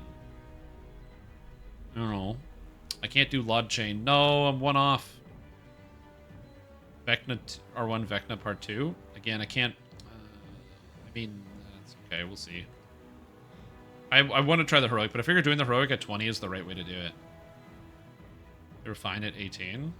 You say that, but were they? I do like the idea of doing the new Vecna quests. 16's Cogs R1. Sharn. Just polish them off, you know. Polish off the old Cogs.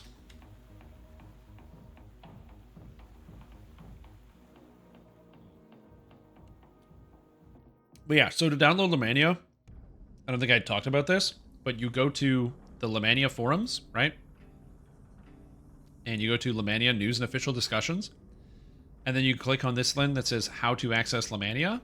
And it says to download Lamannia client, click here. Save this client at different locations. So you right click on this and you save link as. Okay? That's how you do that. That's how you get them. That's how you get Lamannia. And then it's a separate client. Oh, yo, welcome.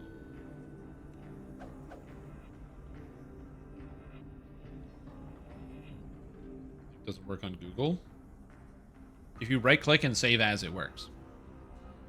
You can't click it. If you click it, it doesn't work. You have to right click it and do save as. It's actually just the file. It's the client itself. A lot of people just click the link and that doesn't work. They were. I wasn't Puss in Boots though, so mileage may vary. True. Puss in Boots is pretty tough. I'm a tough SOB, man.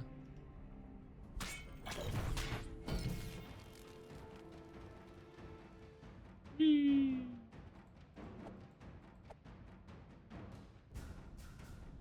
had to open another browser to install it? That's weird. I've only downloaded it on Chrome ever. I've never not downloaded it on Chrome.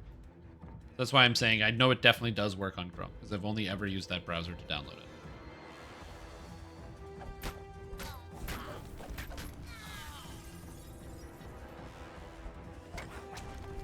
And no, I don't have like a really good reason as to why I'm just fighting these random monsters, but I am. I'm just fighting them. It's pretty good.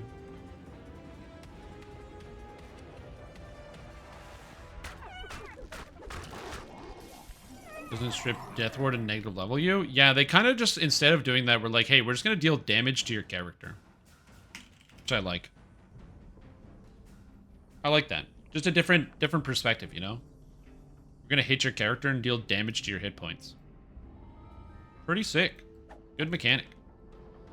Am I level... Oh, I'm not level 19 yet. Victory Song. I really want that. Base attack bonus equal to your level is nice because it gives a bunch of physical resistance rating. Imbued Ice is good. Double Aria is pretty good. That one's not bad. So it's pretty sweet.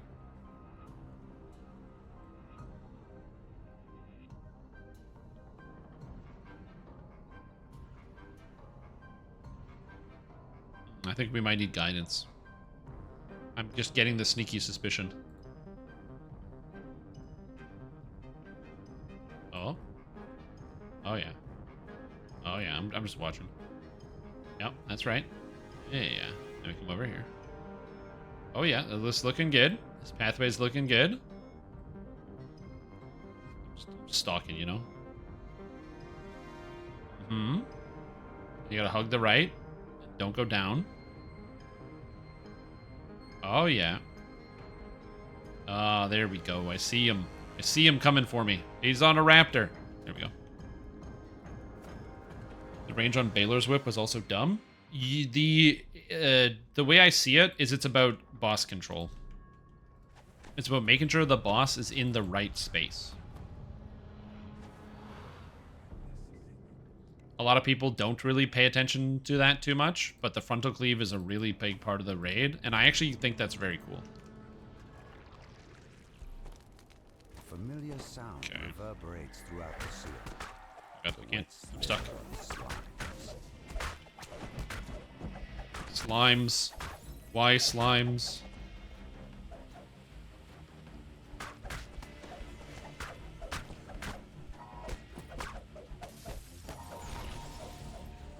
Here we go. There should be more frontal cleaves. I just, as somebody who's raided in a lot of video games, I've said this before and I will say it again. Dungeons & Dragons Online has the easiest and most simplistic raids of any raid you can play right now. Or any game that has raids, as far as I can tell. At least all the ones I've played before. DDO raids usually have every monster gives you one mechanic or one special attack, and oftentimes the mechanic is there is a monster you have to fight. Like, Hunter Be Hunted is cool, and I like Hunter Be Hunted, but, like, all the ads that spawn have the mechanic of they deal damage to the party. Which, again, makes sense, but if you're looking at another video game, every ad would have their own mechanic. Every different monster would have their own special ability and unique powers. Sometimes they do that, but a lot of times they don't. Which is not an issue I have with DDO, it just is a part of DDO.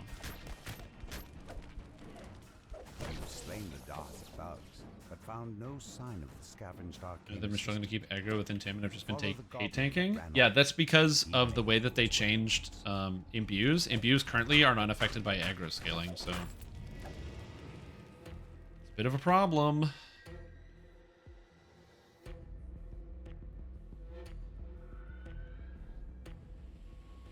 God, I love this tumbling. I can be free! Free to Zerg to my heart's content. Falls into the depths of the trash. Why can't imbues just be working? I don't know.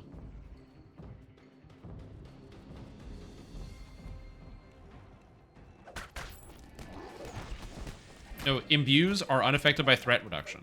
So if you have an imbue, it's not affected by your threat reduction. So if you have 200% threat reduction or 100%, it doesn't matter. Your imbue is still doing full damage or full threat. It's just the way it's designed. Unfortunately, like, it's like a bug, I guess. Not just the way it's designed. In the way it was implemented, that is a bug with the system. Stands a grotesque, lumbering beast, a trash devouring. The Otia topples to the trash-littered floor. I mean, Intim isn't working properly? I mean, probably. I don't know. I don't intimidate stuff. That would involve getting hit by monsters. I don't want to do that. You've returned the missing arcane assistant to the gnome scavenger. Alright. I don't need any of this. The magma must flow. Oh, the magma must flow, dude.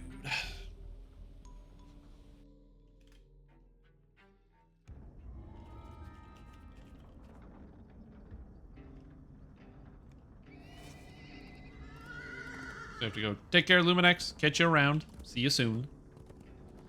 Monsters run away from you and make them more vulnerable to sneak attack. Yeah, it's just a taunt mechanic, because they need taunt mechanics in the video game. Without taunt mechanics, the game doesn't work, so they need to have a taunt. That's why Intimidate does what it does. It's an MMORPG, you gotta be able to taunt monsters. I wish we had a better ranged Intimidate, but you know, it is what it is. We heard shouts from outside. Everyone in the workshop rushed out, desperate to escape. Once we got outside, it was impossible to recognize anything. There was fire and wreckage everywhere. I was following my friend. Oh, dude, he gets to cheat? This guy's cheating? Why, he's got the air dash? I saw one of the men in robes run past. He was on fire. Yeah, if you have minus 100%, you don't play aggro. I ran minus 90% on Alchemist, and I never really had any problems.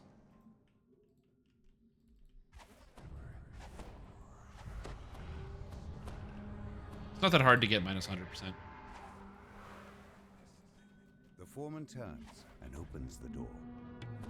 Railton's disappearance could only mean trouble. Please find her and figure out what's got the magma running cold while you're at it.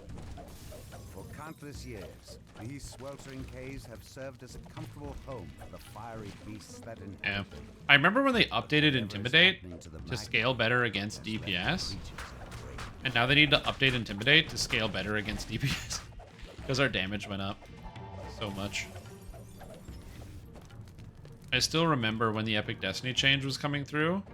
You know, these people wailing it was going to make everyone's damage go down, and everyone's damage just went way up. Damage go up. A magma reaper stands among a throng of other beasts, casting a spell. Because we just got new, more overpowered abilities. It bellows in rage. I will say, I do wish we had more abilities. I think it's my biggest complaint about the system, is that spellcasters get tons of cool spells and all sorts of abilities to cast, but as melees, you don't really get any cool abilities.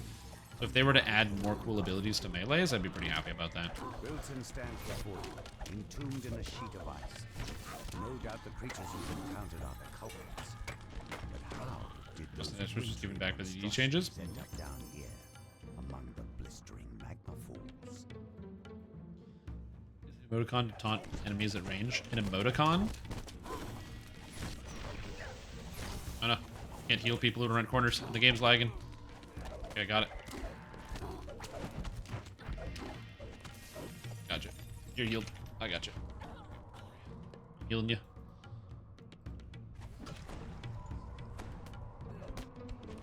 Oh god. Well, the problem with Drifting Lotus, again, I'm not saying that you don't get, like, okay, maybe I'm saying this wrong. Like, the epic strikes are cool, but where are the attacks? You know what I mean? Just like a button you press that does a cool attack. There's a whole bunch for spellcasters. You've got Tonkins, you've got the Prime Lavatar attacks, you've got the circle from Magus. You have, like, cool attacks you can use. But if you play as, like, a melee, you have, like, none of that. All you have is the epic strikes, which they share cooldown. So you, instead of getting a bunch of cool attacks, you get like one cool attack. The wizard turns towards you, startled. That's right. There is one attack, Blade of Discord. How have you made it past? I want more cool attacks. My apprentice, but those Boromar thugs and my icy minions as well. Well then, it seems that I, Jabazuk Knuckle, And Divine Crusader lacking actual attack. myself. Yeah. You haven't I always do seen this the puzzle, so last letting of other people me. do it is great. Cackles the They're doing it gnome wrong, as but teleports let it go. away. The wizard may have turned tail and run, but the whirring device continues to freeze the lava flow. Is really You main managed tree to to actually disable have the attacks. device, Yeah, halting except flow the one across attack the that it air. has requires two-handed fighting Feel specifically, warmth so you can't creeping use it back like in into any you. other forms, which is A annoying. sign that things are returning to normal.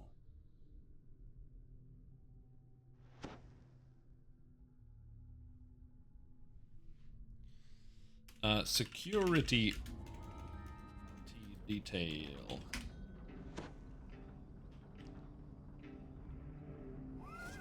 mount up.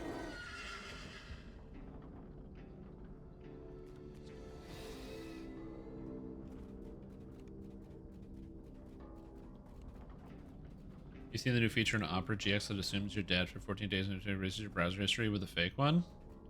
No. Is this an ad for Opera GX? Because I know that Opera's been like paying for ad space for different content creators. They've never reached out to me to pay for my ad space, but I've seen the ads for Opera. I assume this is an ad. Is it randomly repositions you? Mm-hmm. That's all the charges and movement abilities in DDO all randomly reposition you. It's one of the reasons why I don't use any of them.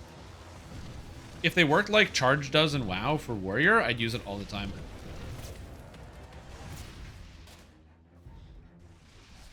Like Charge in WoW is just perfect. It just puts you exactly at the monster where you want to be. It's great. And movement abilities in DDO just don't work that well. Seems to have left this area mostly untouched. A bloodstained note lies near a fresh corpse. Oh, I haven't really tried to use the Great Leveler, because you can use it while moving now, right? According to the note, reactivating the Magefire cannons will help I haven't defend done that in a against while. the forged wraiths that haunt What this am I doing? area. Clicking this? Clicking the note. There we go.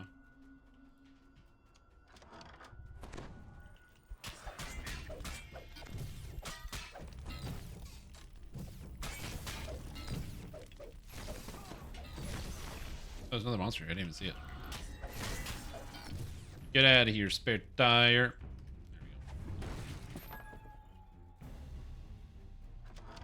But yeah, so I forgot about Great Leveler. You're right. I completely blanked on that. Great Leveler, eh? Huh. Because it was so bad for so long. I didn't remember that it existed. Use the sphere charges. How was that? Okay, so the builder spender system I thought was a really cool idea because it gave you basically a secondary way to play in epics, which I thought was really, really neato. I think the main problem with the system as it was designed is you had to interact with it, which I don't see as a flaw, but generally as a video game mechanic, the issue is that a lot of people don't want to interact with them. There wasn't a lot of ways to avoid interacting with them. The best way I can describe it is if you've ever played the video game The Destiny 2, they now have this system called Armor Charge, and the way that Armor Charge works is you can have stacks of Armor Charge on you, and then you can spend the stacks of armor. You can either have a passive effect of Armor Charge, where you just have it, and then it has a timer, so it goes away after a short time, but while you have it, you get a buff. So you'll have an effect that'll be like, while you have Armor Charge, gain 10% more damage or something. And so, but it only lasts for like 20 seconds and you lose your Armor Charges. Or you can have it so it has no timer, so it just lasts forever. So when you get the charge, you just keep the charge forever. But then when you use certain skills, it activates and it takes the charge. So it consumes it like a resource. So it'll be like, there's no timer on it. Then one's like, oh, when you throw your grenade, you get your grenade back if you have Armor Charge. So it's like extra grenades, basically, is a good way to think about it. And so it's a system where you have to build stacks, but you can choose whether you want it to be a passive component. So that way, it's passive, so you don't even have to think about when you want to use it. It's just like, but it counts down, so it has a duration. Or it has no duration, but now it's a more active component. You have to choose when you want to use it, and it becomes a more involved piece. And it makes a better system because you can kind of pick how you want to play and kind of go along with that. They didn't have a system like that for the charges. They kind of did, but they all had a duration. I think if they made it a choice where there was a way you could make it so that your charges that you built up never went down and they gave you a passive benefit, but you could still choose to get them or whatever. I don't know. I think that, or like if you didn't have any of the things that gave you a passive benefit, then your Armor Charges would never go away. I would think that would be a better system, but again, we're pretty far out from where they were on that, so I don't think they were going to re-implement that. People didn't want it because they'd have to do more things as well. Like even when we look at the issue of like the damage wasn't there or the visuals were bad or whatever, just like scale all that away and say it was a alpha and they didn't even get to like iterate on it at all. So it could have gotten better. But like putting all of that aside, I'm getting roasted out here. It had the inherent flaw of people just didn't want it. Oh yeah, I guess we have to walk from here because that's fine. Like people just really didn't want it. So even though I thought it was cool, and I think that they could have done more to like make it better, a lot of people just really hated the concept. So I think it is better for the game that they didn't put it in. But yeah.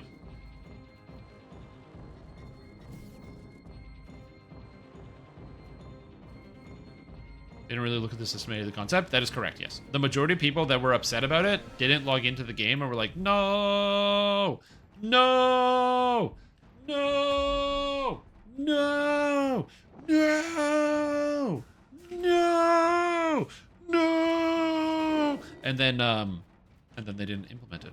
So pretty much it. Is that a bit of a generalization? Yes. But is it wrong? That's the majority of the time that like new content comes to Lamannia, is that a lot of people will just end up not looking at like any of it and like either assuming assuming properties or traits of it, or just assuming it's going to be bad. So the reasons why I log in to play it all the time, because then I can at least know if it's going to be bad or not.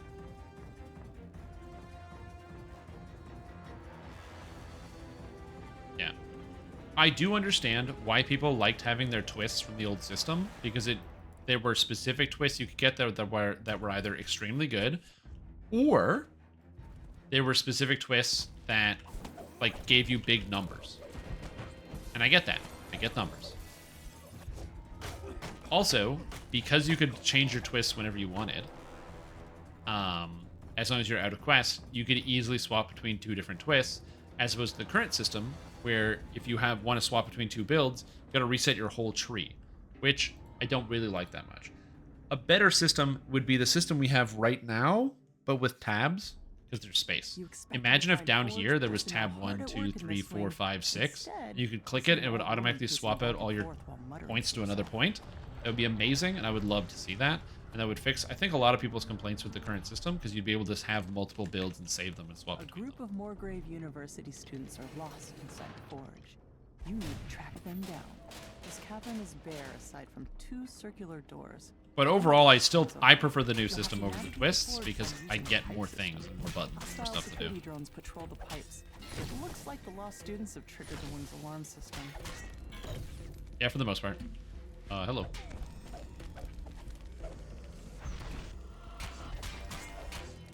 Let's get them all.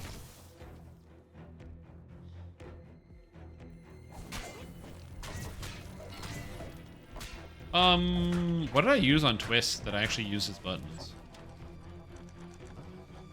Confront any foe is what people used to use. Student back to the entrance.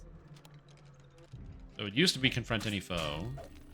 But it was like, what? Dance of Flowers, Sense Weakness,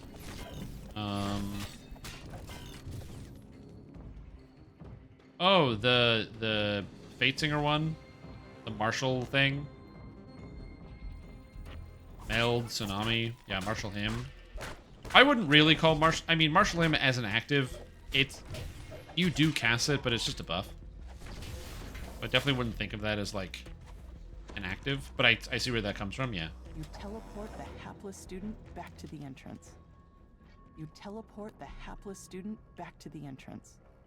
Something everyone got? Yeah. It's funny because you can still take Dire Charge now, and Dire Charge is still very good. Although I definitely don't take Dire Charge as much now, because I think the main issue is because of just general power creep. As cool as Dire Charge is, you know what's even cooler? Just killing stuff. In so many cases, instead of taking Dire Charge, you can just kill everything if you want. And then it's like, oh, I didn't crowd control anything because I just used Adrenaline and a big crit attack, and then now everything died. Or I used the big Fate Singer Epic Strike, and I crit everything, and everything died. Crystals used to power the facility, but a thin trail of smoke points to a system malfunction. I'm getting murdered by these things. Well, that's also an issue that Dire Charge has. To be fair, though, Dire Charge always had that problem. The fact that Dire Charge would, like, you charge into a random part of the space-time continuum. That's been a continuous Dire Charge issue. It's not a new Dire Charge issue. That's just how Dire Charge works. You'll have to go there to resolve the situation. Press the button and then DDO decides to put your character in another plane of existence.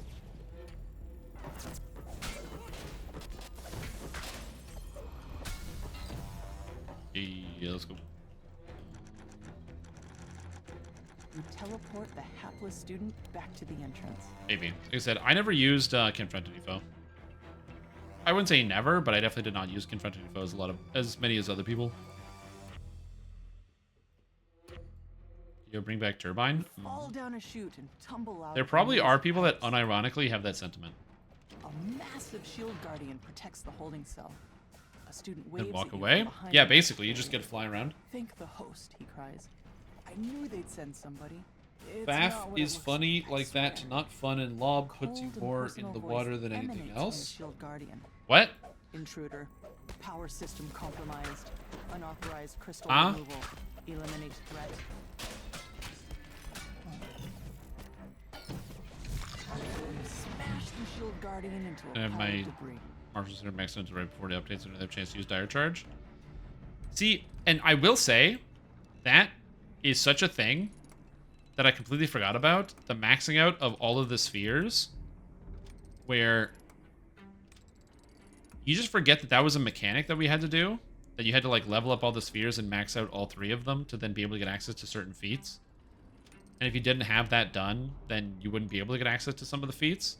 And the number of people who just didn't... why is this set wrong?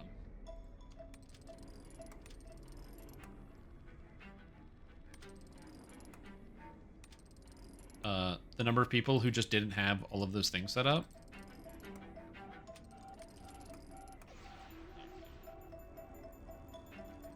Oh, Fast and Furious, I got you. The barrier vanishes. Quickly, Chance says. Unlock the security door so I can get out of here. Careful though. Alright, we're good. Pulling the wrong lever will summon the authorities. So the final clink, the locks holding Chance in his cell spring open. So if Ulta 20, Now I'm not stuck in rescue good the build. errant student and escape Build before the he gets distance to room the stuck in. end. Oh, baby. That and also Hardcore League. Bro, the first 3 or 4 Hardcore Leagues where you had to level up your Epic Destinies on every character. Brutal. Absolutely brutal.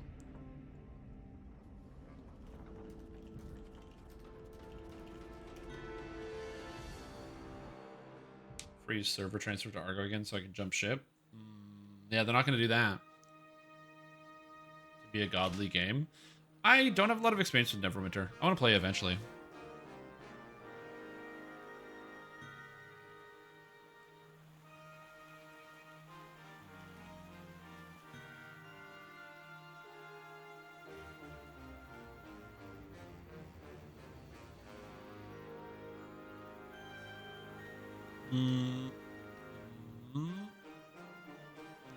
What's the best server? Argonison. No. We can do a whole Sharn. If you got time.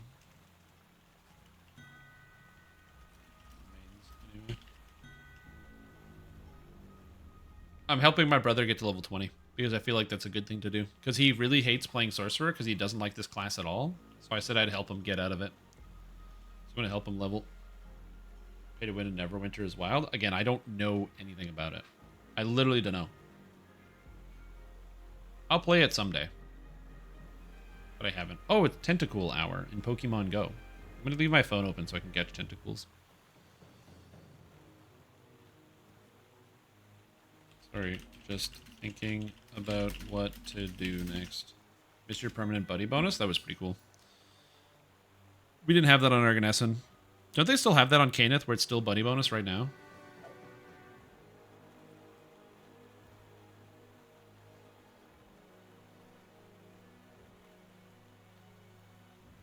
Nope, nothing here.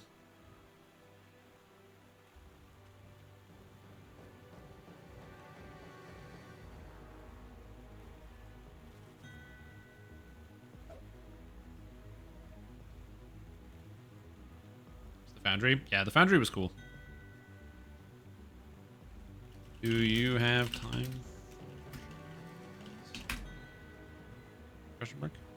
Foundry is pretty cool. I did a dungeon in there that was like, it started at the end of a dungeon where you're supposed to be with this party to collect this like incredible powered relic.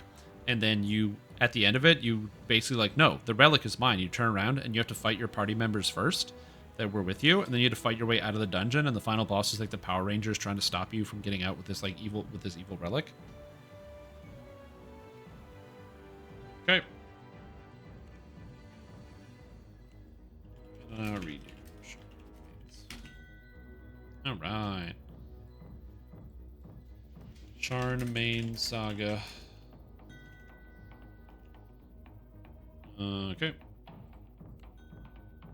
Sharn, welcome. There we go. We're gonna redo the Sharn Saga. There's no way to figure that out. Stupid high pay to win. Like, so, okay, so what's the pay to win part? Because you guys have both said it, which means you entirely understand what element of it is pay to win. What's the pay to win part?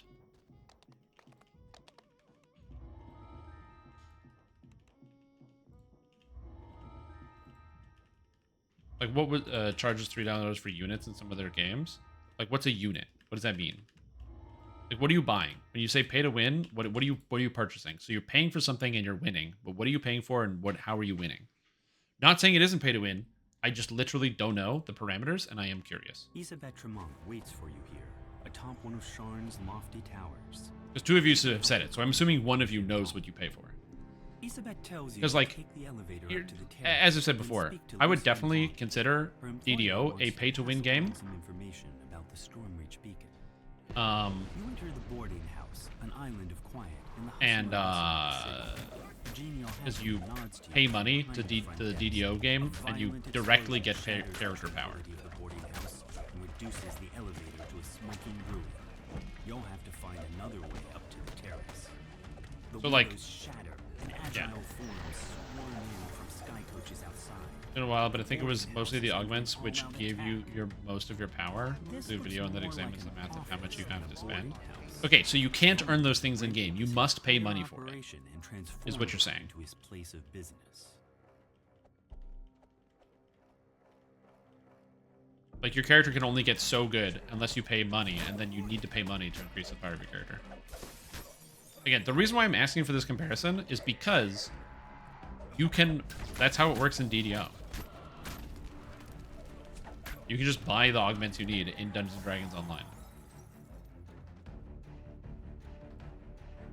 And buy these things. And just... Only because, again, there are people that are saying the other game is pay to win, which I'm assuming means you have a positive opinion or an opinion that you don't think DDO is as bad. Which makes me wonder what it is, so I got it. I just want to know. I'm not saying it isn't. I'm just like trying to understand. Oh hey, I apparently went to another street on my street. Now I can get more time. What am I missing? Go. Up 1% of games spent 250,000 to 500,000 over the last five years. Hey man, that's just the price to be a winner. That's all it is.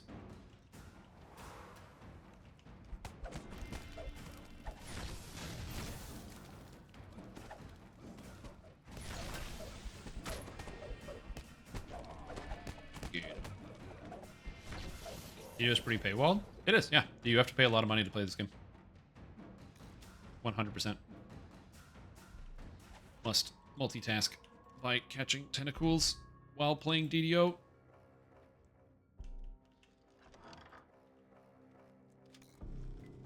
As I said, I don't have an issue with the way that DDO does its monetization for the most part, but the main reason is that you can earn the points in-game, and earning the points is also not like the worst process in the world compared to a lot of things. Like when I think about a lot of the MMORPGs out there, there's a lot of games that you can't even play. Like there is no, like the free-to-play is not real. It's like fake free-to-play. Oh yeah, I guess I could open the chest. I didn't even think about that. Kind of just walked away. I got excited. It's like, I don't need to loot this. But I guess treasure is why people play video games. So again, I'm not... I'm mostly just I want to understand. So server open Lotra about having their hard-earned high morale ruined by the squish. That's fucking awesome, dude. You know what that means? That means SSG did a literal morale squish. Standing still games literally squished some people's morale. Not just in the game, out of game too. Stat squish reduced the morale to the point where some of these people don't have any. I kind of love it. It's like very poetic.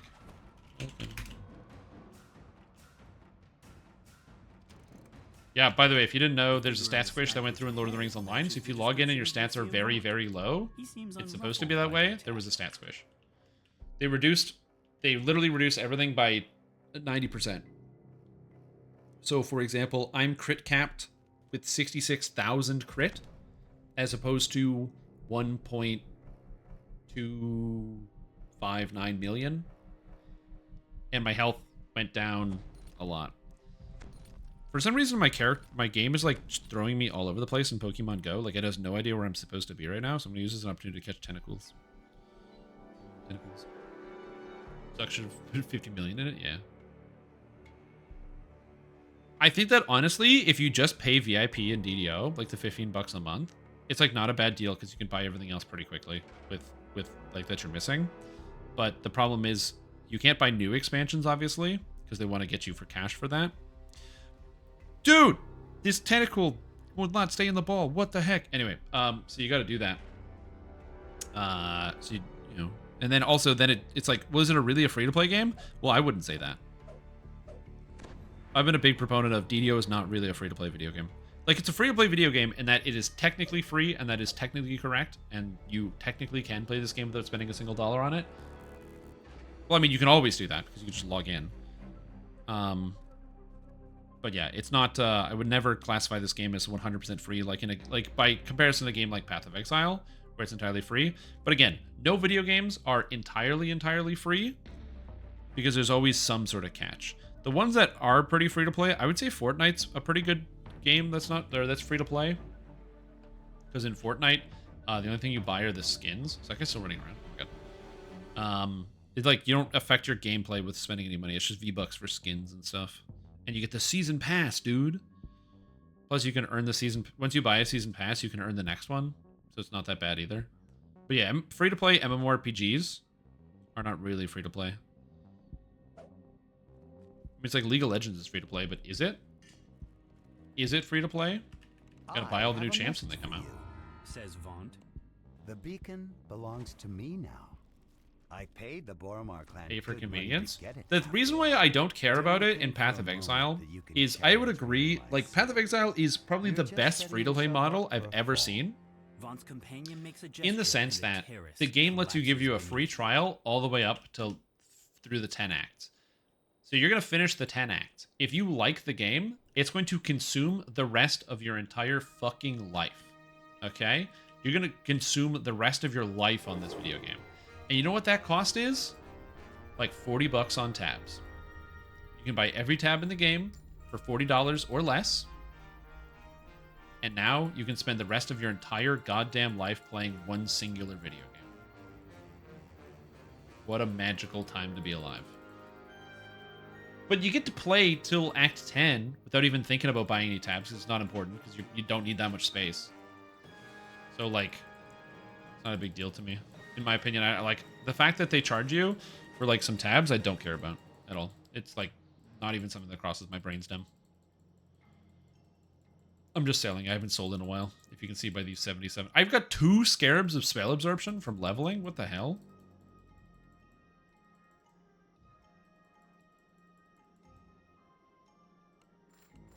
Is it 100% free to play? No. But is it really close? It's not bad.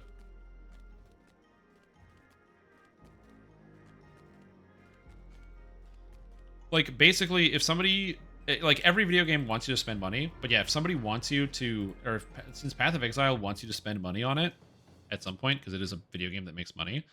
In terms of all the video games out there that want you to spend money, Path of Exile is, in my opinion, one of the, like, most reasonable in that it's literally just the tabs. You push open the door to the apartment. The tabs are important. The tabs are surprisingly important. well-decorated rooms show signs But of a struggle. you will know whether you actually want to go play with the game. Anticipation as you near And the crime scene.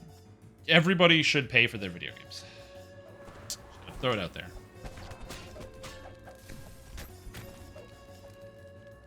You gotta pay. Somebody's gotta pay for something at some point. That's how it works. They're pay to win in Guild Wars 2? I have no idea. It depends on what you think of as pay to win. The doors to And the then also gambling what's in hall the are game. I wide don't know. open and its chairs are empty. Let's see. Though Hey, the Dorak, bar is Guild Wars tables 2 are pay to still win? covered with food and drink. Let's see if I Looks can like the summon him. customers left in a hurry. A chest full of coins was left here locked and untouched. This was no robbery. You can tell that there's more to this than meets the eye. You find a crossbow. I yelled his name. You should have, and I said Guild Wars 2. It's the summoning chant. I didn't light the candles, but I figured that would work well enough. Searching the gambling hall raised more questions about the murders. Oh yeah, Guild Wars 2 is bad. It's the worst game ever made. Anybody that plays Guild Wars 2 is clearly not using any of their mental faculties because they're playing a game that's bad. Bad game. Game bad. Bad, bad game. Now to leave the way you came. You've learned all you can about these Guys, it's not working. crimes. He's not showing up in You chat, get back to even though I'm the insulting Wolf his Gate, favorite and video Zelith game. awaits your results. Zelith Right, unlocks well, I'm out of the gate, ideas. revealing a Anyway. small lane that burrows deeper into the heart. Very of long Cox way in. Gate. Yeah, I like Final Fantasy XIV. It's a fantastic game.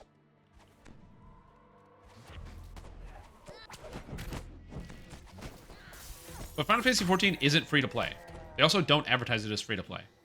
They're like, give us $15 a month The door and to get the the pawn hell shop off of is my unlocked, property as they cock a just as shotgun. with the other crime scenes. It's like, shh, they Inside, pump the action. shopkeeper's body lies forgotten alongside all the other castoffs in her shop. Like, it's just not free to play. It just isn't. It's not a free to play game. It's a pay to play video game. That is what it is. Also, Smaxius, welcome back to the stream team. Appreciate this work. You're doing very well. Thank you so much for this sub, dude. Thank you. But the same song. He's actually doing something outside. I can see him in Discord. He's playing Guild Wars 2 right now. Yet this time a new detail catches your eye. A shattered pin bearing Vaunt Arcanotechnic symbol. The murderer Free technically? No. It's not free. So, I'm trying to think of the best way to describe it. If the game company does not describe the video game as free to play, then the video game isn't free to play. So, does the video game describe itself as free to play? Is Final Fantasy XIV free to play? stretches before you.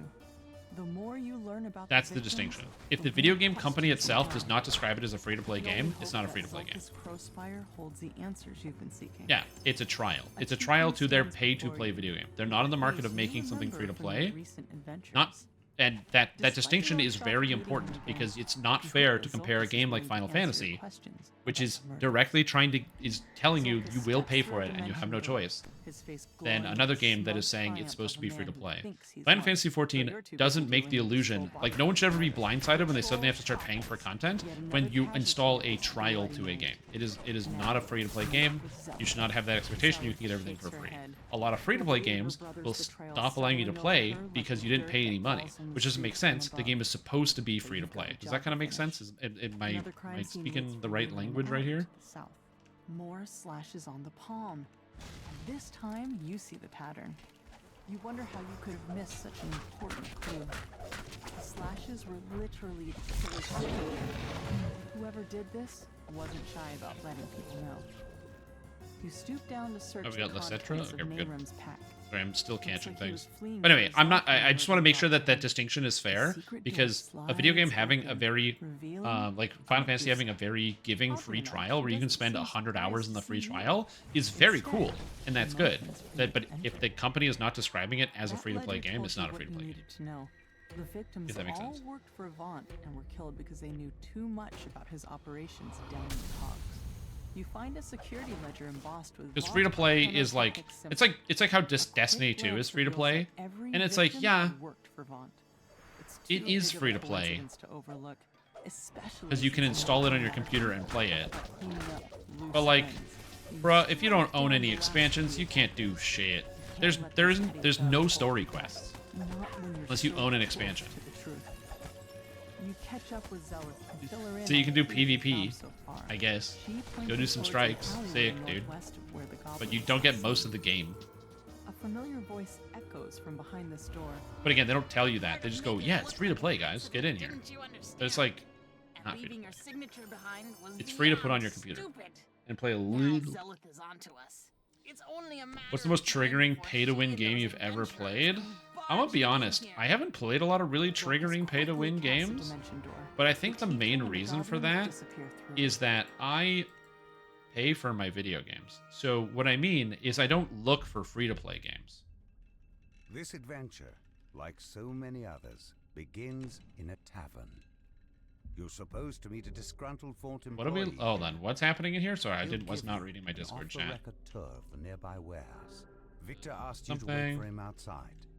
Looks like getting inside his warehouse won't be a problem. Victor leans over and whispers, I don't want to lose my job. If you'll just follow me, I'll cough when it's time for us to part ways. Hold on. What you do after that is none of my business. He sounds quite nervous.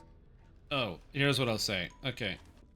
Here is my quick take because streaming so hard in a few sentences. Into the night. That must be your way inside. Time for you to investigate the warehouse.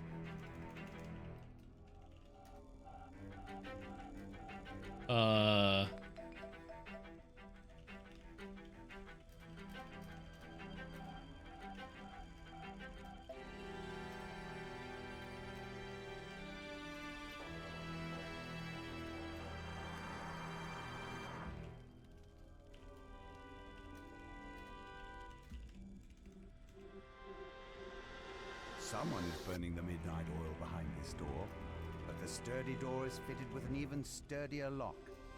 You'll have to find another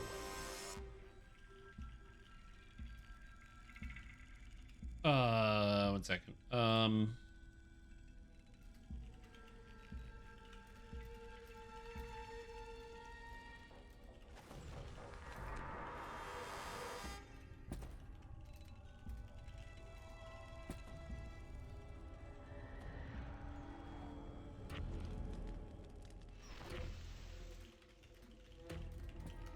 According to this ledger, all of the blueprints I think we're have been good. moved to the office upstairs. I just want to post that. shredding.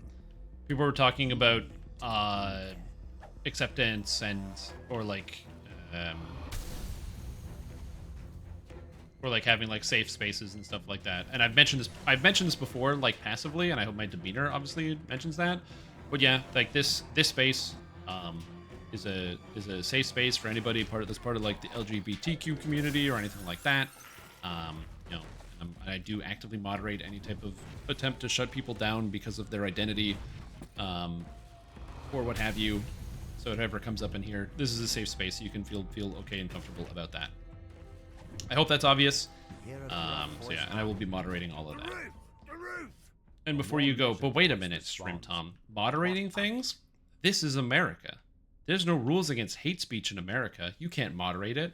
And that's when I say, you fool. It's been Canada the whole time. And in Canada, we do have rules against that, so I'm going to moderate you. So take that.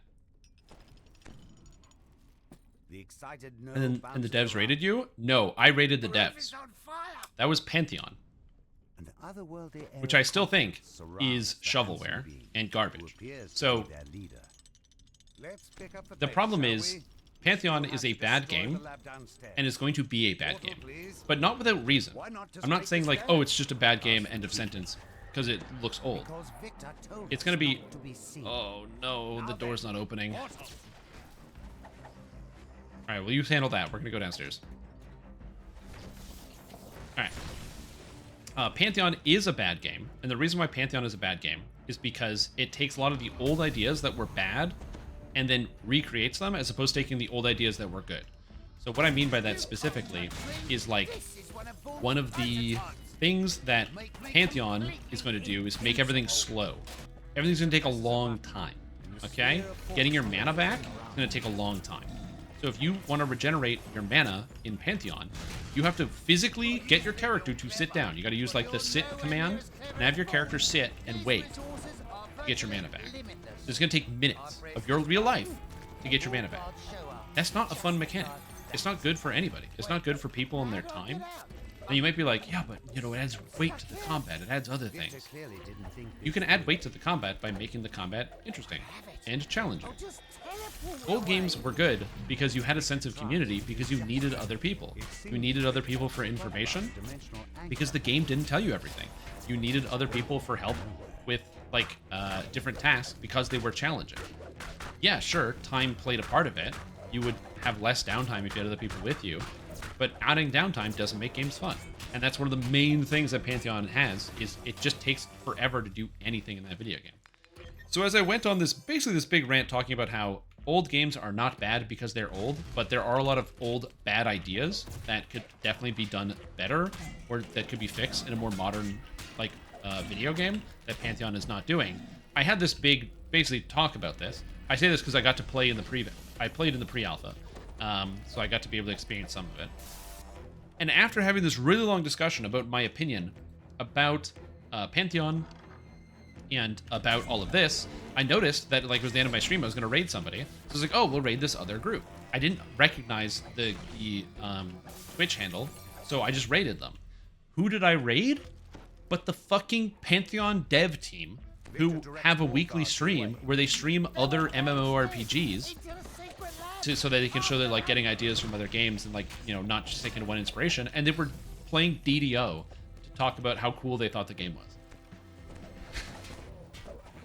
And I was like, oh, cool. That's awesome, dude, guys. I gotta go. I don't know if anyone narked on me and told them that I was shit-talking their video game. Okay? But I'm actually gonna... let me show you something to why I don't feel bad about anything that I said at all. I'm gonna show you something that is the exact reason why I don't feel a single shred of remorse about anything I said. Victor yells, "Get back here, you cowards! Okay. These spooks aren't gonna punish themselves!" Hey Strim, Brian here. Old coworker stopped by on his road trip and I let his 8-year-old kid run the big tractor a little. Did pretty good. Nice, dude. That's awesome. Okay. So here's why I don't feel bad about judging Pantheon. So, Pantheon, Rise of the Fallen, is a new MMORPG. It's coming out. Okay? Eventually. The reason why I don't feel bad at all about even a single word that I am saying is because to play in the pre-alpha, they have the pledges and rewards because this is a crowd-funded project. You'll notice pre-alpha testing is not in the $50 pledge. It's not in the $100 pledge. It's not in the $150 pledge. It's not in the $200 pledge. It's not in the $250 pledge. It's not in the $300 pledge. Is it in the five? It's not in the $500 pledge or one of the two $500 pledges. It's in the $750 pledge. So if you want to play the pre-alpha, which is the earliest version of it, you got to pledge 750 bones to this game. And so, I think that it's fair to criticize them. So I think it's fair to criticize them. If they're going to ask $750 to get feedback from people, I think it's fair that they should be able to deal with criticism. Like, I think that the game is using outdated designs and they could do better. And also, they're going to make the game. You have the second problem of they're going to get feedback from the people that spent $750 on the game. And the people who spent $750 on the game are the people who really want to play a game from, like, that was, you know, a precursor to EverQuest, basically, with pre-EverQuest mechanics in modern times, which means the game is not only not going to have mass appeal for the most part, but also it's probably going to be so restrictive because they're drawing from such a narrow pool of influence. A group of would-be patrons. It's not going to be very good anyway. From the courtyard. They so must not be on the again, list. I'm not saying that people shouldn't be allowed to spend their money on that. I'm also not saying that they can't make a video game like that.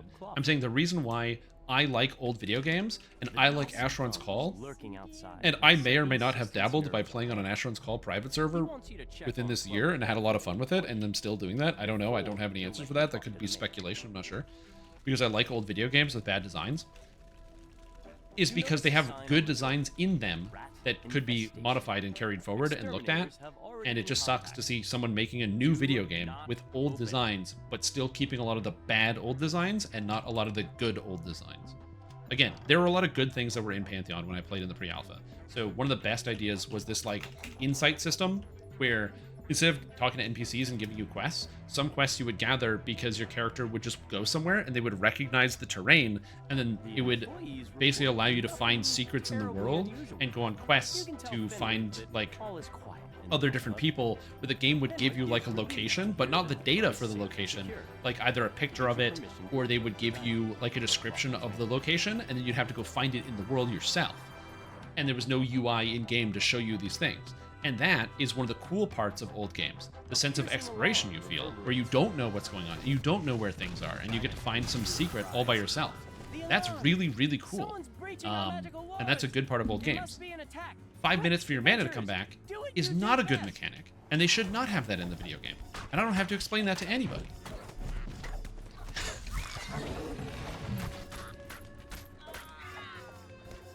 Nobody should have to wait 5 minutes to get their mana back in any video game. It's just not a good idea. Now, that being said, you might be like, yeah, but some people want that.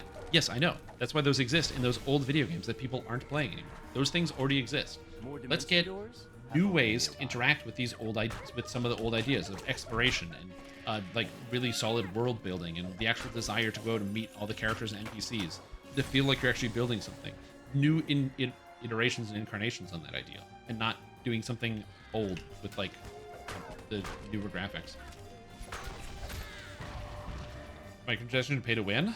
I don't think the game is going to have microtransactions to pay to win. It doesn't look that expensive. It's encore. The main stage must be under attack.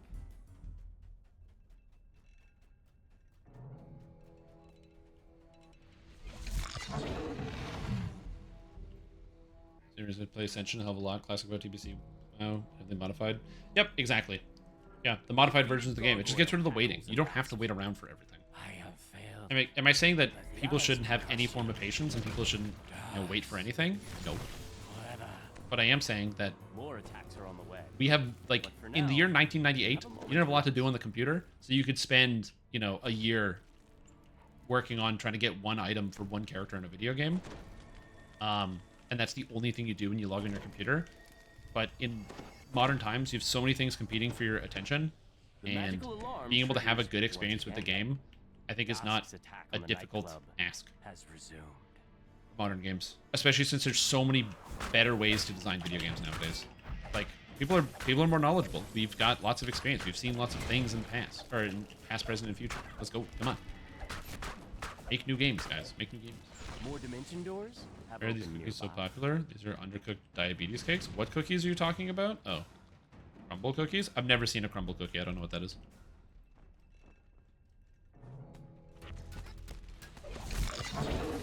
Unless you're talking about, my favorite cookie, the Oreo cookie, that shit's the bomb, dude. Though, to be fair, if you don't understand why not saying that's you, but if you didn't understand why an Oreo cookie was, good, then we'd have a problem, but, yeah. Anyway, this is not meant to be, disrespectful to the Pantheon developers. It probably is going to come off as that way, and they'd probably be mad at me if they had to listen to me. But I'm just there's so many good ideas from old video games. There's so many good ideas, and there are even good things in that game. But again, the waiting and making everything take a million years. And I've checked out some of the stuff with Pantheon that they've done, since the time that I was looking at it initially, with their mount system and their taming system, where they're oh, you're going to be able to collect mounts.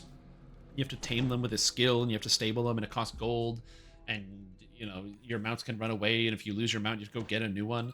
I've played a game that had old mounts where you had to go get a new one. It's called Asheron's Call 2, and in that game, your mounts are not like an object that you get and it's permanent. They have a cost to each time you get a mount, and they can get expensive, and it's not always easy to have your mount all the time. But at least you don't have to go physically out in the world and find one every time. All it does is cost a little bit of gold to get a new mount every single time, because you craft it. A lone figure stands idly on the platform next to a sky barge. But imagine your mount dies and you have to go farm a new mount and tame it and train it again. Basically, imagine mounts in ESO, right? So I don't know if you've ever played ESO, but in ESO you have mounts and you can train them. And basically training is just either give them more stamina so they can sprint for longer, give them more speed so they're faster, or you can give them bags so they can give you more inventory space. Except if you got knocked off your mount, because you took too much damage, your mount died and you had to start at 0 again and retrain them.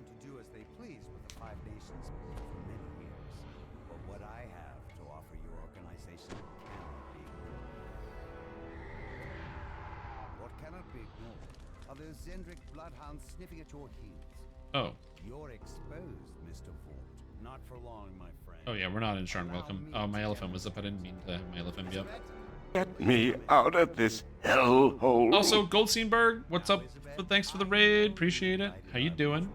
How was the stream? Hopefully good. Quest received. I prefer DDO Guy. God is too much. It assumes a lot. It assumes a lot of different things. So I'm more of a guy than that. Stand for 30 minutes? I don't want to do that. All right.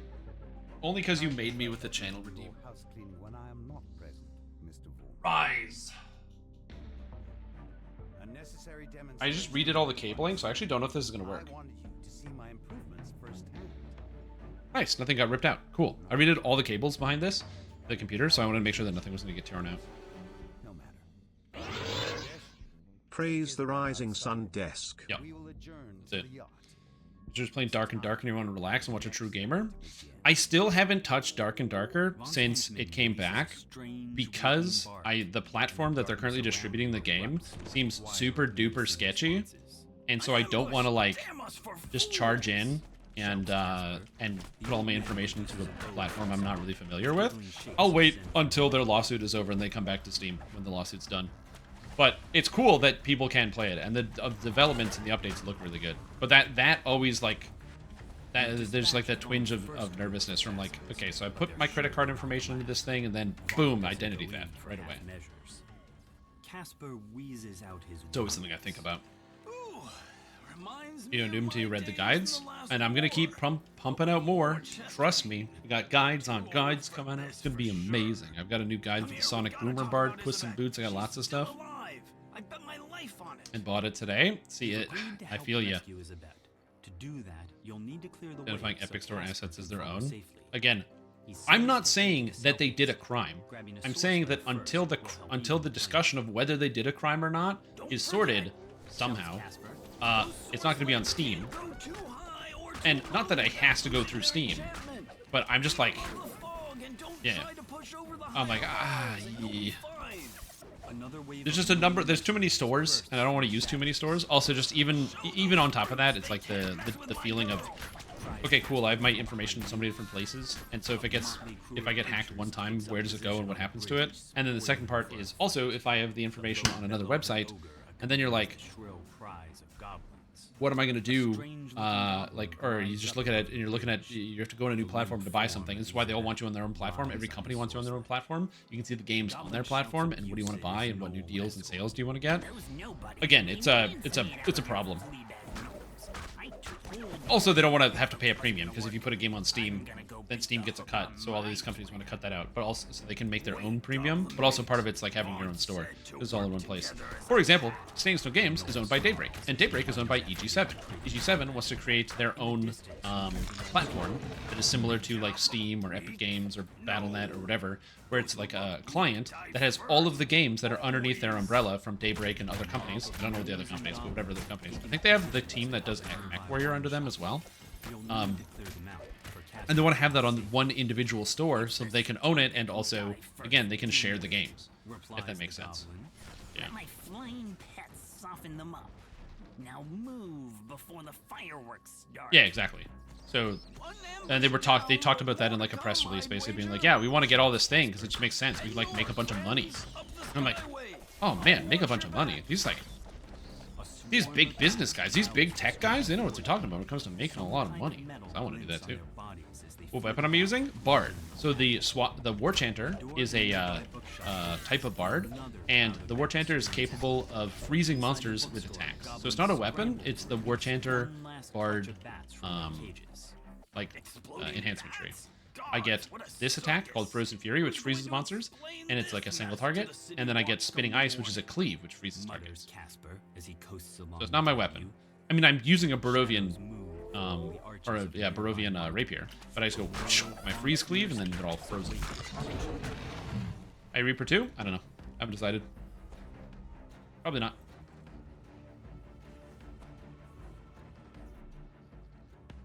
The problem is it takes too much work and effort to get a character ready for High Reaper, and then it really slows down my video schedule, because then I don't have anything to do, because it takes an extra week.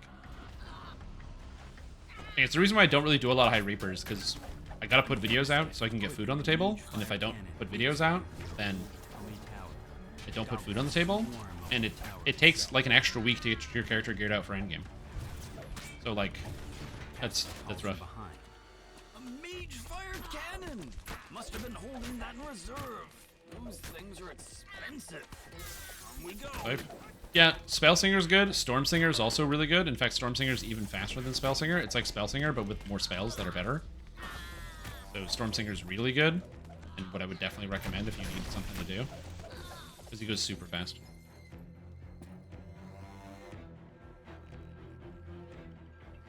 But I'm having fun. I'm really enjoying this character. Ever since they made it, and by ever since last week, they made it so that you can now use Dexterity to hit and damage. Or not Dexterity and damage. Dexterity or Strength with all of the War Chanter stuff. It used to be just Charisma, but now Strength, Dex, or Charisma. My character has the ability to use Dexterity. So I thought, hey, why don't I make the Puss in Boots build? It's a Tabaxi that has high Dexterity, like a Swashbuckler, and uses all the freezes and stuff. And it just seemed like it would be a kind of a cool idea.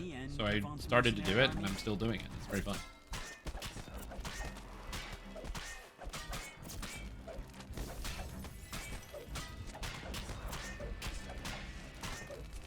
Beating up all the Magefire cannons. I could fight the other monsters, but the Magefire cannons have the most hit points, so it just makes more sense to me to beat them up as a melee. But yeah, so that's like my thought process behind it.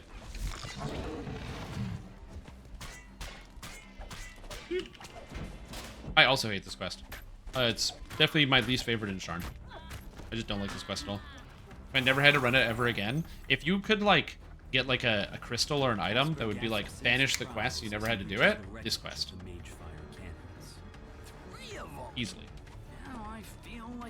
And I can also fix it in 20 minutes. I don't know how to use any of SSG's tools. I bet I could fix it in 20 minutes to make it much more likable. I bet $100. 20 minutes on their tools without knowing how to use them at all. No explanations. I could fix this quest.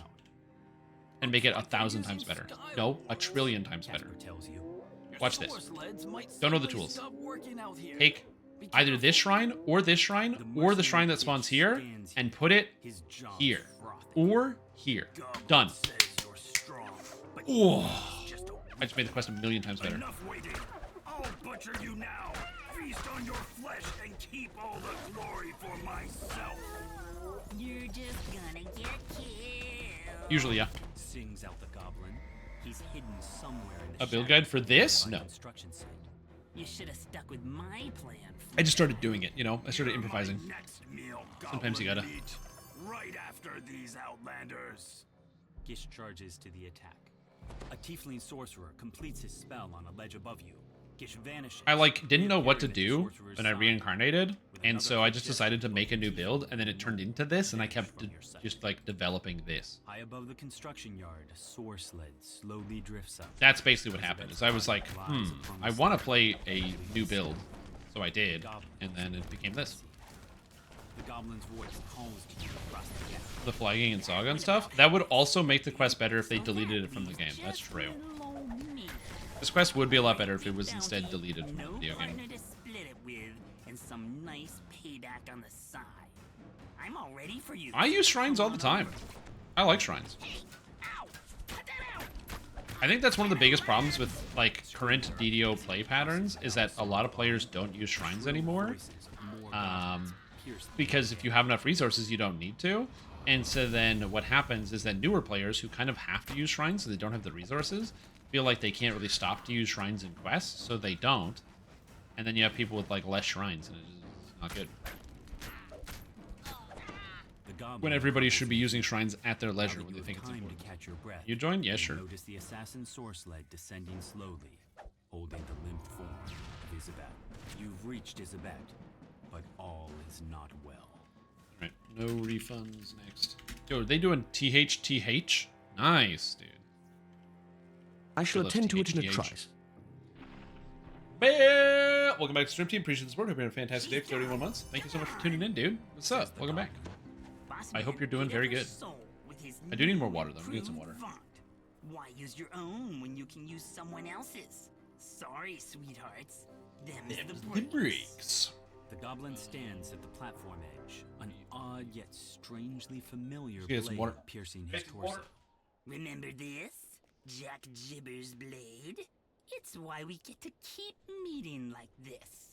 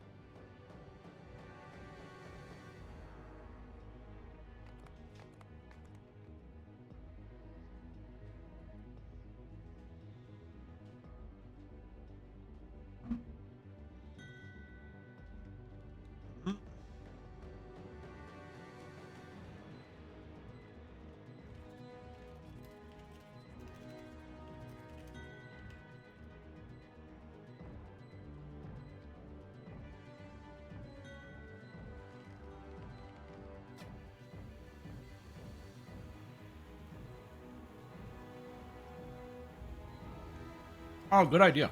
Sorry, I got an apple and I turned my brain off. I was hungry. Hey guys, what's up? It's me, Shrimp Tom. Get ready for the cold roll of the day. A lot of people put in their sun flasks thinking they're gonna win big. Too bad they don't know they're gonna lose big because it's time for the gold roll. Oh, whoa, jeez. Ouchie, wouchies, dude. 11? Oh, God.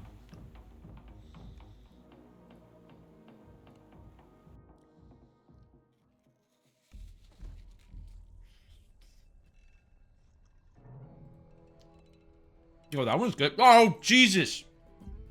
It happened again. All right. I'm just gonna let you guys do this quest. Sorry.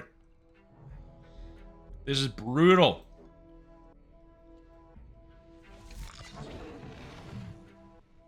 SSG definitely needs to fix this quest eventually. I don't know when they're gonna, but they should. Is it a feature? I wanted time to eat this apple, and it takes one hand. And this character is harder to play with one hand.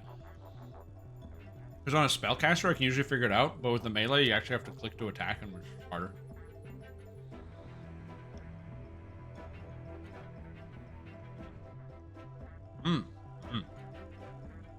So good.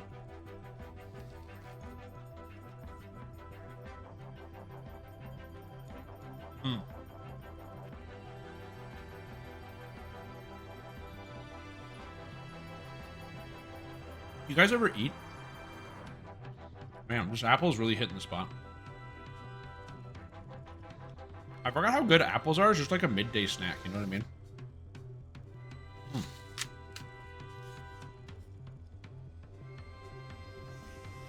It's nutritious. It's got that crunch. Oh, yeah. It's got a little bit of fiber. You know, there's 3 grams of fiber in every apple. How much fiber per day?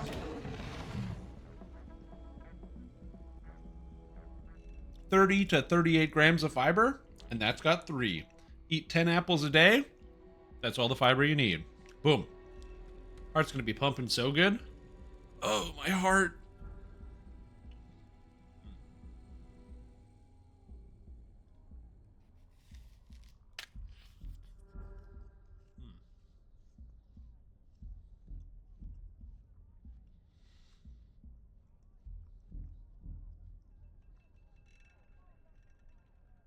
I just might not look right here. You know what? While we're here, you can have you have my enhancements in case people want to copy my build. There you go. That's what I'm doing. The feature like single weapon fighting and stuff. And I started with rogue at level 1. There you go.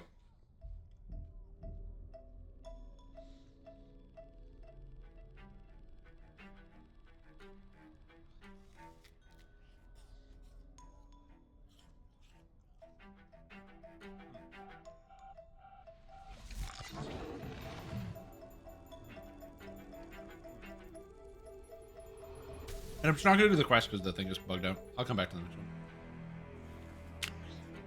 one. Yeah, man. There's something amazing about this fruit. It just blows my mind.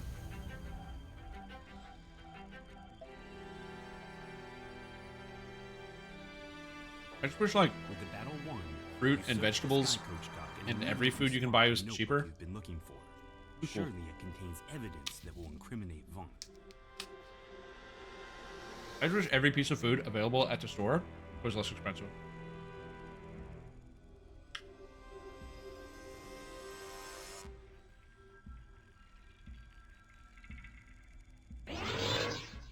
Hey Strim, is half your graphics card not running? No. So, I guess I better go catch the other half.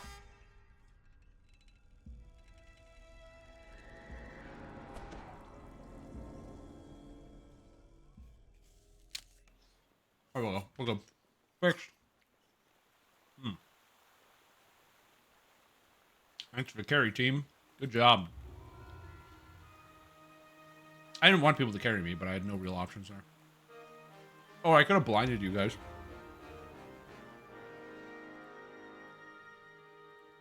Awakened the dormant epilepsy laying in your bones. That was all of a sudden you become blind. Evan Greybeard, your would-be informant, lives somewhere upstairs in this slum tenement tower. The door into Evan's apartment stands before you, wide open. This can't be good. 2 hobgoblin corpses lie at the feet of a stern gnome. The air smells of sulfur. And who in Khyber Apple are eaten. you? Ready to go. Gnome Ready to demands tackle the in a day. pitiless tone. The creepy gnome I always feel weird nonchalantly gives you a head start, then goes back about to eating work on the stream. crime scene. What Because it's like, you is know, really going I don't want to on waste here? people's time. The air suddenly grows warmer. So generally I would prefer to draft not eat on rises stream, from so that way it doesn't somewhere feel like I'm below. wasting people's time. You have a sense that you're being watched. But like, on the other hand, More so than usual. eating on Your stream recent encounters with an odd gnome inquisitor is something I remembered kind of have to do, spirits because I'm a human being and I These gotta eat ne'er-do-wells food have regularly, like most mistaken people. you for an easy mark. This won't end well for them. Remember to my GPU? This must be the place where Evan Uh, went for a drink. Perhaps the bartender has seen him. I don't have You turned to head a witty outside, comment. I'm out. only We're talking to about find food. a man standing in Yeah, your I always feel path. weird about eating on stream, but like, He you gotta beckons eat you sometime. over. And for the most part, like, I don't really take any breaks during the day when I stream. Like, literally ever. Other than, like, going to the bathroom. So if I stream for 10 hours, I'll be streaming for, like, I'll be on camera for 9 hours and 40 minutes. I don't take a break to go do something else. But, like, most people, they at least take, like, a half an hour for lunch, you know what I mean? Some people do work jobs, but they can't really take a lot of breaks during the day. But generally, you're going to take, like, half an hour lunch. Or you might have a job where you can't take a break, or some days you can't take a break, but most days you get a break. Like, when I worked in sales, some days you would be a bit, like, busy from 6 in the morning till 6 at night, and that's just how it was. And some days, I'd have nothing to do in the afternoon between 12 and 2. I just have 2 hours to just hang out. You know, it is what it is.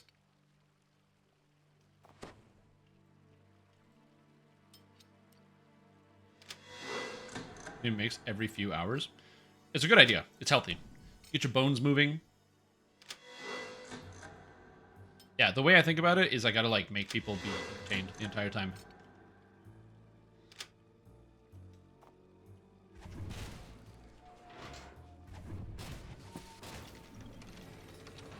I moved. I didn't fail. I moved. Much better viewership, yeah. Well, also, some people can just, like, literally leave the stream on while they sleep and make money. I don't want to do that, but some people can. I wonder if anybody would watch me sleep. I have noticed that if I do a 24-hour live stream, a lot of people tune in. Like, if I put in, like, 24-hour stream, even in the dead hours of the morning, I'll still be, like, over 100 viewership, because people are just, like, tuning in. They're like, oh, this guy's gonna kill himself on camera by not going to bed? Cool, let's watch. As my mind deteriorates quickly. Also, there's some percentage of people that are like, this is a cool event, I want to support. And they, like, just leave the computer on overnight. Or they, like, leave their phones watching the stream. Which is very cool. Not my inability to kill these. That part is not very cool, but, you know, it is what it is. Dude, this rat made a 64 and a 64. What the heck? The secret door just popped open. You did it. Ashta Therash calls down the hallway. But yeah. You should probably investigate. I would like to tell you that if I was like, you know, a very well-off live streamer, I'd like to tell you that I would actually take regular breaks and take better care of myself. I wouldn't do that, though. I am absolutely a huge workaholic. I don't take breaks if I don't have to. I'm definitely the type of person that benefits from having, like, someone else tell me specifically when I have to take a break. Because without that, without someone standing over my shoulder telling me to stop doing stuff, I'm usually not going to stop doing stuff. I wouldn't say it's a good habit. Or sorry, a bad habit. But I wouldn't also call it a good habit either. It's just a habit that I have. It's not always bad because it means I get a lot of work done. It's like when I put, like, huge goals on myself. So, like, for example, I'm going to be running 2 D&D campaigns later this year, and I need to do a lot of writing and getting stuff ready. And both of them, one of them has entirely custom classes, and the other one is entirely custom subclasses. And both of them are, or one of them is a world that I've written entirely, and the other one is a world that requires me to have like 300 custom monsters. It is a lot of work, but I don't mind because I just like stay up all night doing work sometimes because I just like get on a roll. I just start thinking and thinking and going and going and putting the time in, and all of a sudden the sun is coming up and you're like, whoa, dude, it's time to go to bed, I think. Or you just stay awake and keep doing things. There have been a few occasions, definitely here on the stream, where I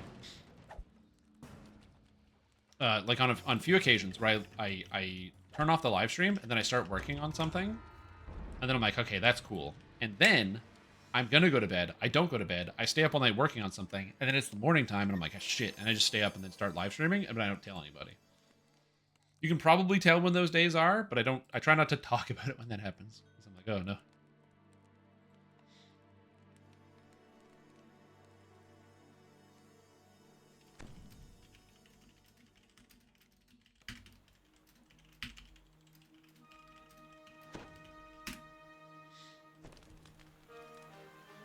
Oh. All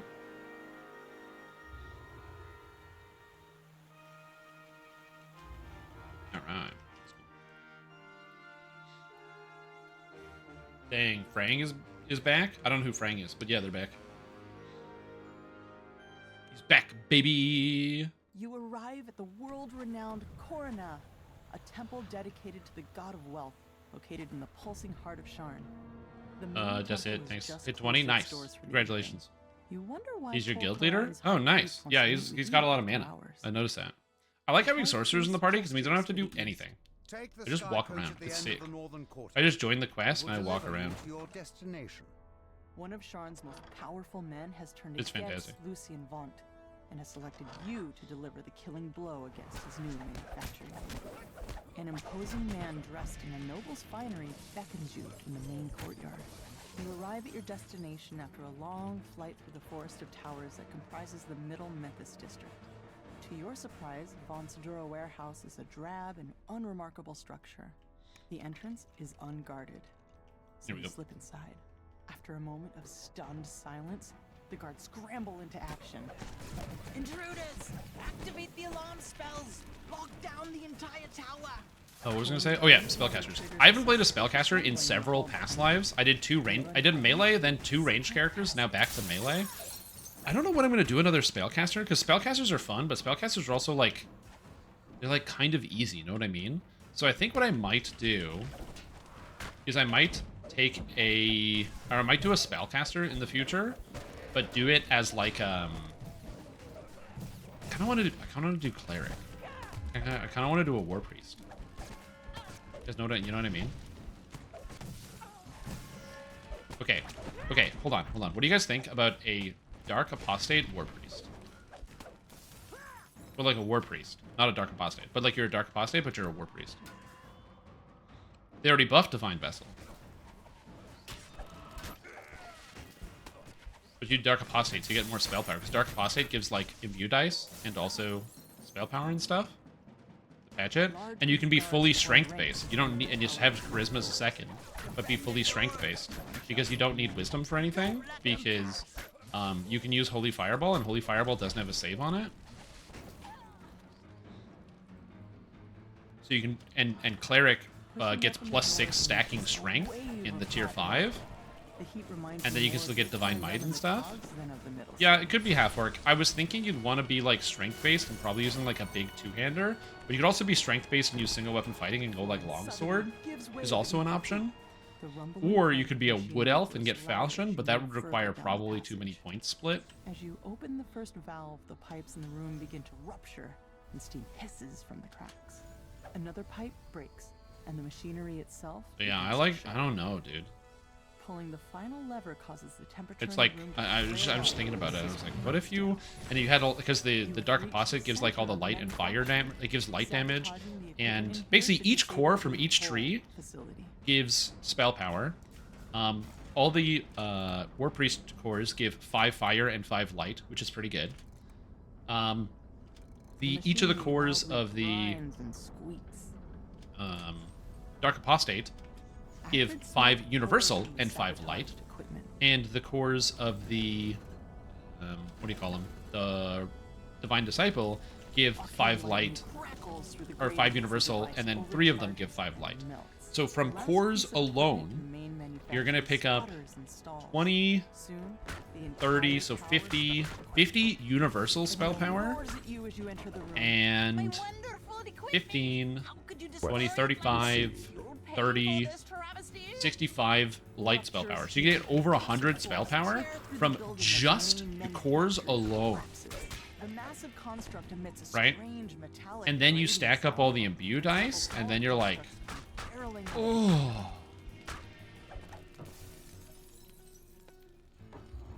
You can even use the Dark Apostate imbue to get like the auto cursing and stuff. And then the evil damage means you do light damage, fire damage, and evil damage as like separate entities, so nothing's gonna resist all of your damage ever either.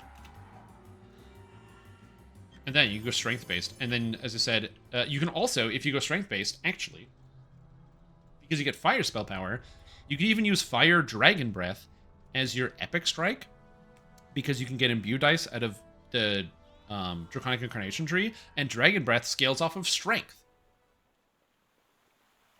Oh, dude, you can do it as a Dragonborn and start 20 strength, 20 charisma. And if you have extra points, you can just get breath weapon DCs, and breath weapon DCs directly scale into the breath from Draconic Incarnation. Oh my god. Okay, I'm totally doing a Dragonborn breath Dark Apostate strength build. Okay, that's next build. Okay, I'm excited. Oh, that's really cool. All right, we're good. Everything's good. Everything's good. The beacon will surely be under heavy guard. Sometimes I just get too excited. You know what I mean? Sometimes I just get too excited. My brain just goes, and I gotta do it. All right, that's good. I'm excited. Okay. Maybe after this, I'll write it down. If you do it right, no, the guy DC'd.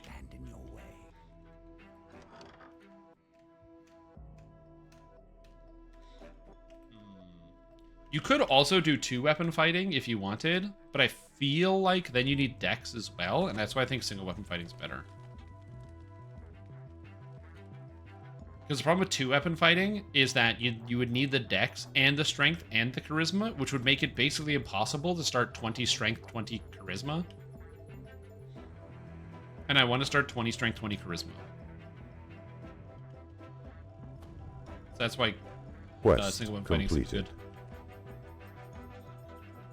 You can even run Macrotech as another tree, and then Macrotech would give you like rune arms with your single weapon fighting, so you get even more damages.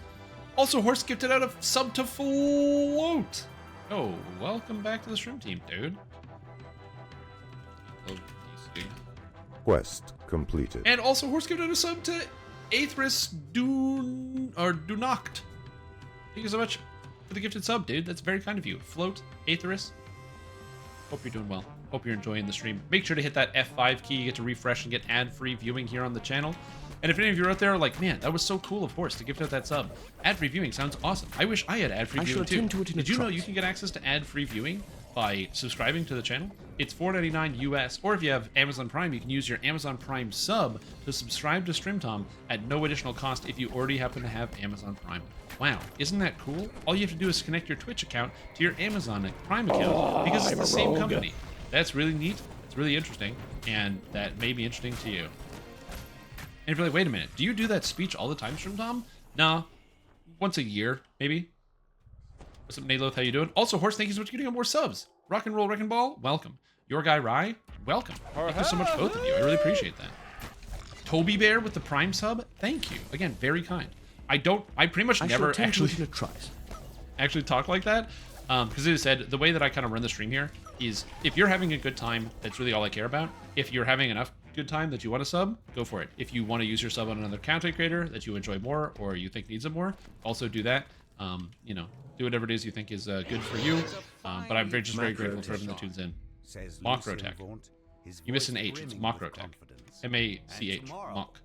Tomorrow will be truly beautiful. Also, Horse gifted out a sub to Nayloth. Thank you. Again, very kind. I really appreciate it. Super generous, dude. Thank you. The troll seems immediately You said something, so it's all yours? Thanks, man. Appreciate it. Or lady. I don't know. I just saw Toby, and Toby's usually he's like Tobias. But yeah. What's up? Make sure you hit that F5 key to get ad-free viewing, because if you don't, it's still going to play ads for you unless you refresh. Now comes in black. Better still. So, I actually don't mind the box ads, because at least you can still see the stream and what's going on. It's better than like the ads just cutting off the whole thing. I don't mind the box ads. I think the box ads are a better viewing experience, but they need to get better ad integration on Twitch for sure. That's something I think pretty much every content creator has complained about on Twitch for like 1,000 generations. Macrotechnic and Two-Toe Toby. It still says Macrotechnic, doesn't it?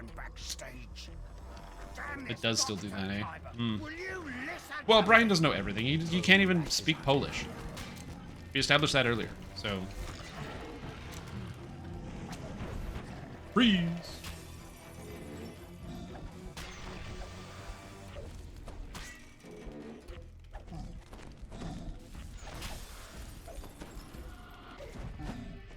Can't freeze him. Freeze! Here we go. It's because he takes less damage from lightning because he's got the Demon Soul. Some of the new spells included in this version are Locate Object, for finding things around the house.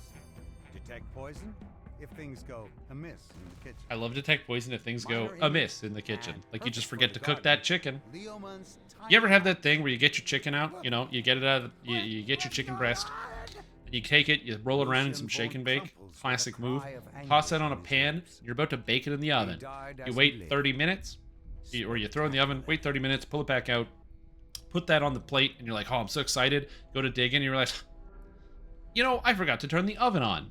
And you have an uncooked chicken breast that's been sitting out for 30 minutes after you've eaten half of it. I know I have. No more, thanks to the Vaunt Arcanotechnic device. You can detect poison and know if you've cooked your chicken or not. 2 hearts of wood in a bit? That's not a bad idea. Oh, it's free, ain't it? Oh. You know, see, was it that you could buy the expansion DDO points back in the day? You can do that currently, right now.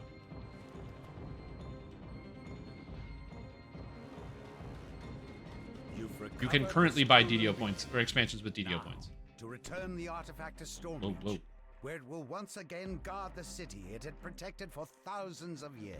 So you can do that right now. The only one you can't buy is the most recent expansion, because when an expansion just comes out, so it's a new one, which is the Vecna Unleashed expansion. It's not available for DDO points until 6 months after its release. It released in August, so you'll be able to buy it for DDO points in February of 2024, which is 6 months after the release of the expansion.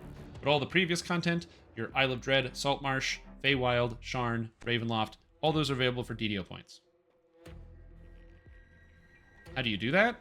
Hit Control S to go into the DDO store, and then click the header that says expansions, and then you buy it. I don't know how else to say that, but yeah. It's just in the store. Oh, I haven't got the Vaunt Jewel.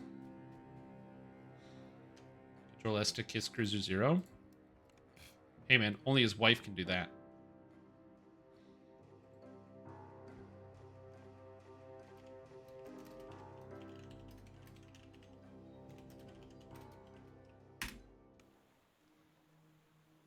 The Vaunt Jewel? Yeah, it's the new one with the newest expansion.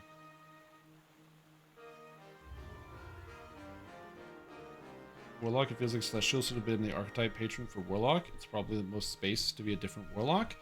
Probably. How many XP do you need?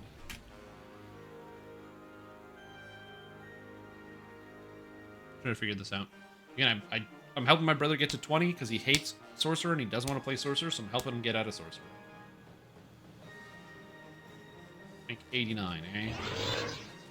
What's up with mysterious we can remnants? do Sharn Dock, I think. They should be called obvious remnants now. True! They should be called obvious remnants. True. I'm stealing this. I'm literally taking your idea and running with it.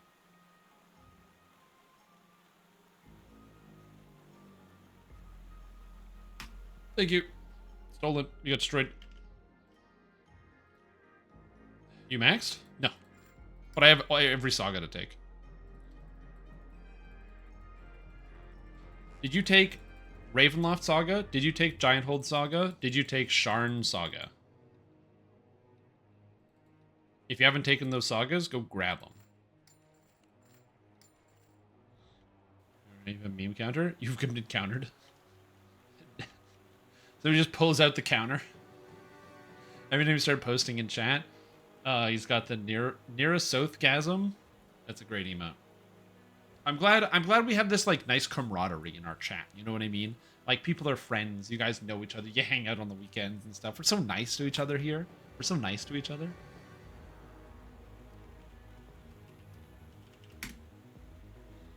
You know what I mean?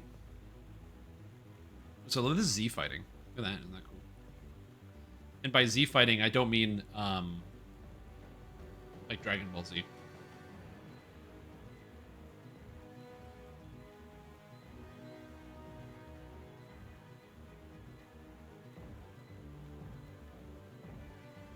That emote's also pretty good. Just the like from holding my face, fantastic. Just the stress in my eyes. I was stressed.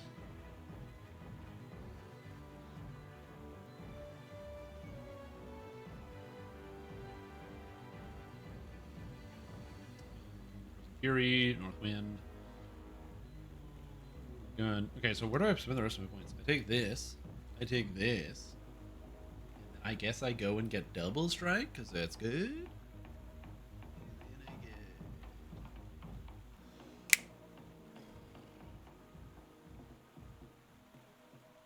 I don't know what to take.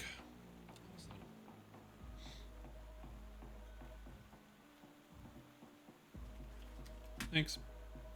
I'm just waiting to find out how much XP we need.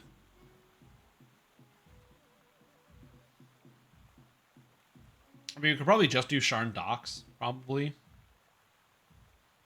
But like, you know. What if we don't have to do Sharn Docks? What if we could just do something else? So I'm gonna hang out here and wait patiently. Not sure. I'm gonna drink water. You know what sounds fun? No. I actually don't know what sounds fun at all. Like the sound of fun is very confusing to me. It's scary.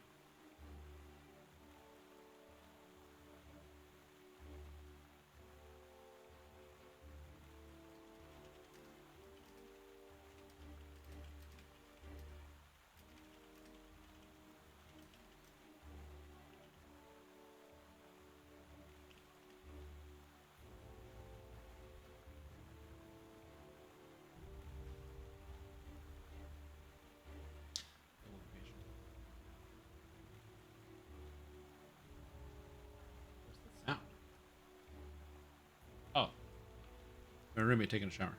I heard this like crazy noise. I was like, what is that sound? It wasn't a crazy noise. It was a noise I'm very used to hearing. Regular sound. It's the sound of running water. But it was very confusing in the moment, okay? New invasion? Yeah, I don't want to do that quest. Not that much. Probably just do Sharn Dock, but honestly, I don't know. We'll figure it out. I don't know.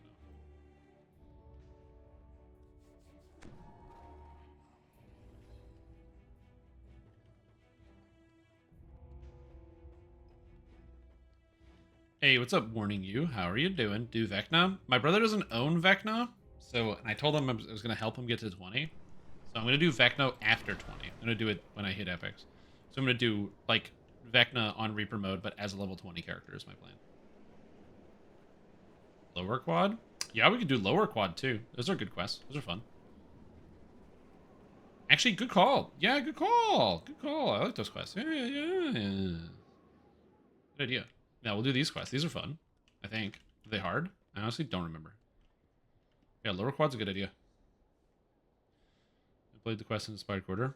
So the problem with those quests is the reason why you haven't played them in a while is because all the monsters in those quests have 6,000 hit points. So if you have instant killers, it's really not of a big deal because you just like kill them all instantly. If you don't have instant killers, it's like 6,000 hit points a monster.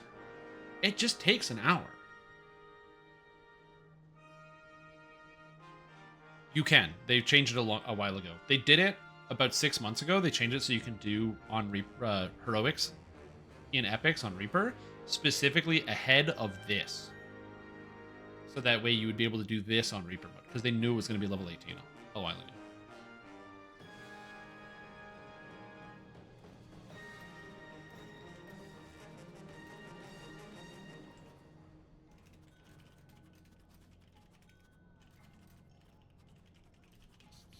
Live stream ending? I'm waiting for my brother. I don't know if he knows where these quests are, because he hasn't played in a while. I should also... I'm going to open up the LFM as well. It's a fun time. These quests are pretty good. I'm just waiting. Just, you know, these things happen.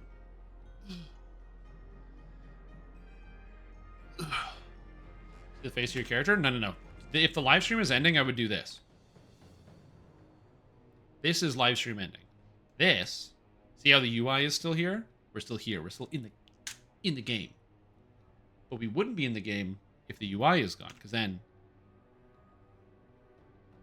we're not. You know what I mean? Speaking of which, Wargrave. The first quest is called Army of Eternal Night.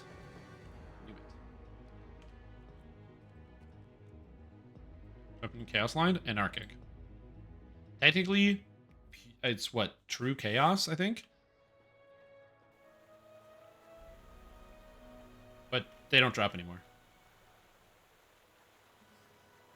So I prefer the second tier. I like these cosmetics a lot more because this reminds me of the Carrion Knights outfit from Elden Ring. And dude, the second I got that outfit, I ran that shit to the end of the game. In fact, Vigo Pigeon is still wearing the Carrion Knights outfit today. The head librarian gestures to the man beside her. Mr. Sattler. That outfit looks so good. His generous donations make our expeditions possible. Sattler gestures to the door behind I like them. I like the cosmetics. I think they do a good job. To the spot on the Brailish border where the manifest zone was detected. Good luck. Right. Oh, I thought I could get all these, but one of them made their save, and the other one I missed. Near the manifest zone created by the Eye of Mabon. I gotta say, I thought this would be harder, like the monsters to have more defenses, and they don't. The eye is said to be kept. A pack of ravenous wolves springs to attack. The chapel appears undamaged, but an eerie silence blankets the area. Perhaps the Eye of Mebar is still stored inside. Hello? Oh? Someone carefully removed the wall here, revealing a vault. Whoop. A quick search of the vault reveals that the Eye of Mebar All these quests are really good. They did a good job with them. I will say the quest quality recently has gone up dramatically. So I don't know if it's SSG has hired new talent or if the talent they have has just been like taking time to sharpen their claws and they've been like just been ready to unleash the content. But like I gotta say, since like basically, in my opinion, I think that since update 49, I think the content has been pretty much out of this world. The new content. New content, new content, new content. I have my own fair share of complaints about the revamps to Temple of Elemental Evil. But the new content.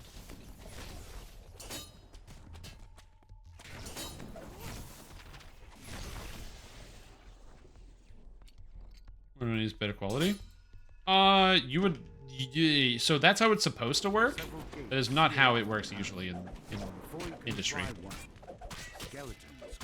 Usually when you make more money, you have more money. Sometimes that translates into better quality. A lot of times it means that they have more money.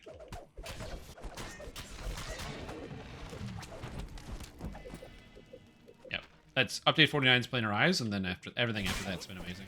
The freeze! Let's go! I'm not even attacking. I'm just so excited about my freeze. Good. Good. I'm gonna disable the bear traps, dude. The bear traps. That's the other thing, too, is as much as I will say, like, sometimes SSG will make decisions that I don't agree with, or do things that I don't like, but I will never have in my mind that SSG doesn't care about the players or the game, because, like, they manage a small video game that probably barely keeps its head above the water for the most part. Like, I'm sure, like, you know, they make money, but they're not making, you know, millions of dollars of profit, you know what I'm saying? Or many millions of dollars of profit. And so I have to imagine the people that work there all are very passionate about the game. I don't have to imagine. I've talked to many of them. They're very excited about DDO and talking about DDO and making DDOs like their favorite thing to do. So I always find it funny when people assume that there's like some level of malevolence. Like it's like the dev team hates the players. They don't hate the players. They might make misinformed decisions, but it's not out of malice. It's maybe they just have a bad idea. Sometimes people have bad ideas. Sometimes I have bad ideas. I'm pretty stupid. Do I hate my viewers because I give you guys a bad build? The answer is yes. But that's not the point. What are we talking about? The quell rises, a pitiful wail of rage and despair. Welcome. The quell dissipates with a final defiant cry. The barrier sealing off the manor hall fades away. Is there an ad pack here? I don't remember. I think we're good. Nice.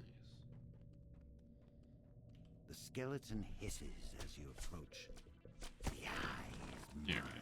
By right of conquest. This guy looks so cool. I won't sacrifice. Did they give you the... Is it a red dragon scale docent, or is it just the armor piece that drops out of here? I don't remember.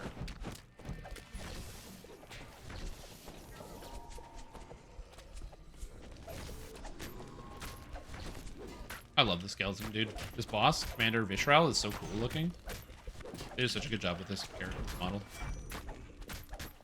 Terrible build, pluck those scrubs. I mean, just because I say that a few times a day, the skeleton gasps.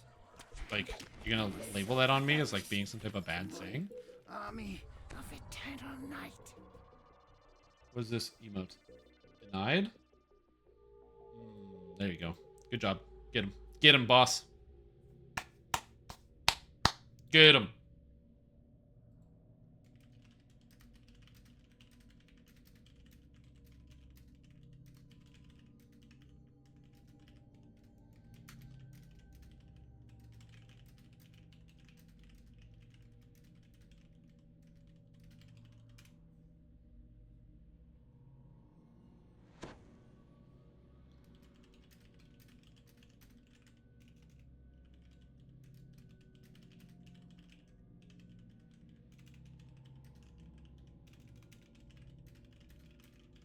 Yep.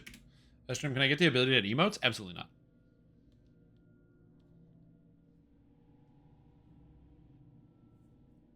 Yeah, absolutely not. Character named Blast Hornet? Yeah, he's great.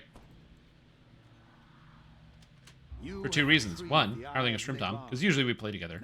And two, Blast Hornet, because Mega Man, dude. Mega Man good. You know what I'm saying? All of his characters are named after Mega Man X Mavericks. He's got like Blast Hornet and Magma Dragoon. I don't think he has a Matrex. He has a Rainy Turtloid. New Mega Man game coming? What? New Mega Man.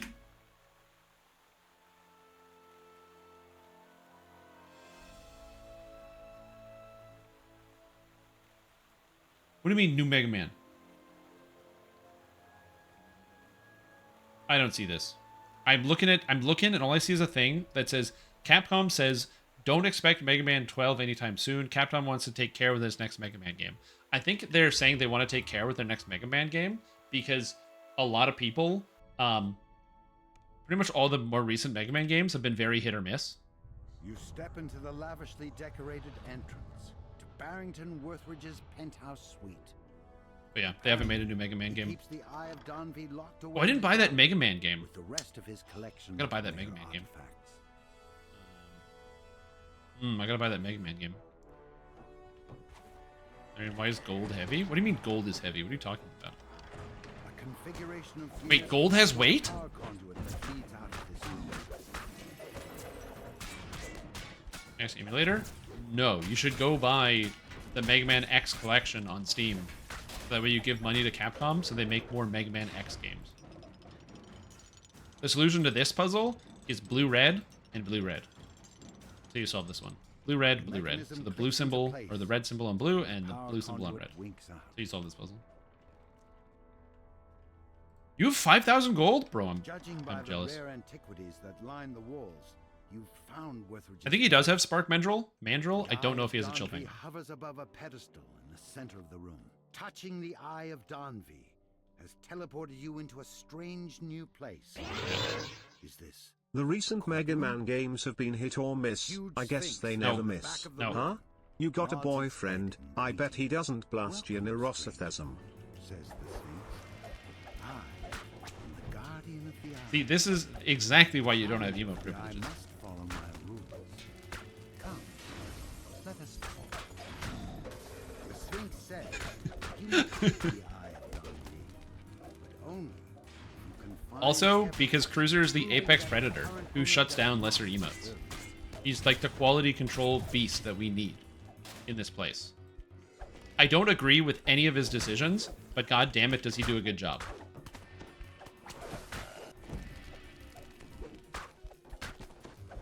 Oh, that's the mobile game, right? Yeah. Because Mega Man X Dive is the mobile game. It's basically like it's like Super Mario Run, sort of, but Mega Man. Yeah. X Dive is the mobile game.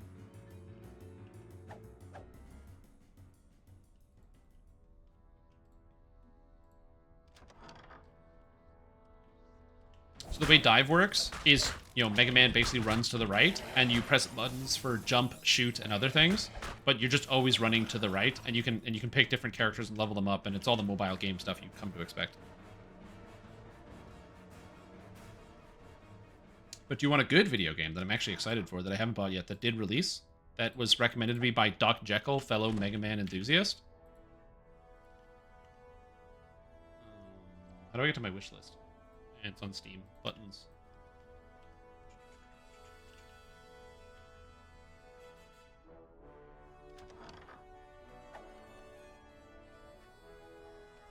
This one. Oh god, don't play music. How did I do that? Oh, that was the Mega Man X Dive was playing its thing. Anyway, there we go. Where it is not a Mega Man X video game. It's made by a third-party developer. The 30XX, and it is a roguelike Mega Man game with multiplayer. So it's basically it's based off the skeleton of Mega Man X, or like what makes Mega Man X good, the speed, the dashing, wall climbing, and all that. But it's a roguelike, so it's just remade levels and all sorts of stuff, and then it's also co-op, so you can have two people playing at the same time. So it looks pretty cool. Also, it's rated very positive out of all of its reviews, which is always a good sign. And it's made by an indie game. It's an indie game. So small developers that had nothing to do with any of the original Mega Man games, which means you know it's actually going to be kind of good. Because every product made by somebody who worked on a Mega Man game has been garbage. When you pull this Not garbage, but like they very clearly they didn't understand what made the games good. You have news? I mean, news sounds good. Who doesn't like news? Well, actually, there's a lot of bad news out there, so it depends. If it's good news or bad news, it depends. Watching anime for Mega Man Battle Network? That was a good-ass anime, dude. It's a shame that they only had, like, some of it in English. Because there's 5 seasons, and 3 of them are English, and 2 of them are in the Japanese. Yo, welcome. We're on Order in the Court. I forgot to update the thing. Let me update the thing. You know what? What is this under? Morgrave? Morg. Oh. There we go. You watch Chainsaw Man? No, I don't watch anime. Quest received. You re-enter the ethereal court. But dude, you just said anime. Entertain the jury, convince the jury with the words. We'll go with combat challenge. Good. Everybody likes combat challenge. Doesn't seem to exist. You tell the Sphinx which Also, if you've never done this quest, it's fantastic. All of these quests, by the way, do them on normal, solo them, and read all the text. Okay? Highly, highly, highly recommend you do these quests, you solo them, and you read all the text. They're very, very, very good quests. They're really fun, but they're really dense, and there's a lot of text. And this one especially. So that's why we're doing combat challenge. Defendant, explain yourself. You know what I say? Hearsay. Order in the court. I don't know what that's about, but you got banned. This is not the time for complaints, defendant. State your case. While the Sphinx continues questioning. I have no idea what they said. You notice the jury but banned. Bored and restless. I started to read and banned. Oh, I have to click the button. Whoops. It was something, you will get an account for all the evil you did, and I'm like, first of all, I don't need somebody religious preaching to me on the computer. That's insanity. The computer was supposed to replace all of that. I thought the void that was left in my soul that was supposed to be filled by Jesus can now be filled by video games. So come on now. I don't need this. And second, I didn't want to see where the rest of it was going. Almost always when somebody does something like that, they're going to say something. If somebody comes in a chat and says, hey, I have good news, and they're not a regular chatter, they're almost, or something like, hey, do you want to hear a secret? It's either a bot or somebody who is like not well. They're not like good. They're not doing good. They're doing bad. They got something going on. You place the evidence on the stand.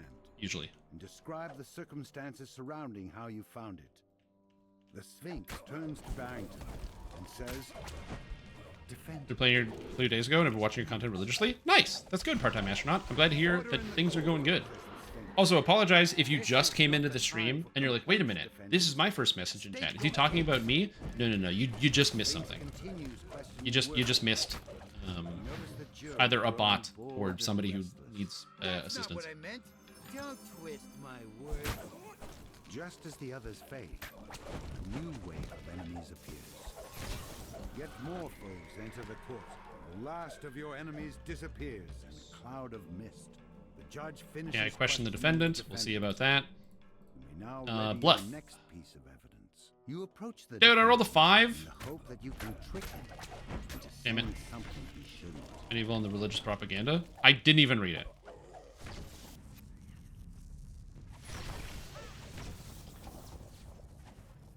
I am mildly curious about what they actually said, but I'm like don't have the interest to go back and read it. Do the Crash. The Crash is very good. I highly recommend the Crash.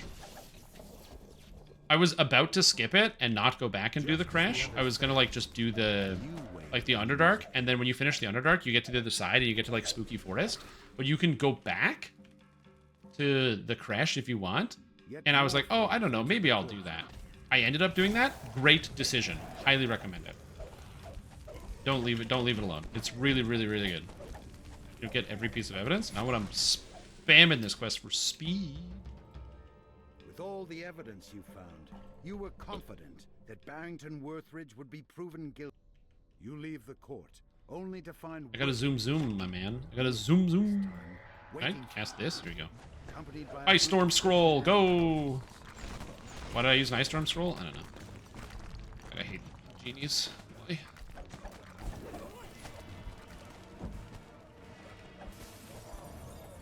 Eventually this genie will come out of his stupid phase. Gotcha. Not another one. No! This is the worst monster in the video game. No, it's not. It's like close to one of the worst monsters in the video game. But it is not the worst one.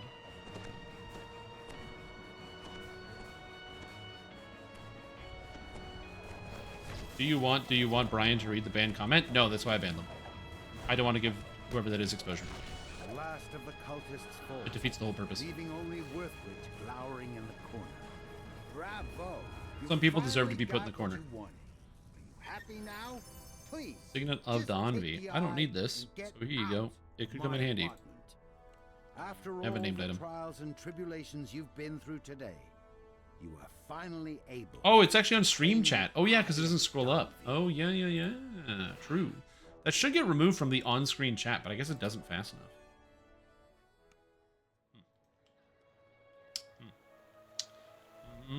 I have to update my chat algorithm so that happens. Good God, man. Or something like that.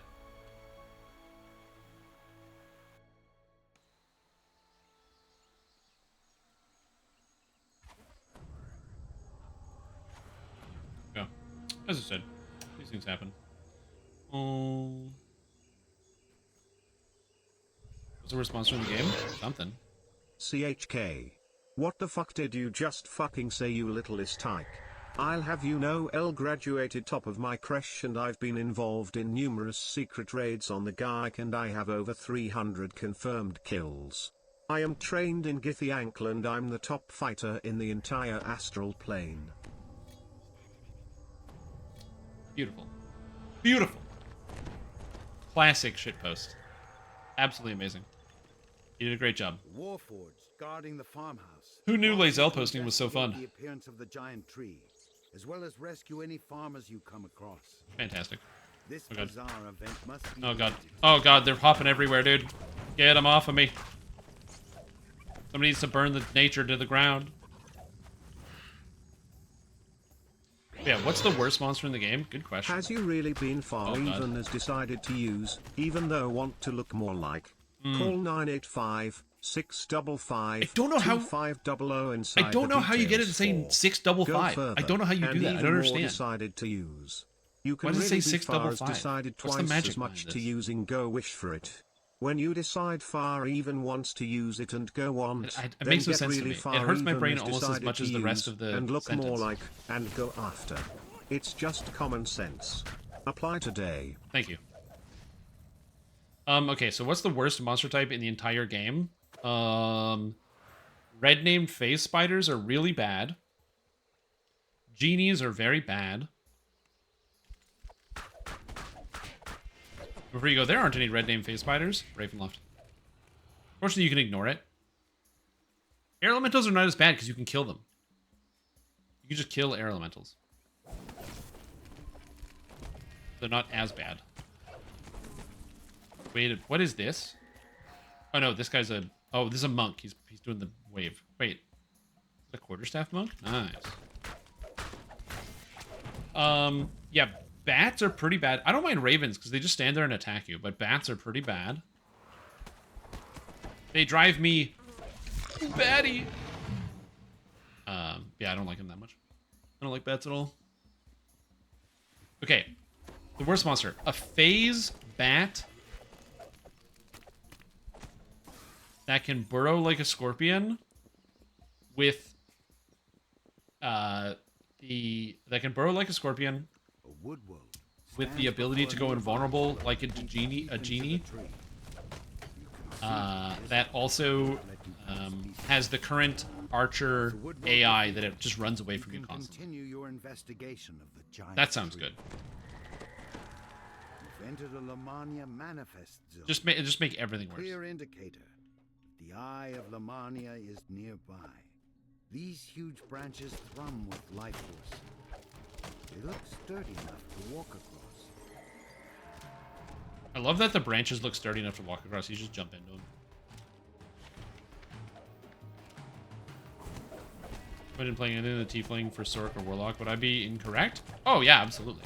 So, if you play as, like, a Fire Sorcerer or a Fire Warlock, then Tiefling's pretty good. But Cold Sorcerer is very good. And Tiefling doesn't get a lot of benefits for the Cold. But Dragonborn, whoa. Also, if you need help with getting through, like, the leveling process with healing, Sorcerers don't get any healing naturally. But if you play as a Warforged, you can cast healing spells on yourself with the repair spells. So now you can fully heal while attacking people. Also, Aasimar can heal themselves with their healing hands, which is very convenient. It takes a little bit of wisdom, but you can put like a 12 or 14 wisdom and then slap an item on and still be able to heal yourself pretty good. So there's a lot of different options. As far as Warlock goes, I think it depends on what you're trying to do for Warlock. You can do melee warlock if you really want to. You can go more crowd control route. I made a drow warlock that was focused on using the enlightened spirit to Entering enchant my another weapons. Lamannian manifest zone. How about you manifest some bitches, you nerd? So the answer is in DDO, and especially if you're somebody who's new, the answer to any question is if you say what is the best, the answer is almost always going to end with or start with it depends. Because in a lot of cases, it really depends. Depends on exactly what it is you're going for and what it is you're doing. Because remember, there's not one way to play this game. There's like a million ways to play this game. This guy right here is a monk acolyte of the skin in my party. Why? He's like a warlock, but he's like a melee. But he's like a monk, but he's got warlock levels in him, and he's doing stuff. I don't know what he's doing. I don't know, but it looks cool, and he's having fun. And there's different ways to do it. Now, yes, there are optimal ways to do things, like, you know, the top 1%, #1 top DPS, fastest, most speed levelist in the world, highest damage. But even then, a lot of that is it depends. There's so many situational things in this game. There are better answers than others, but it's usually not a best answer. But there are oftentimes things you can compare better than another, but it's very hard to put anything at the top. Yeah, Shifter's also extremely good, but a lot of people don't like using Shifter because they don't like the visuals of Shifter. They just think they're ugly. I don't think they're ugly. I think they look great, but some people think they're ugly. I'm just saying, some people think you're ugly. So. Defeated, you're now able to retrieve the Eye of Eye of Lamannia. Lamannia. You take the Eye of Lamannia. With the eye removed from the area, Nice. perhaps this huge tree, gigantic animal. You ever want to complete binding quest by yourself? Yeah. Return to their home plane. Yo! I got a ramp item for the ramp man. There you go.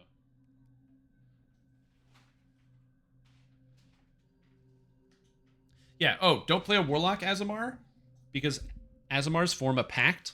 I'm sure somebody said it already, but Azamars form a pact with their, like, deity or whatever, or, like, their patron. And if you form a pact with your patron, or sorry, not Azamar, Azamars form a pact either with an angel or a devil, and so do Warlocks, and the pacts are incompatible. So if you play as an Azamar Warlock, you can't have your Warlock pact and your Azamar pact. So they're one of the few examples where the class and race don't match at all. Like, it's actually, like, bad, because using your Warlock disables your Azamar abilities, and using Azamar disables your Warlock abilities. Please don't ever play an Azamar Warlock. It's very bad. I think it's, like, the only example in the whole game that's like that.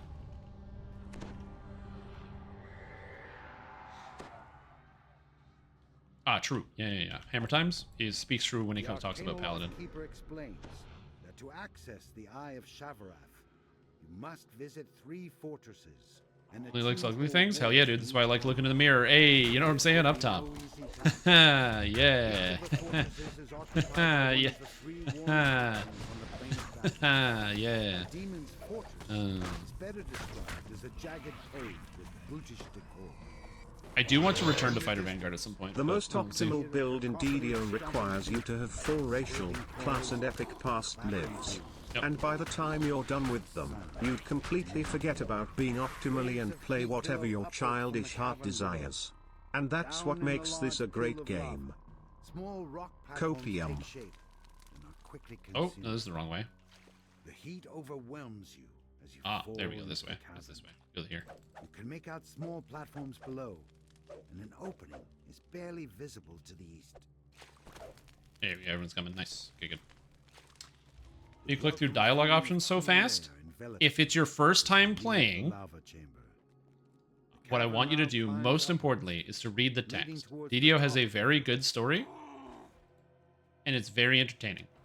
So if you have never done a quest before, I recommend you read the text first on your first playthrough. It's very important. I do it every time for my first playthrough of any quest. I play this game all day. I have already done all these adventures many times, and I've already read the dialogue and the text. I know what's going on. Please indulge in the story. It's quite good. That being, don't be one of these people that posts in the forums and goes, "Bro, this game's got no story, dude," because you, like, can't read it. Not saying that you do that. I'm just saying there are people that do that, and don't be like those people. Anyway, keybinds all the way to the bottom is choices. These are the NPC dialogue choices at the bottom. So I changed my keybind to Shift F1, which is the first option. And so then almost every time the first option is all you need to press. So I just mash it. I just mash Shift F1. So I hold down Shift and I just go and I mash the F1 key and it gets rid of all the dialogue. But yeah, as I said, I just want to make sure I'm getting clear to the point. A lot of people will skip all the dialogue and text, but is a good idea. But for repeated adventures, oh yeah, man, machine gun through that dialogue. Champion falls, and with it, the shield protecting the sigil. The sigil glows fiercely. Treasure. Attuning to the demon's ward should help you to obtain the Eye of Shavra. The most optimal in the requires you to have class. And by the time you're them, you'd completely about being and whatever your childish heart. Yeah, I can believe that. And that's what this is great. It's common sense. It is common sense, isn't it? Yeah, it is. Of battle reverberates from the walls yeah, of I can believe that. A Deva gestures for you to talk to her. Yeah. The Deva. This, by the way, the most recent expansion, if you haven't played Vecna Unleashed, While the Celestials if you play the thing, if you play the content in release order, you get rewarded for doing that. So I would definitely recommend playing the content in release order. What is release order? Oh god. It's not organized by release order, but what are you gonna do? Also, one of the pieces of content you want to play is Legendary Shroud, which you absolutely can't solo, but people do run it. It's a legendary raid. This courtyard has been ravaged by the Devil's attack. 3 open portals allow the Devil. Epic, yeah, he finished baking it, dude. He just finished baking the copy pasta. Completed the bake. Hello, Strim. Hey, what's Brian up? here. Yo. Sorry, I was too busy listening to Nerosov talk about his passionate love for two-handed dildo Nerosothism. Could you please explain what the best lore is in DDO and how it depends? Also, when is the next time you are taking a trip to the world-famous Ottawa Food Bank? Okay, so the first answer is the best lore in DDO is about how Chris threw his headphones across the room and jumped out the window and couldn't listen to me explain something. That is the best lore. And second, when am I going to the food bank? Every day, baby. I'm a live streamer. Let's go. All right. Yeah. Celestial Commander opens the gate and beckons you closer.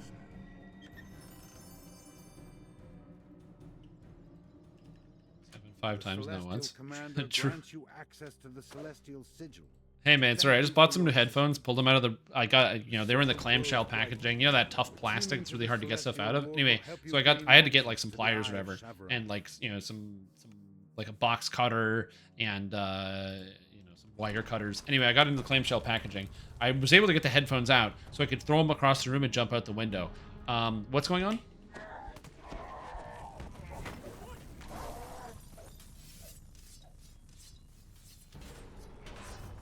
To the west stands a closed metal door. Yo, what's up, Plexi? How you doing? How is your day going? Hopefully very good. To the north.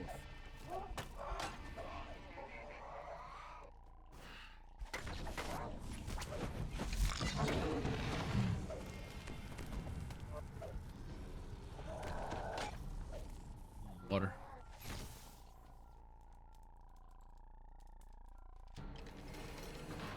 Also true, yeah. Those are not very stray bullets. Those are definitely targeted. Those are they're more, I got you in my sights bullets. Augment, where should I put them? They have special slaughter, can I put them in items? They can only go into the raid gear. The raid chest that has nothing on it. The raid helmet that has nothing on it. And the raid cloak that has nothing on it. You can't put it into any of the items from any quests. The set augment only goes into items that have a set augment slot. The only things that have a set augment slot are the items from the raid. So if it's not from the raid, it doesn't work. It also does not work in the weapons from the raid because they do not have a set augment slot. Basically, the raid drops blank armor, helmets, and cloaks that you can then put set bonuses on and can customize. So let's say, for example, you're playing a build and you want the Dreadstalker augment, but you don't like the dex that's on the cloak and the helmet, you can make your own custom cloak and helmet by getting the stuff out of the raid.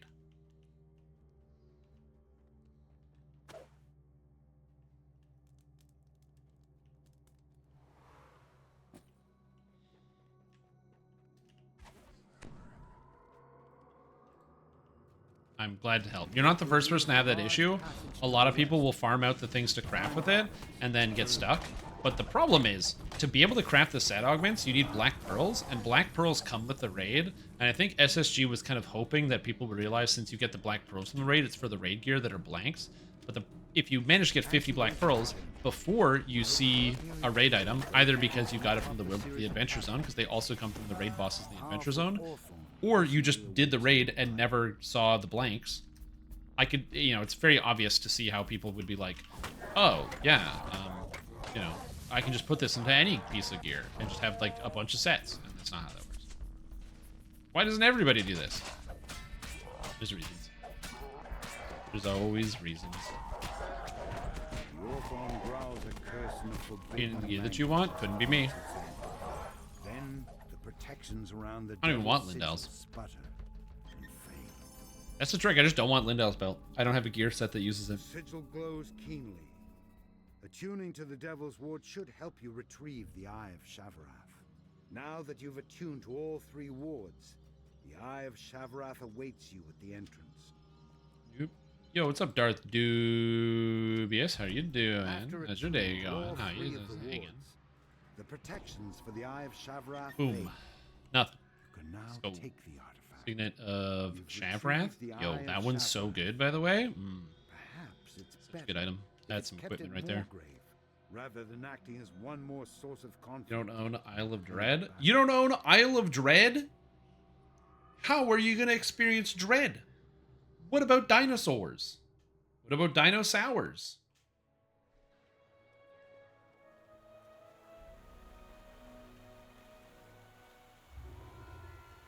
You know, you guys know what I'm talking about? Yeah, you know dinosaurs?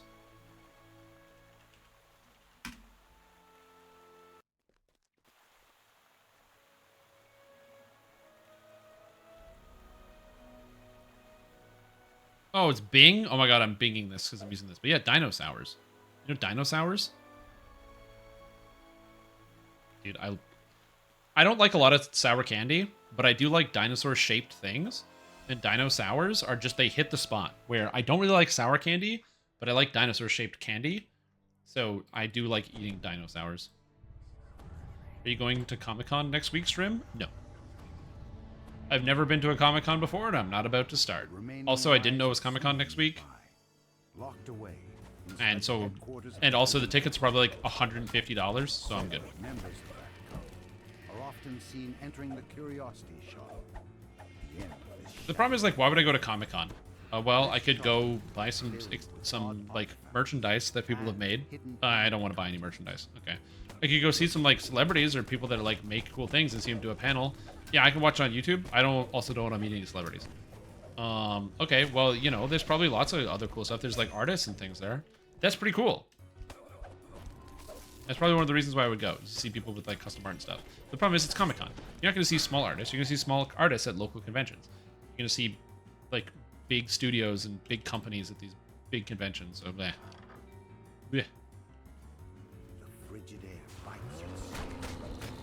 Slippery ice comes through. The eye of Rizia can't be thrown away. Freeze. This guy made is saving us my freeze. I guess that makes sense at least. You need dino chicken nuggets stuffed animals? You carefully pick Dino chicken nuggets stuffed animals? That's the best thing I've ever seen all day. Oh my god. What? What? Because you know what I do like? Dino chicken nuggets. Oh my god.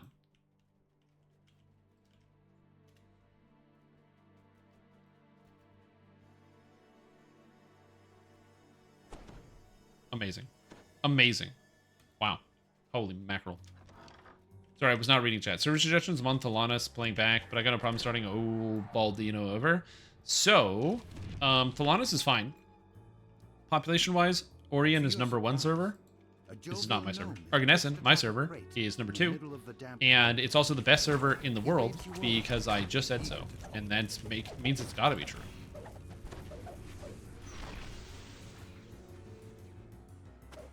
gnome stands atop an island of crates stacked in the middle of Dinosaur this chickens? oddly Yeah, it's dinosaur surreal chicken story nuggets, building. dude. There must be magic at play here. Yeah, also, if you ever want to check on server data or see when people are online in your time zone, there's a website called DDOaudit.com. And on it, you can actually see accurate, like, live tracked population statistics for the game. Why does DDO have this feature? I don't know. More new video games don't have... Like, there are lots of, like, current video games that don't have the feature to have instant population tracking. But, I don't know. I guess there's a lot of nerds that play DDO that wanted that feature, so it exists. It's a website. And it's got lots of cool stats on it. It's very cool. It's a great website.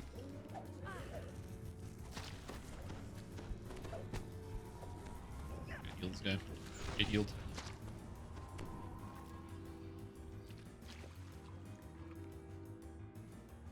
So chicken nuggets. Oh my god. What a thing. What a product.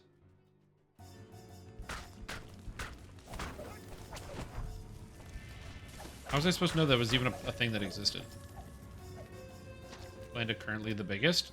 Galanda is not the biggest server.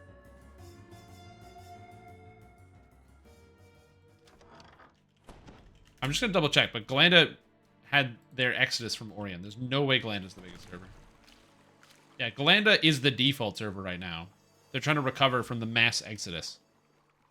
The Fade leap forth to protect the Eye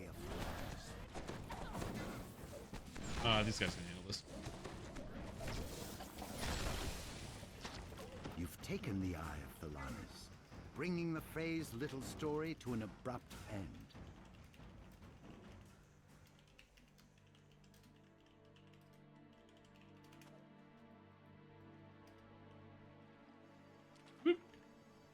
Yeah.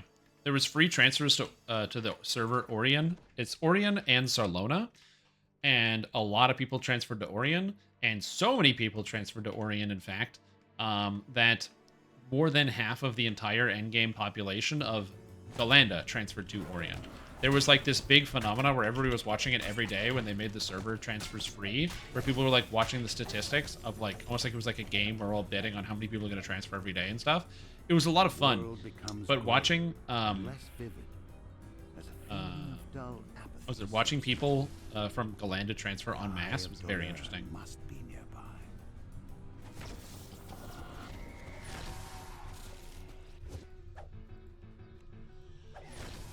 Okay, it's 3.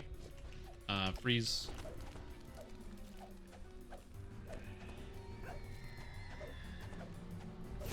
Okay, I got this. I got the points. I'm good. Freeze. An imposing form looms near the Eye of Dora. It's a Marut, one of the unstoppable guardians who hunt anyone. The mass transfer is basically 100 characters now. Well, you know what? Sucks to suck. Almost nobody transferred off Arganesson. It's just people on Arganesson, you know, we got a good community. Everybody's pretty chill, you know? Wayfinder's 440% size of the game Redfall. Again, I don't know what's up with these video games releasing like this. Like, again, I'd never heard of Redfall, ever. Like, just never heard about it. And all of a sudden, everyone's talking about how it's garbage. It's like front page of Reddit for like 4 or 5 days where everyone's talking about how bad this game is, YouTube videos, all this other stuff. And then it's over. I wonder if they actually made their money from that. Like, if enough people bought the game by how terrible it was by hearing about it. If it was worth it. To, like, just release an unfinished game. I can't... Also, the other issue is console gamers. I think that console gamers are a little less shrewd than PC gamers.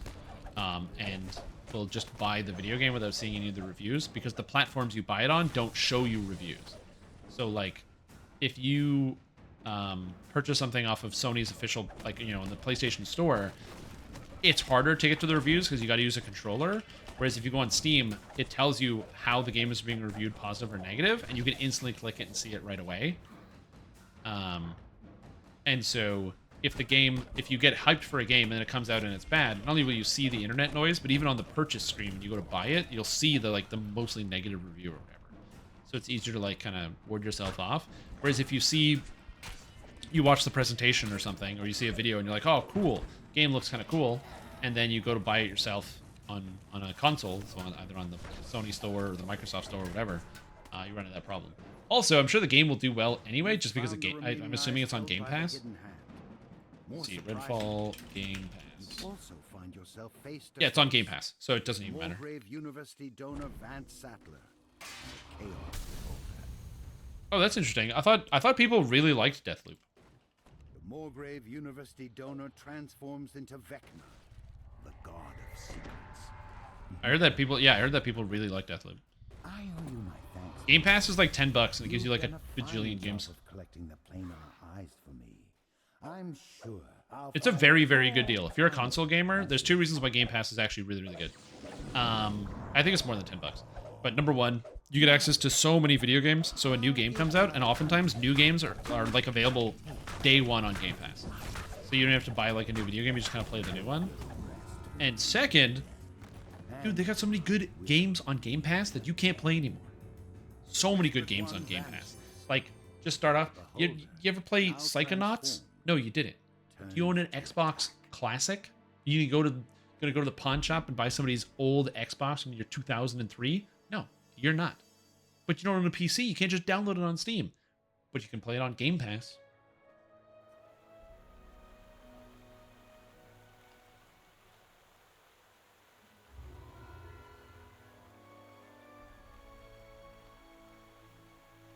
Not exactly. It is the main story since April 2021.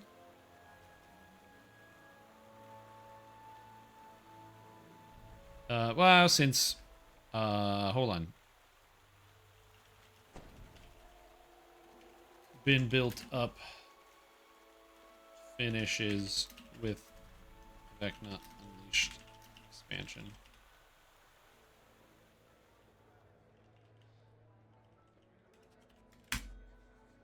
Alright, I gotta figure out where he's at XP wise. But yeah, Game Pass. Did Starfield come out? Is that already out yet? Oh no, it comes out September 1st. Nice.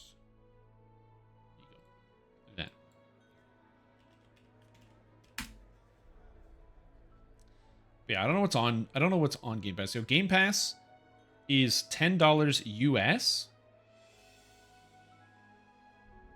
Oh no, for console it's $11 US a month, and the Ultimate is $17. I don't know what the Ultimate is.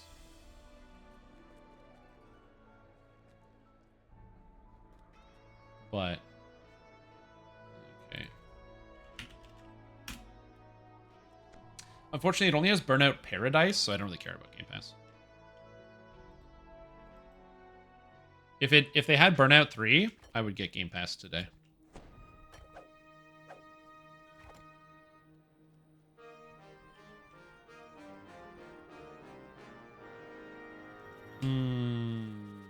Well, let's do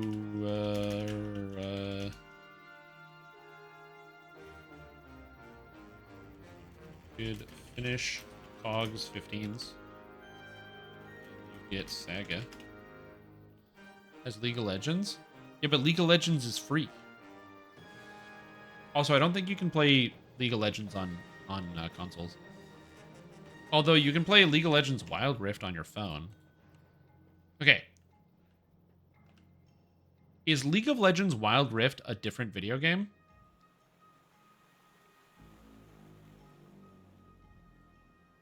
Okay. It's not the same video game? Because I only saw like a couple pictures of it because of that, and I didn't know. It's like attachment. No, I'm pretty sure it's just League of Legends, but it's like formatted for mobile phones. I'm not sure.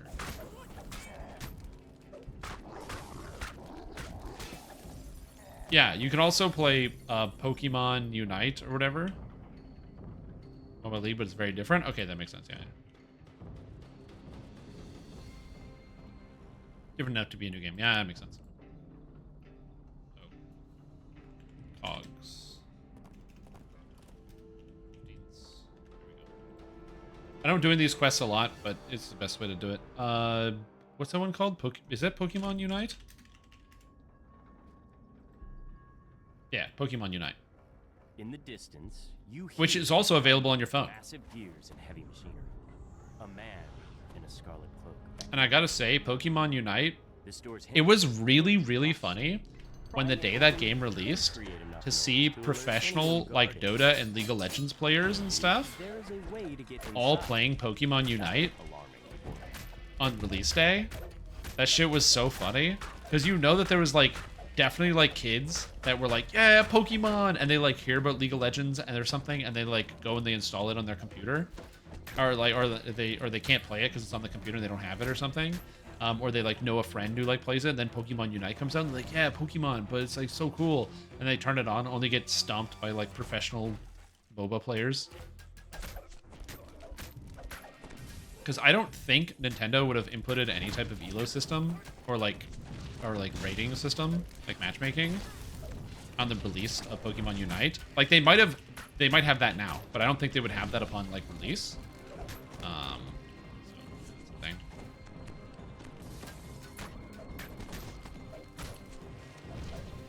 These monsters all have so many thousands of hit points. Champs in League, same from Valorant. Oh, you have to buy the Valorant champs? I thought you got all the Valorant champs. Ew.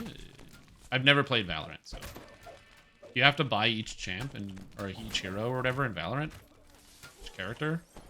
What are they called? Operatives? You have to buy each operative or something.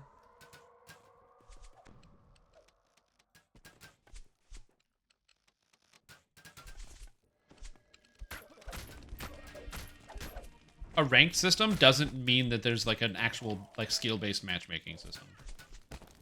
Those are different systems. They sound really similar, but there's a surprising number of games that don't have good skill-based matchmaking.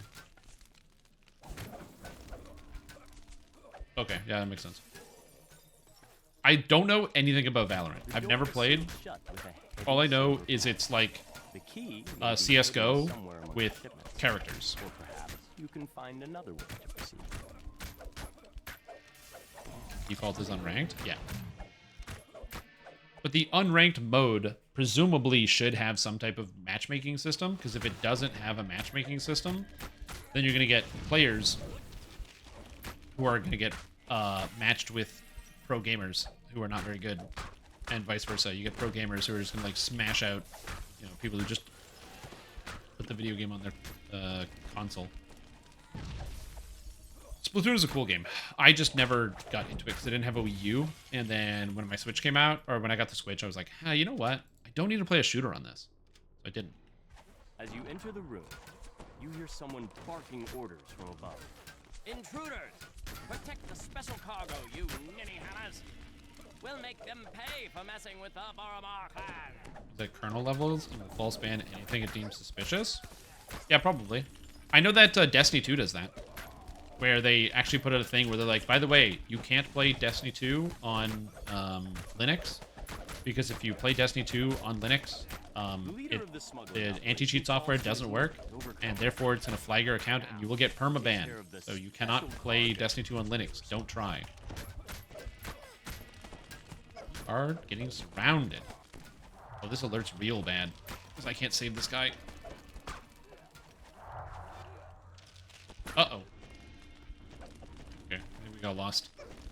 I'm gonna try my best. Wait a sec here. They made alert way stronger than before, so now monsters, when you get alerted, have like way more defense and offense. The character build you're running for Lamannia. I was running a Spellsinger Bard, but I did I changed my gear set entirely to use like new Vecna gear and stuff. At least I was going to, except the raid cloaks weren't using you can't put the legendary stats on them.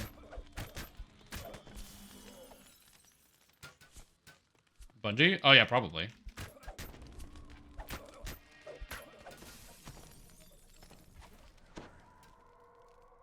I can believe that.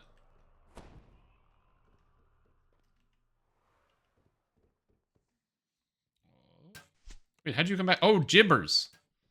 The Jack Gibbers blade. I see. Play Destiny 2 on your Steam Deck? Yeah. But like, would you really want to play it on like, you know, something that looks and sounds like a Nintendo Switch? I know it's more powerful than a Nintendo Switch because you can probably emulate Nintendo Switch games on your Steam Deck. Can you emulate Nintendo Switch games on a Steam Deck?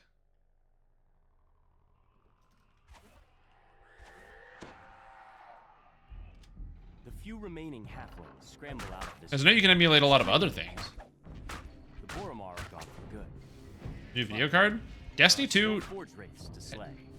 I don't know if it's because it's a very well optimized game or what, but Destiny 2 has always looked good on my computer, and it barely uses any of my graphics. Growing louder as you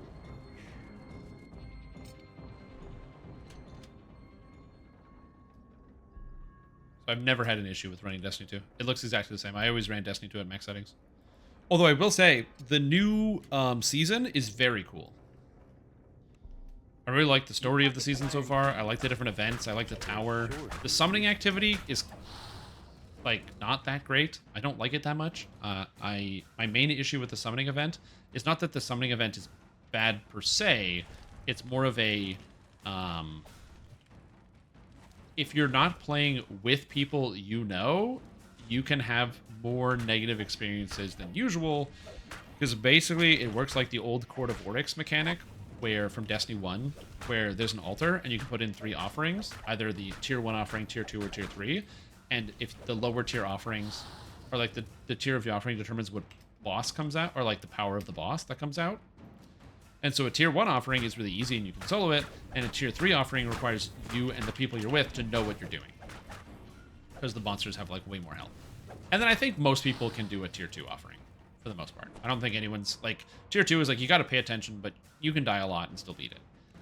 But tier 3, it's not insane, but it is definitely harder. The monsters have a lot more health, you're dying, they do a lot more damage, there's more of them, they have different monster types. Like, there's one where there's like, these 3 Minotaurs that you have to take down. And the Minotaurs, they're okay. They're not too bad. They're just like, you know, big, beefy guys that stand in the middle of the room, and they come up slowly. And then there's also these spires you have to prevent these other Vex from integrating into. And it's like, okay, cool, sounds good. Shoot some Minotaurs, stop the Vex, no problem. On tier 2, or like, there's also different boss ads that spawn in the middle of the room. And depending on your tier, they're different. On tier 2, the boss ads are Hydras, and 3 Hydras spawn each wave. Hydras are manageable, because they just float around and they got their shields, and it doesn't matter. On tier 3, instead of Hydras, it's Wyverns. And Wyverns are very different from Hydras, because Hydras are slow, and they like kind of float around and they miss a lot. And they also don't chase you too aggressively. And you can get close to them and they're not dangerous. They're not gonna like instantly kill you. Wyverns are the opposite. They are fast, they chase you, they have way more health. Their only weak point is only available if you hit them with a concussive blast. The special cargo crates is smashed into splinters. They can jump to you, and if you're next to them, they kill you instantly. And the reason why it's annoying is because what will happen pretty regularly is somebody who is not as experienced will join the event, and then they'll see, like, you'll do a tier 2, and they'll be like, oh, this tier 2 is going pretty good. And so they'll go to the next one, and they'll make it to the event before everyone else, to like the whatever the ritual site, and they'll shove in the tier 3 component thinking like, cool, it's going to be awesome. And it's not awesome, and we lose. Because tier 3 is much harder than tier 2. Again, it's not so hard you can't do it. I don't think the difficulty is, like, insane. But it's definitely way harder than tier 2. And so if you're not prepared for it, you're going to lose. Alright, Thralls of the Fungus Among Us. Oh god, I slipped and fell. Oh no.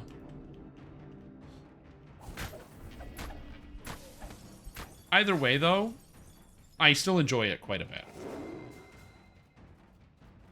And also, I'm just having a lot of fun.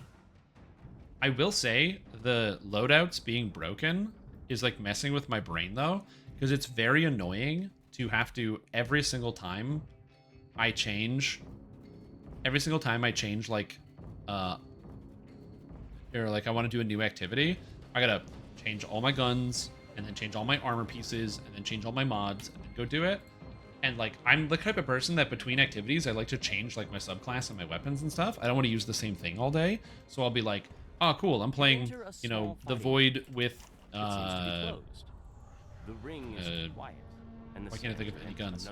Void Void with Graviton Lance and some other stuff. Or this time I'm playing like my Bastion build, where I run Bastion and BXR, and I'm on my Solar build. Or like the difference between the Sunbracers and the Mantle of Battle Harmony. The chess piece that gives you the extra pool power. So that the fights in the Or maybe chromatic fire, because chromatic fire is really fun. And so I've been doing a lot of that. And swapping out all the time is very annoying. So I've been swapping less.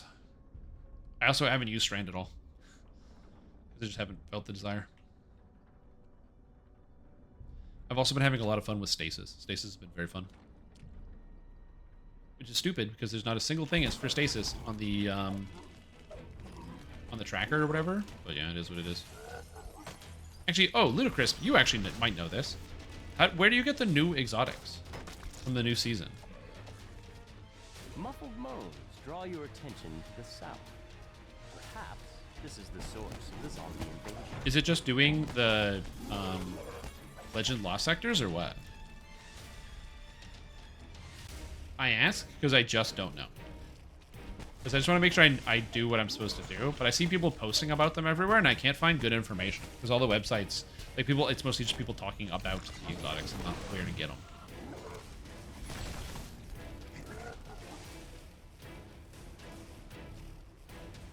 And Vex Strike Force public event. Okay. Because yeah, I usually do the Lost sectors instead. I find the problem I have with the Strike Force is like, I'll go there and I'll like leave my guy AFK in the event for like an hour while I'm like doing stuff on the other monitor, or like watching TV, and the Strike Force just like doesn't come up. I don't know what the cooldown is on it. You feel a chill in the air. The draft seems to be coming from the western tunnel. But that's okay. I'll get them eventually. Oh, there are bots that give you alerts? Oh, dude, that's so smart. The chill of the I still remember in Destiny 1, there was a bot that, well, it wasn't a website, it was a website, there was a website that you could put an alarm so bot or whatever. Anyway, it was a website, and it would allow you to track public events on different planets. Because you couldn't see public events in the map, you'd have to use a tracker for it. And so you could go on the tracker and you can see where public events were doing. So when it would be like, oh, do heroic public events or do public events, you could see where you were supposed to go on the planet. The room opens out to reveal what appears what planet to go a to. makeshift temple, littered with the spores It was kind of cool. create the red musk It was very, like, the newer system is way better, obviously, In the but... center is an unusual-looking mind flare. With the shutter, you realize that this illithid is covered in... Good, this guy made it in. Nice. So the quest is over. Sick. Galatraz has fallen. Nice, we're almost done. His creations no longer threaten the local fighting pit. Alright, that's cool. Or the Yeah, people. because I need to get an item called Rain of Fire, which are boots. Problem is, after I finished streaming yesterday, it was like after midnight and I was tired. And when I went to, and I was like, oh, I'll just get up in the morning and I'll go do the Lost Sector because it was boots day yesterday. And I was like, I'll just get the boots in the morning. No problem. So I get up to go get boots and the servers were down. And I was like, no. So I have to wait another week to get boots again. It's very annoying. And I don't actually want the Rain of Fire boots for Warlock because I don't care. I just want to be able to get a new copy of the helmet. The shocking helmet or whatever it's called. The one that makes it so you constantly get the arc traces. And it's like the arc trace helmet that gives you all energy. I'm like, I want to get this. But I can't. Because the one I have is terrible. It's like 30 mobility. I'm like, I don't want 30 mobility on my Warlock items.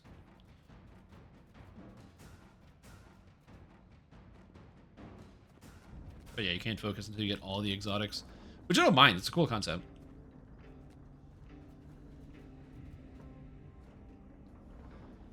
Also, every time there's a new season that starts, I always forget how hard... Wraith Callers. I always forget how hard the Lost Sectors are on Legend at a new season start. Because I don't have 810 yet. I stopped playing once I got to 1800 because I just got bored after the first season. And I didn't play the last season, really. So... doing the Legend Lost Sectors like 25 levels under, it's not impossible, but it takes a little bit of patience. Chamber, and the sound of voices drifts in from up ahead.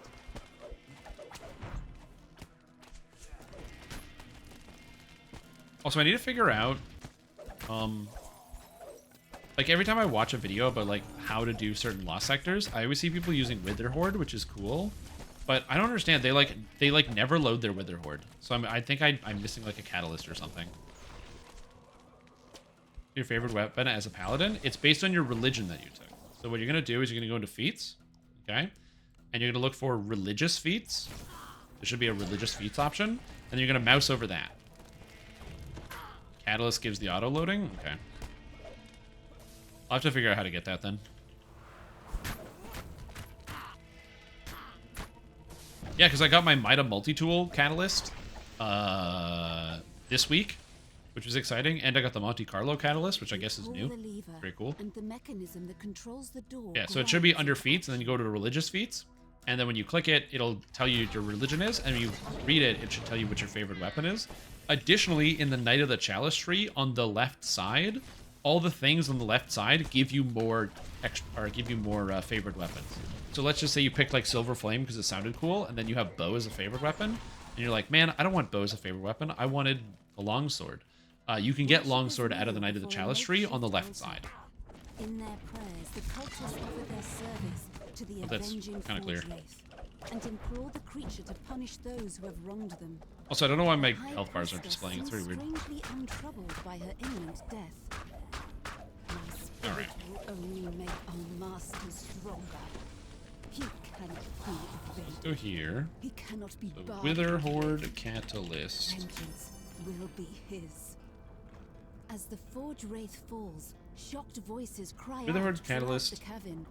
The cult Oh, I have to do the quest, the bank job. And the city is now safe from their schemes. Yet this was not the only Forge Wraith. More still lurk in the courts, driven by their never-ending. I think I have that quest. I think I've just never done it.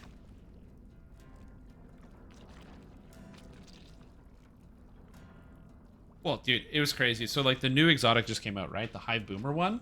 And it's pretty cool. I'm not gonna lie. It's a pretty cool... It's really fun to run around with and just shoot people.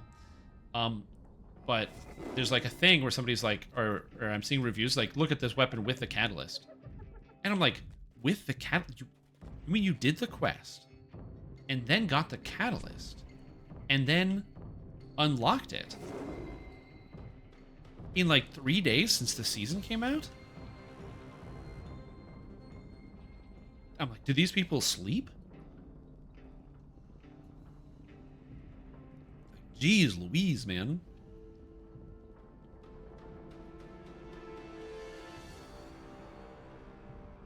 If you don't mind. If I don't mind what? Is it worth taking Heightened on a sorcerer along with the spell cost reductions in the tree? That depends. If you're a DPS sorcerer, I would say no. If you're a crowd control sorcerer, I would say yes. Here's my answer to that.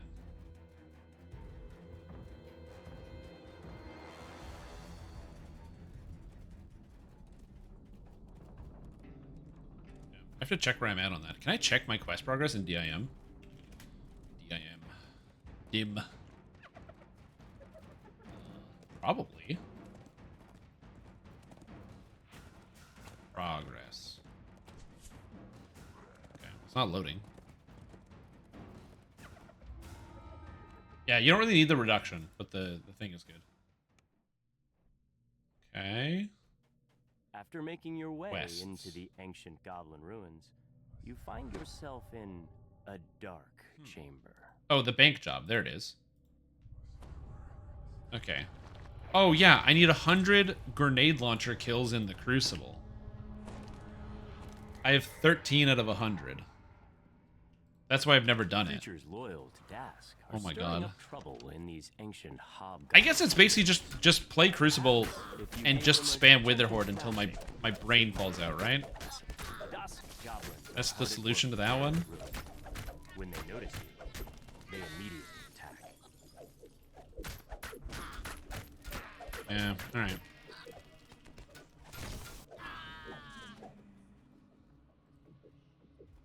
Man, I hate when you play Crucible and people just spam Wither Horde, because it creates that pool on the ground you can't step into. It's annoying.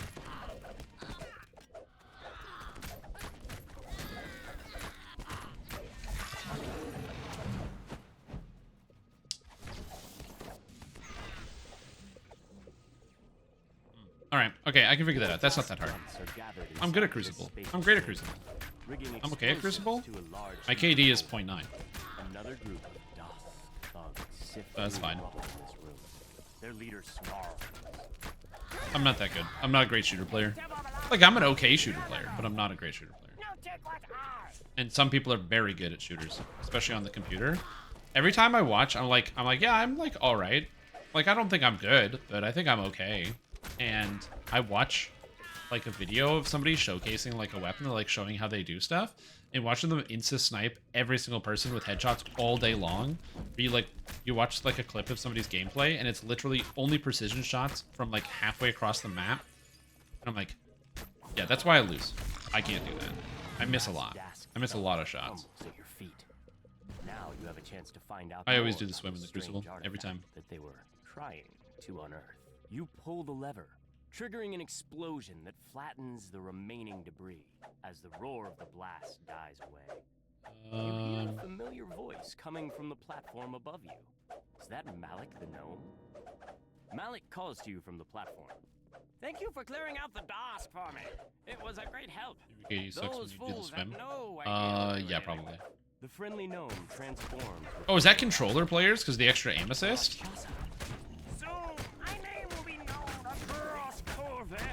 Because I know the aim assist is pretty good. The portal opens and fiends flood into the room. Yeah. Now this portal to Kyber is mine. Demons! Doom! I just don't use a controller when I play shooters in the PC. I like the free range of motion. Surprised that you Okay, we should be done. I don't know why I did Sharn entirely twice today, but it's fine. It's all good. We're done. Done? I think we're done. How alright are you? On a scale of 1 to 1000, are you 899, 100, 999, 799, See, or some it doesn't other say the number? double numbers. How did you get to do the double numbers? One demon falls. Say tracking his controller? Okay, that makes sense. Yeah, because I used to play on console, with, but back when it was only on console, Destiny 1 and stuff. Alright. Please tell me you are capped.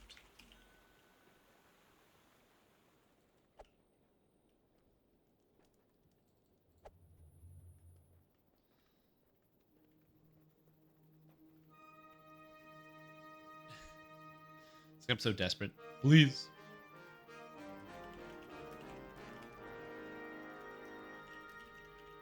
Oh, God.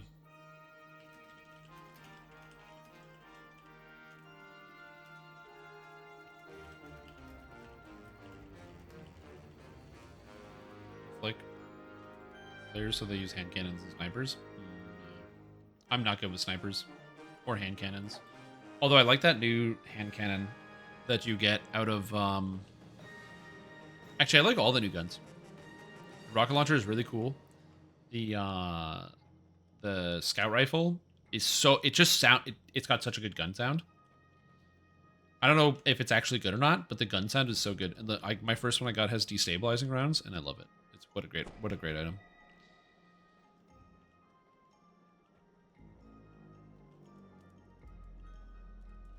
Yeah. Let's go, dude.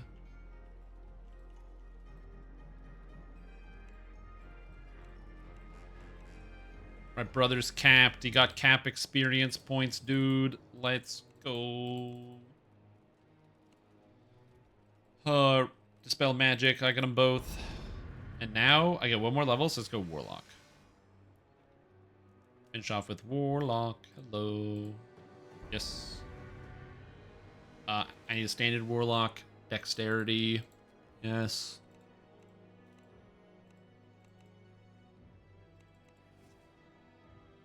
Oh, it don't give me skill points. Right. I don't need jump. I don't need UMD. I don't need balance at all. I need search. And I need perform. Okay. I forgot.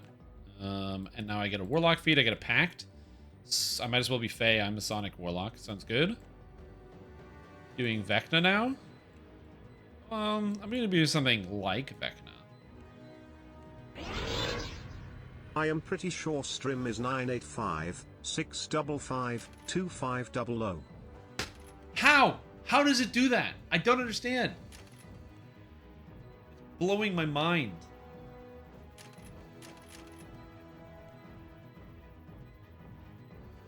How are you doing that?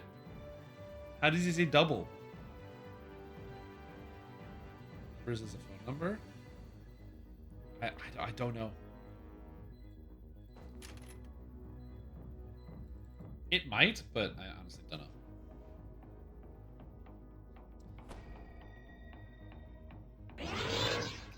Nine 985-277-655-1211.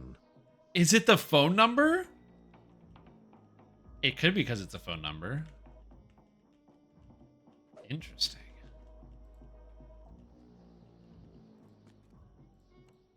All right, there we go.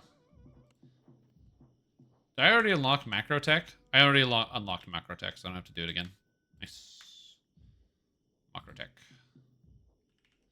Okay, so anyway.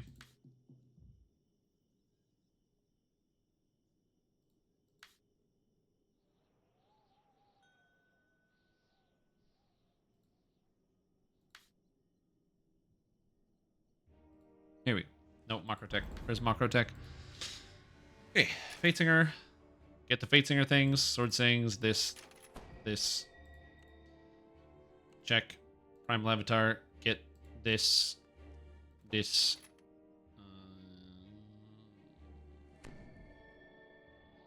MRR probably, I don't know, this. Macrotech? 966 833 788 277 2400 minus 6655 is your mom's number. JK. Destroyed. Unless. Didn't say it properly. I'm saying I'm sure Stream Tom is 6'5", and I was like, keep reminding us sure people how tall Stream Tom is. No. I'm not 6'5". I am not 6'5".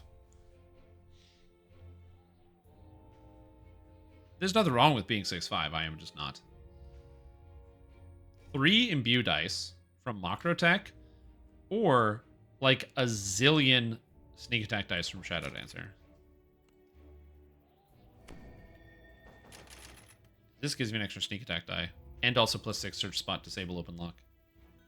Run some 5-inch heals. I could do that. D-door. I'm a bard. I am pretty sure Streamtom 6'6". Okay, so I got 57 disable and 56 search, so I don't even need an item on right now, which is cool. Yes.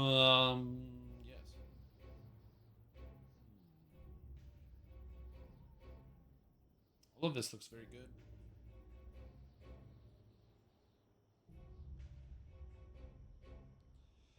Because I don't think I would use Fatesinger forever.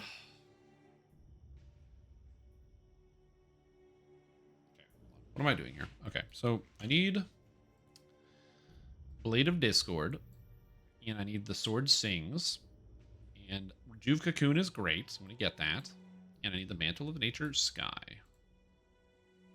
I need the Eldritch Aura to be turned on all the time, which I don't think I have any consequences for doing. I technically have Mark Target, although I never use this ability, so I might put it on a boss or something. Threat is pretty good. Threat reduction. I don't need any of that. I don't need this. I can now cast... Oh, right. I didn't put on my thing. One sec. Warlock feats. Hold on. Wait. No, stop. It's fine. 16, you hate it? Yeah. Dude, have you ever... Hey, your guy, Ryan. Have you ever heard of fucking airplanes? Oh, I bet you have. Bet you have heard of airplanes. Airplanes, dude.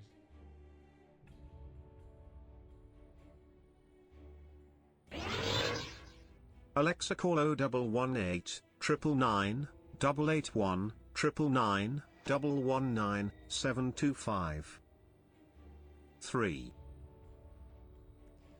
I didn't do that, so I apologize if your Amazon product just activated in your house, but that's what you get for not wearing headphones. You gotta wear headphones, guys. Oh, I thought UTR. Gotta wear headphones in the house.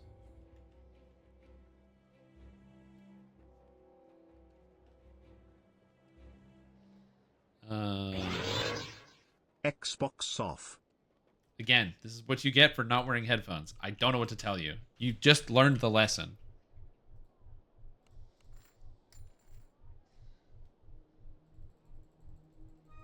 Also, I didn't do this. I am responsible for it, but I didn't do it. So that basically means I'm not responsible.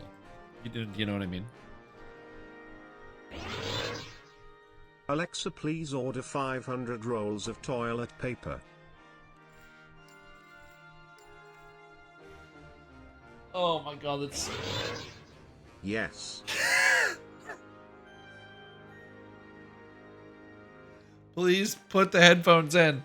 Plug in the headphones. Alexa, order that 55 gallons drum of lubrication. And the articulation is so good, it's probably going to get picked up by somebody. And you might be like, wait, Shuntom, are you approving of this? Yes, I think it's really funny. Also, it's not my fault other people can't learn anything. Okay? That's just literally true. Okay. My professor did this go around. Want to have fun again? Yeah. Is what I was thinking. Anyway. Hey Google, book a flight to the Ottawa Food Bank. That's a good idea. Also, this is another one of the reasons why some people have questioned, and I've seen this message a few times when I either posted on the VODs channel or other things. Some people mentioned, like, man, the text-to-speech is like really annoying. I feel like it's not good for the live stream. They're not as articulate as that. They go like, fuck that fucking noise. You're a bitch. But anyway, but some people, will again, they have the general question of like, I don't like the text-to-speech. And I get that a lot of people don't like it. Sometimes it can be annoying. But in a lot of cases, it just adds like a little bit of a Google, joke. Search why the like it's kind of dragon funny. is bad, and why it has 34 rules. So sometimes that'll happen. But for me, it is a sizable portion of my income, so I cannot turn it off. Xbox, turn off. Yeah. Am I doing this right? Yeah, you are. Is that a pure swashbuckler? No. I do have an aura, but it's way bigger than this. This is the 1 bard, 1 rogue, 18 bard, 1 rogue, 1 warlock. I thought I was going to do 1 rogue, 1 fighter. Then I realized I didn't need the fighter level. Then I was going to do 2 rogue, but I get evasion anyway from Shadow Dancer, and I'm going to take the thing so I don't fail a reflex save in a 1, so I don't need improved evasion. So I was like, I don't need 2 rogue, and I don't have the enhancement points to get any of the imbue dice from rogue. So I was like, well, I'll do 1 warlock, because 1 warlock lets me take Enlightened Spirit aura, and this allows me to take the feat Arcane Warrior to have insanely high melee and range power from that. So yeah. 2 levels gained in 3 hours. I actually would have gone much faster, but I was helping my brother level up. So for the I've been capped for the past like 2 hours. Speaking of capped for the past 2 hours, hey, give me my Saga reward that I never picked up. Hey, what's that, buddy? Do you have a Saga reward that I never picked up? Yeah, you bet you do. Hey, let's go. Keep me from hearing your cool explanation. Oh, you just go, just go back in the clip. Sagas are that good? Yes. So the Ravenloft Saga, 46,000 XP. Each Charm Saga is 46,000 XP. It's affected by XP bonuses that you have. I'm VIP, I get 10%. I had a 10% potion running for a while, and I have a 5% from the Master's Gift, so I get 25% more on that, which is, I don't know what 25% more to 46,000 is. Yes, I do. 11,500. It's an extra 11,500 XP. So yeah, it's not bad.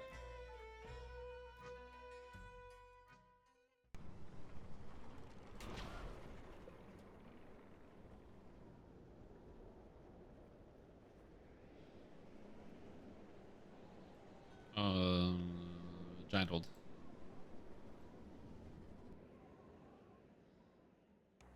Is there no more Circle Lives until the racial past life god? I don't even understand how you don't like Sorcerer.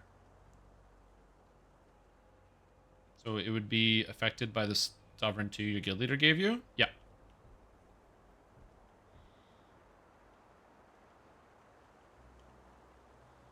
So you were saying Archmage was fully buffed? The buffs on the preview aren't functioning. So they're going to need to fix that. Yeah, I got an extra 220,000 just by like walking around. Sneak tech dice. Okay. Anyways, I'll be right back. Gotta use the bathroom. Get some more water. Ugh.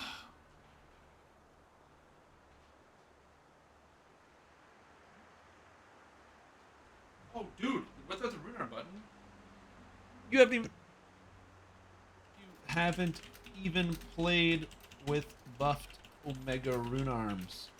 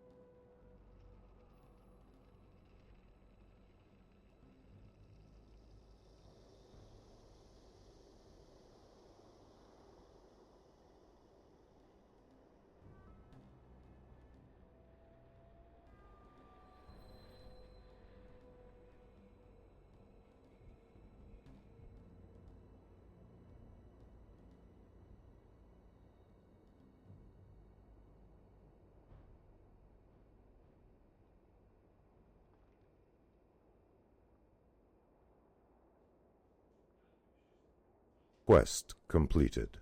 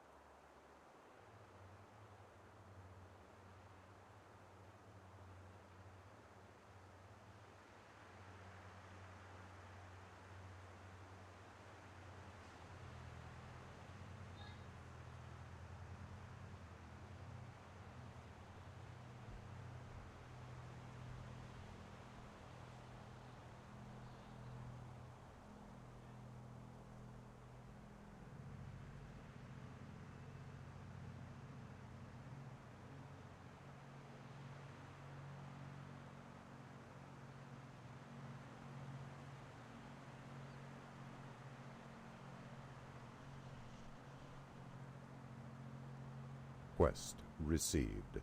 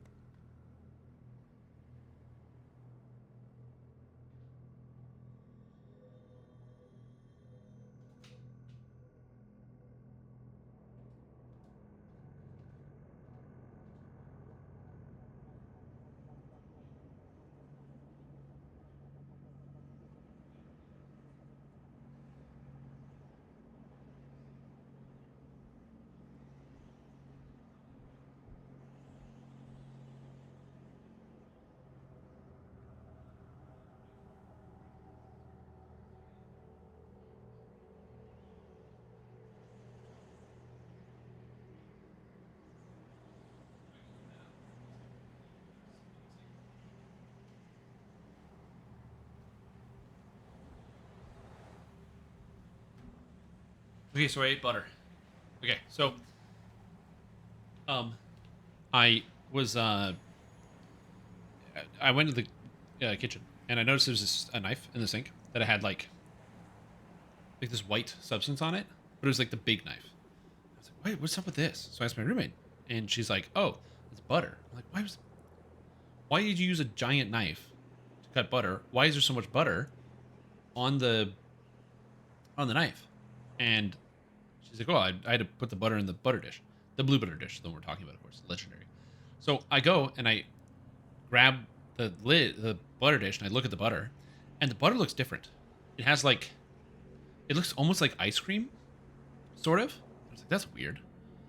So then I grabbed the butter out of the fridge, and I noticed that the butter in the fridge, usually we buy like the cheap ass butter, you know, like the cheap butter you buy at just like the store or whatever, like the least expensive butter that just goes into the pan or goes in the food or whatever it is.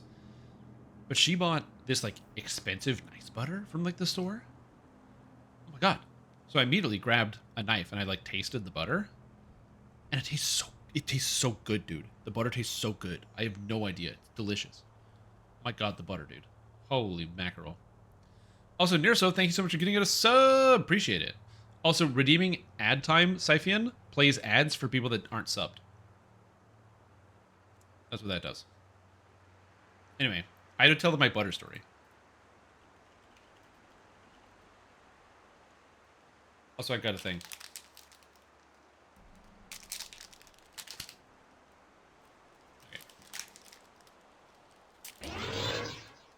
Strime Tom, hello, here Brian. You do how? Reach trying, we've been to you your vehicle's extended warranty concerning. Notice received mail, you should have your extended warranty cars the about eligibility.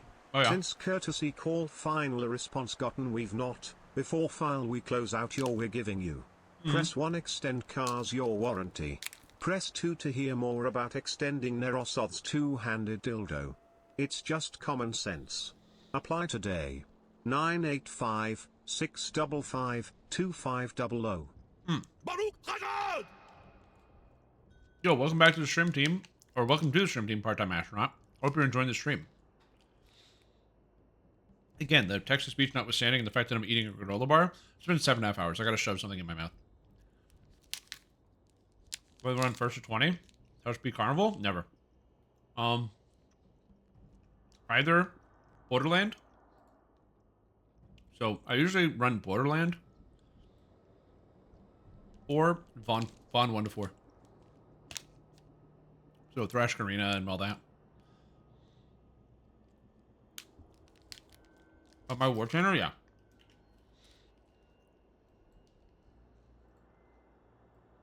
Anyway, so yeah. So I usually do Von 1 to 4. My general route through epics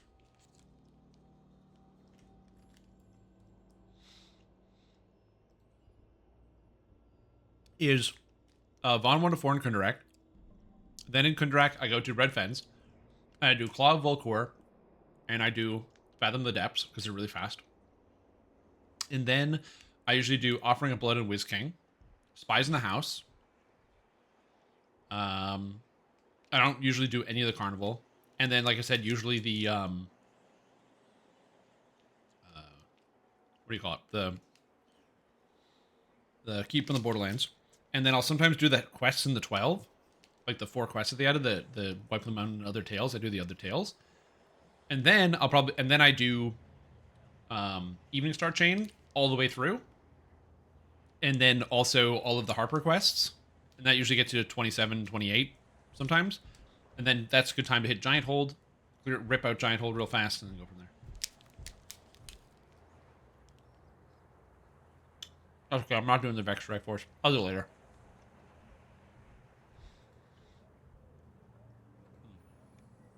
I need to eat this. Any tips? Yeah, they don't do fire damage. It's fire and evil damage. Basically, Forge Wraiths, just go around them in a circle all the time. So when you're fighting Forge Wraiths, so let's pretend that this guy's a Forge Wraith. When you're fighting him, you need to do this the whole time. Because they need to target you to hit you. And so if you're doing this, they can't do anything to you.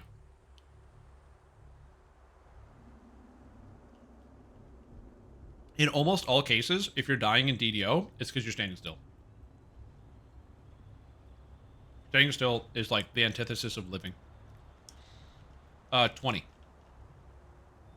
Warlock doesn't do anything in heroics. This level does nothing for my character until I get Arcane Warrior at 28. So I take this at 20.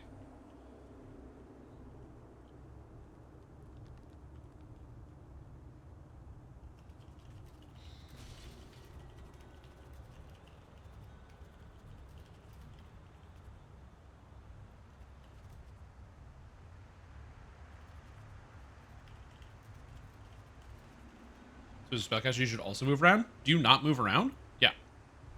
Never stand still. So you're a Blightcaster, right? So what you want to do is get the jump spell, put it on your character, and then jump cast. So when you cast spells on the ground, watch this. So when I cast a spell on the ground, look how slow I go. So for like 2 seconds, my movement speed goes from 182 down to 122. During that time, the monsters are killing me. They killed me, they went back in time, they killed me as a baby, they went back in time before that, then they went forward in time, and then with the past version of their self, and they killed me again. But watch what happens if I jump in the air. There's a bit of a movement speed drop when I hit the ground, but in the air I was fine. With Quicken, whoop. So that way, I don't have to deal with any drop. So you can just go ahead and run around and slam the ground with spells. Also, ground targeting, very good.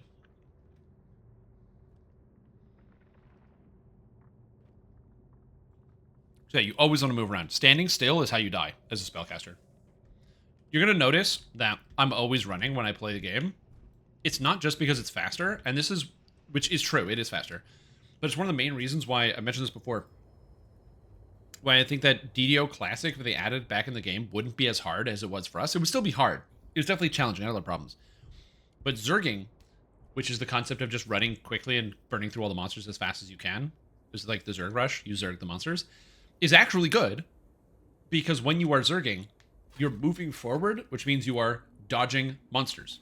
You are dodging attacks from things coming into you. You are getting out of the way of abilities. You're getting yourself into a better position. You're grouping up monsters, so then monsters are dying, because like if let's say these are all the monsters who are coming after me, I could cast 2 spells to kill him, 2 spells, 2 spells, 2 spells, 2 spells, or I could aggro all of them. They're all chasing me right now, and then I turn around, they're all together, and then they go 1, 2, and then they're all dead at the same time.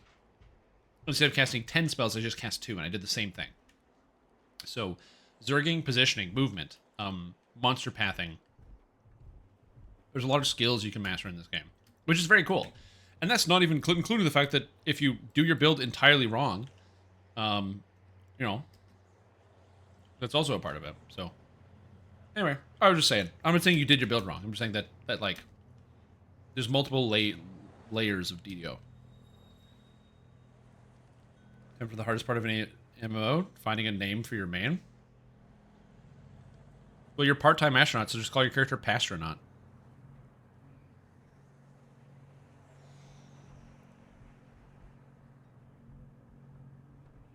Sounds easy to me.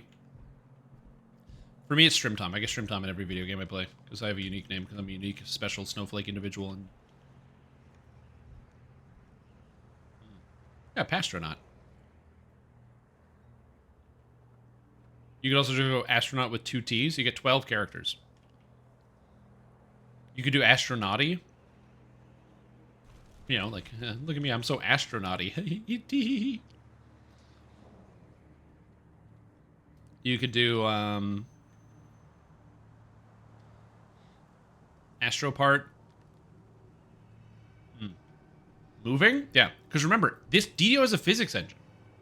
So, monsters, to the detriment of the game. The game's performance literally destroys itself as it runs because of the complex physics engine in this game. So, in other MMOs or other games, if a monster starts casting a spell, you get hit by the spell. In DDO, if you see the fireball coming towards you and you do this, the fireball whizzes past. And so just by moving, you dodge almost everything monsters do. Positioning is 80% of the success in endgame. Once you're in the quest.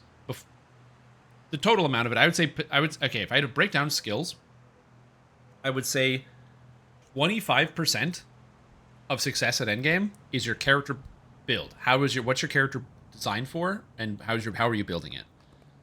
Another 25% is your item build. What items do you actually have? Another 25% is your knowledge. Do you know the quests? Do you know the monsters coming up? Do you know that stuff? And then the final 25% is positioning. Are you standing in the right space? Most of the time, if you die in high-end content, it's because you're not standing in the right space, or even more specifically, you're standing. And you're doing that in the wrong place. So, it's something where once you learn that you can just move around all the time, because also, nothing in DDO requires you to stay still. You can cast while moving. You can cast while doing everything. Cast Featherfall, or get a feather falling effect, so you fall slowly, so you can have more time to cast in the game. Right, look how many spells I can cast while in the air. 1, 2, 3. I just cast 3 spells without having to slow down. Archer's Focus? Yeah, that's why nobody plays bow characters.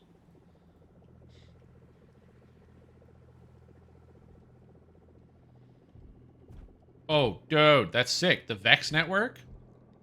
Great name for a Discord. Also, mute server permanently. I'm going to move that down here until I don't need it.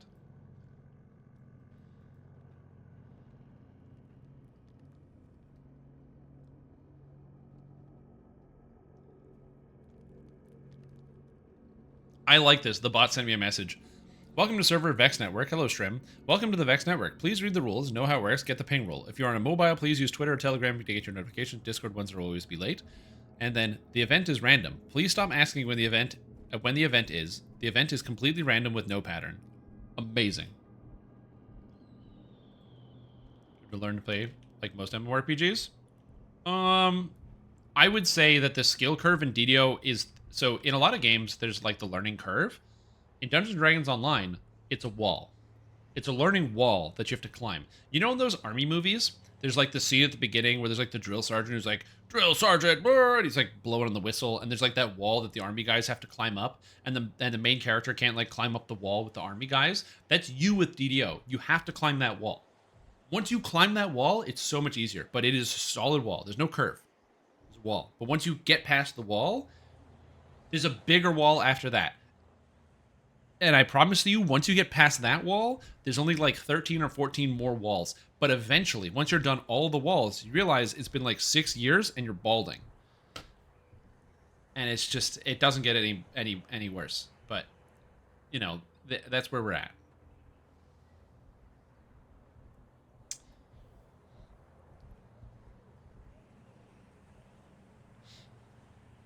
It is what it is. These things happen.